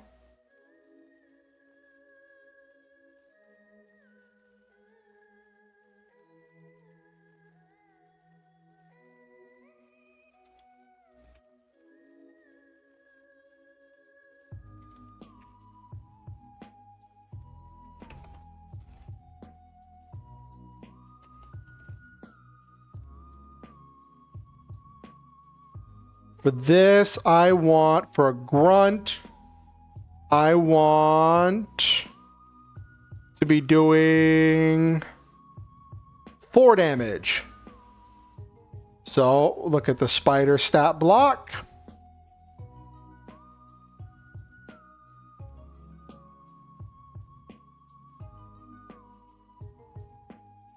Just say that it does...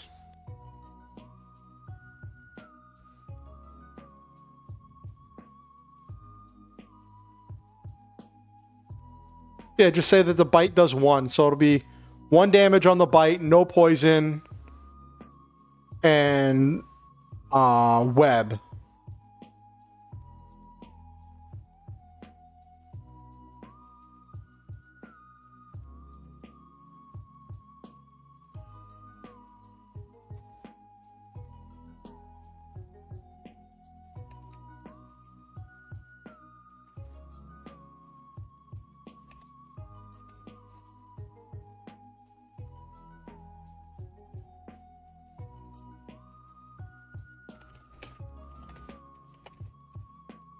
Cool. So there's the web. So I would probably lower the recharge to 4 to 6 instead of 5 to 6.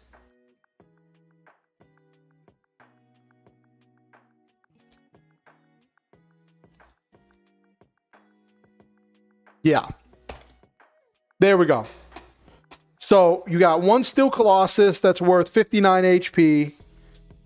Grunt Spider that only does 22 HP, but is going to be providing backup by using the web to restrain targets.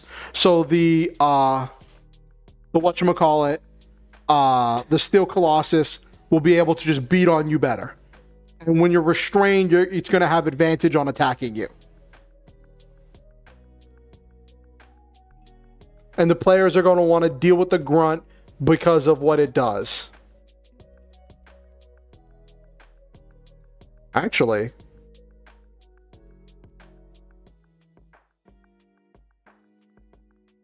I could just say...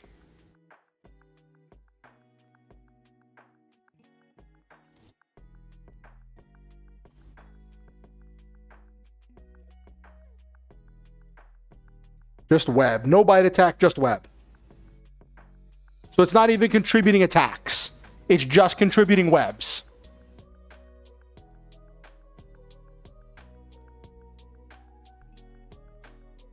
Yeah. Just web. Cool. So that's a dynamic thing. You have to deal with the spider. You have to deal with the spider, because if you don't deal with the spider, it's going to keep webbing you up. And the Steel Colossus is going to be pummeling you.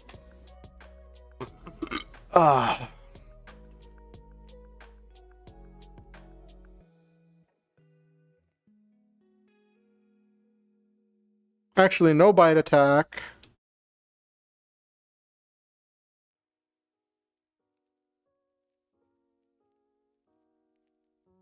What is this thing's?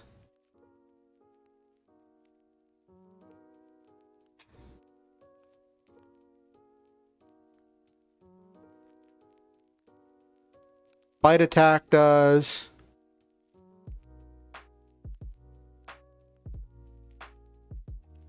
One plus 3 for that, because it's apparently a finesse weapon. And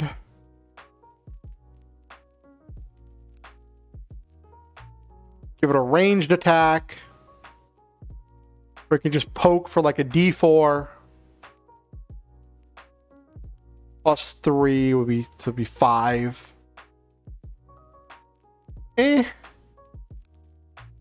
No, just 1 plus 4 again. 1 plus 3.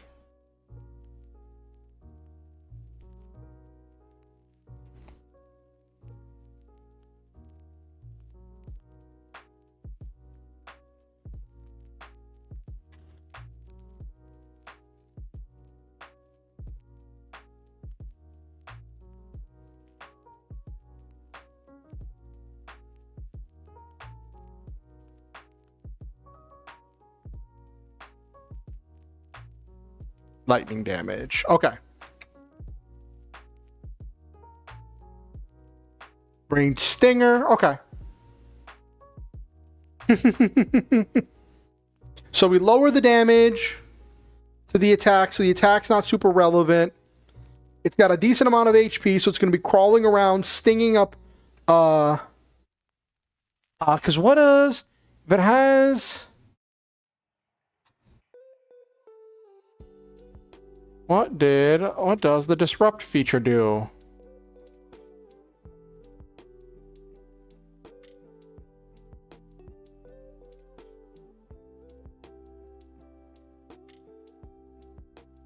Gives the disrupted status.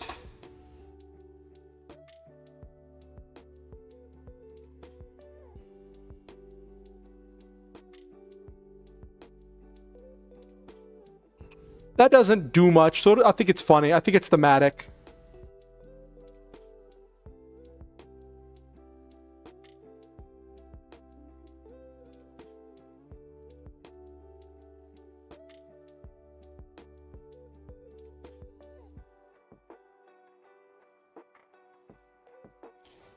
So it's got a ranged stinger that's going to disrupt. The disrupted status says that you can't shoot at things very well that are further than 300 feet away, which shouldn't be happening anyway in this fight. So it's more of just like I got a status effect.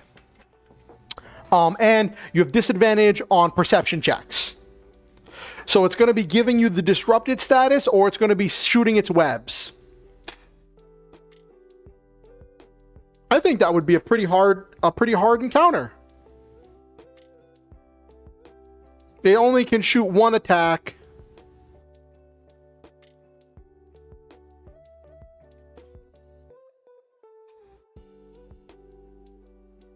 Cool. But that's the other thing. Using this involves a lot of changing stat blocks, where you're not going to be using things exactly as written. You're going to be homebrewing and changing, and this method does require a lot of editing. But I think that could be a really interesting encounter. I'll make some changes and see about having something ready for that. And we'll see. Right now, the plan is to run this encounter and maybe generate and run some more encounters for Firefly and Kaiser on Friday. And we'll see what that looks like, okay?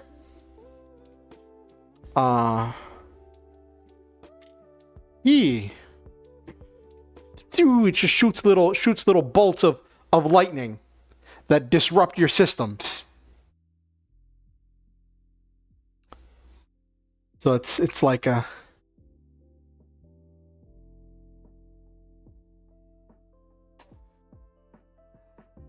It's a little status effect thingy. It's actually not bad.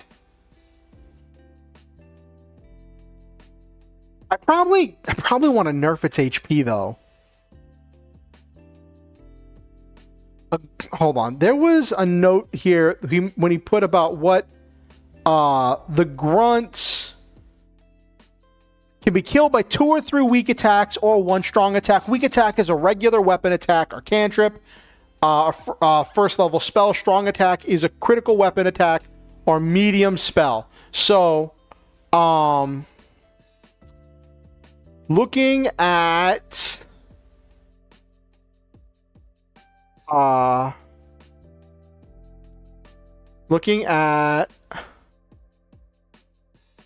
the primary damage dealer is going to be Sam.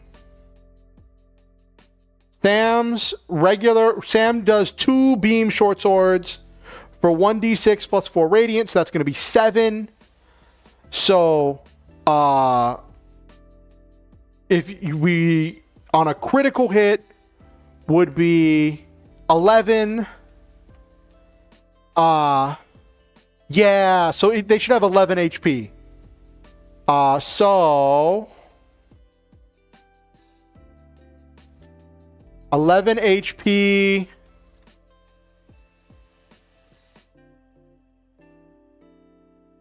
Two times giant spider grunt at 11 HP.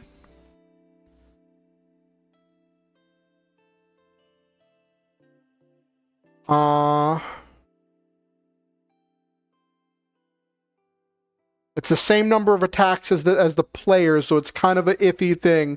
But the grunt's doing more status effects than it is actually hurting. But yeah, a little giant spider grunt, a little spider mech.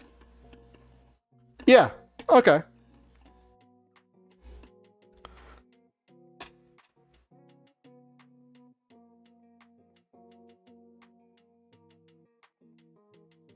Stinger shot, bite attack.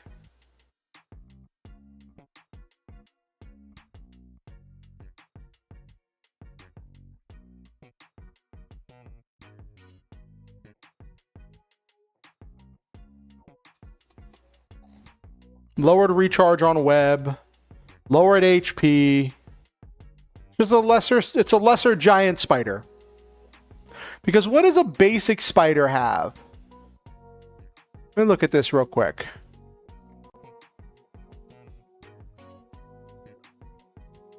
Basic spider has 1 HP.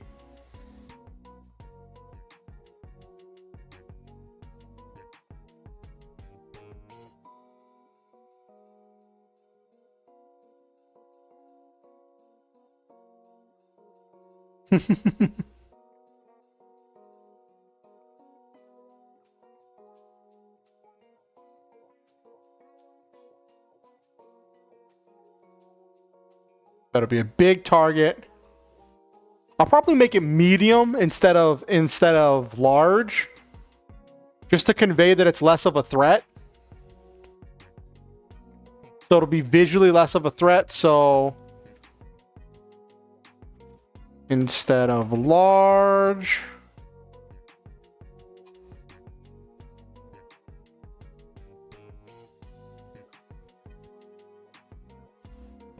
bite attack does 4. Ranged stinger shot does 1.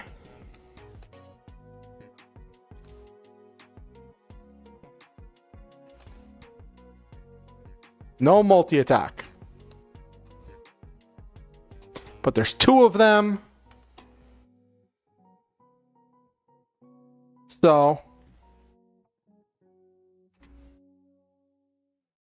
I think that works. Ogre hits for big damage.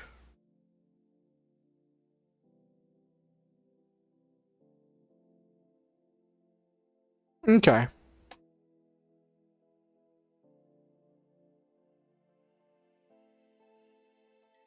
Considering it's already a little bit under where I want for the damage output on the Colossus, I think that's fine. It's already under on the damage on the Colossus, but with the extra attack should balance out. Because for the Colossus, I want it to be 50. Well, 51.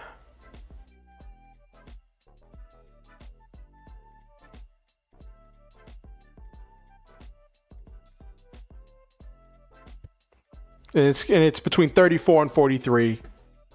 So, yeah.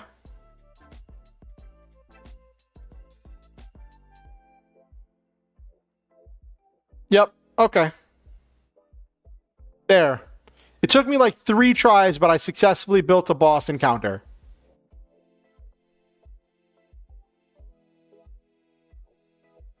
You got the Colossus doing butt tons of damage and blasting through anyone who gets in front of it. The giant spiders tying people up. And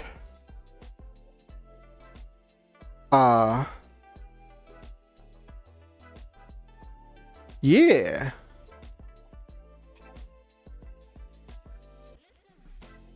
All right. Let's...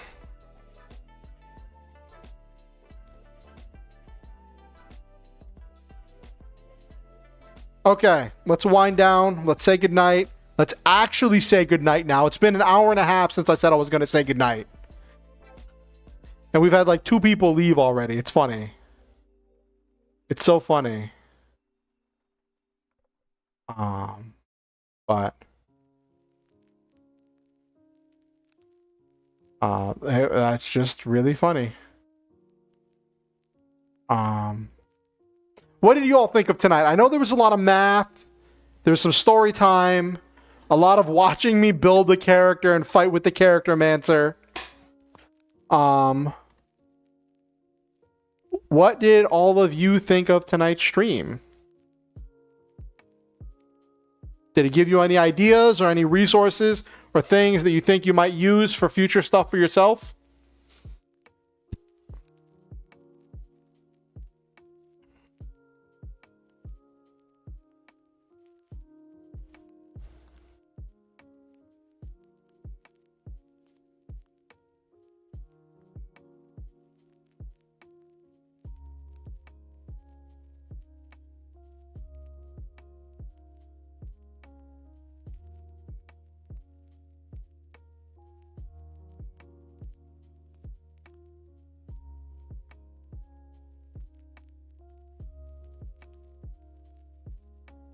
Yeah, that's kind of how it is. That's kind of how it is. I'm trying to go to bed, but then I have a thought. I have an idea. Building the cleric took longer than I expected. But now I have a built cleric that I can use if they need a healer for the party. If the party needs a healer, now there's a built cleric with a bunch of potions. Yeah, typical VTuber moment. Definitely true. Typical VTuber moment.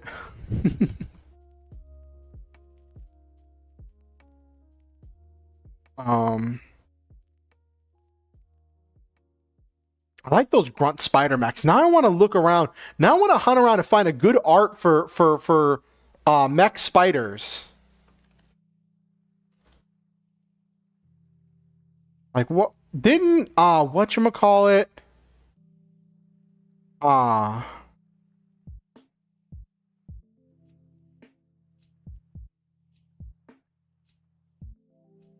What? Didn't oh,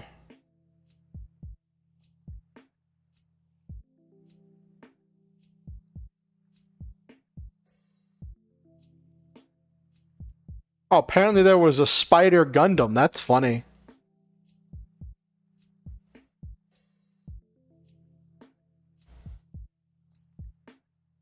Anyway, before I get distracted looking up for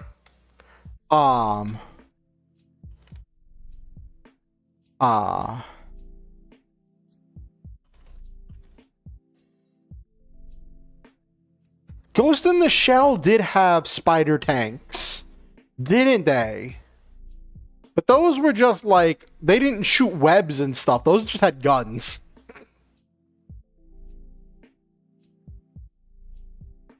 Uh,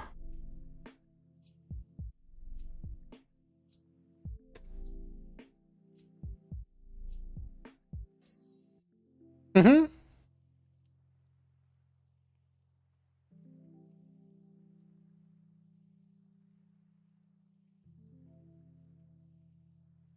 Ooh, I could use the mechs from 86.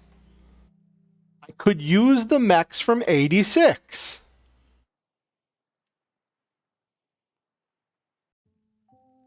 Have any of you seen 86? It was such a good show. It was such a good show.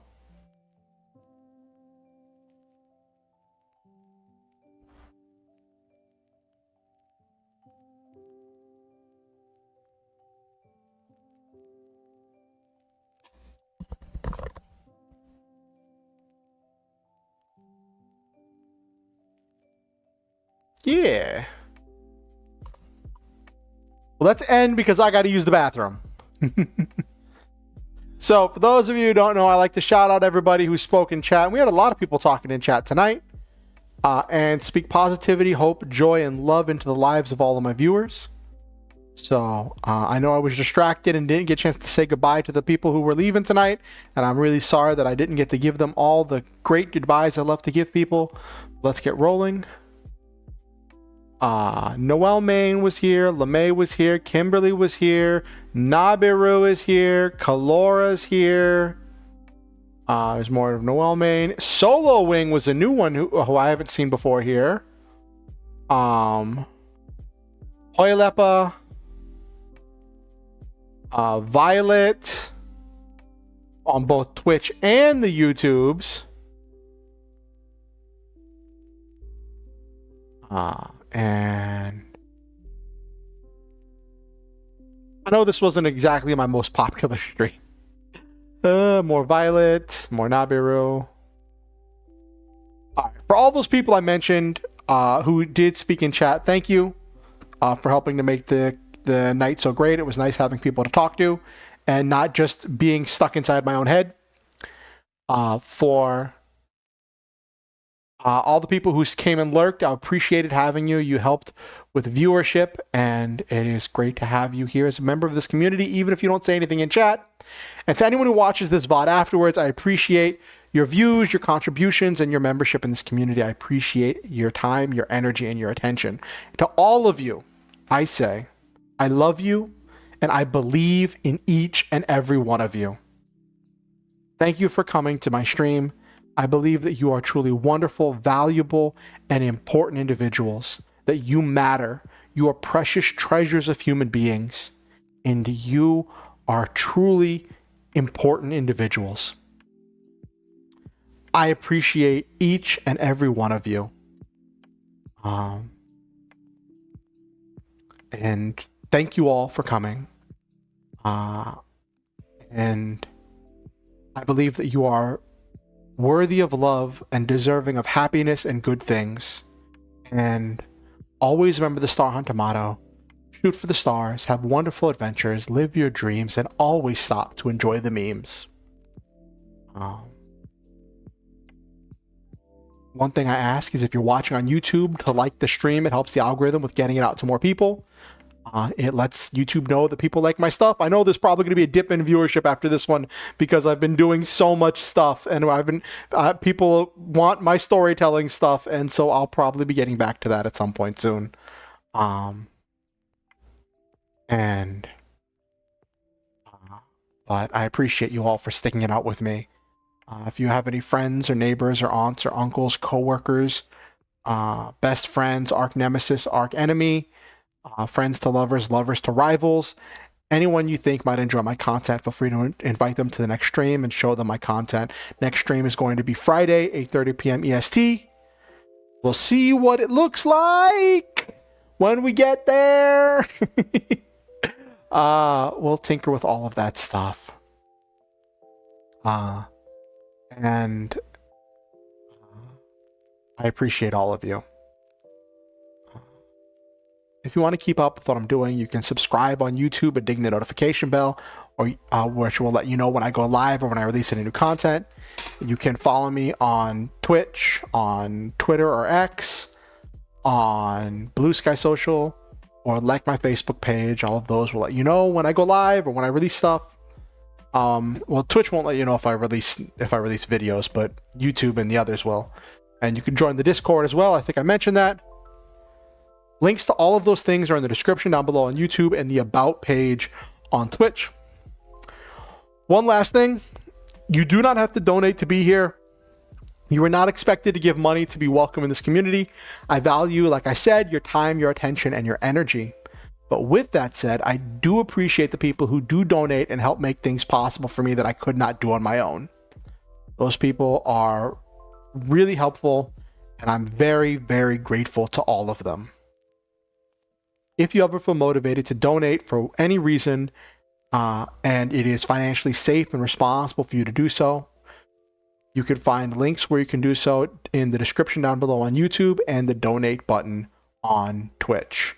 On the description on YouTube, there's a link to PayPal where you can do a one-time donation, or Ko-fi where you can do either a one-time donation or a monthly donation. If you're going to do a one-time donation, I prefer that you that you do the PayPal, because I get more of the money. As for the monthly donations on Ko-fi, I don't currently have any rewards set up for that yet. Or I'm not sure if I will, so yet might not be the right word for that, but there's not any reward set up. And it's more of just a tangible way for you to say that you appreciate my content. And the donate button on Twitch will take you to Ko-fi. Thank you all for coming, and have yourselves a wonderful night. And I hope all of your dice rolls are crits.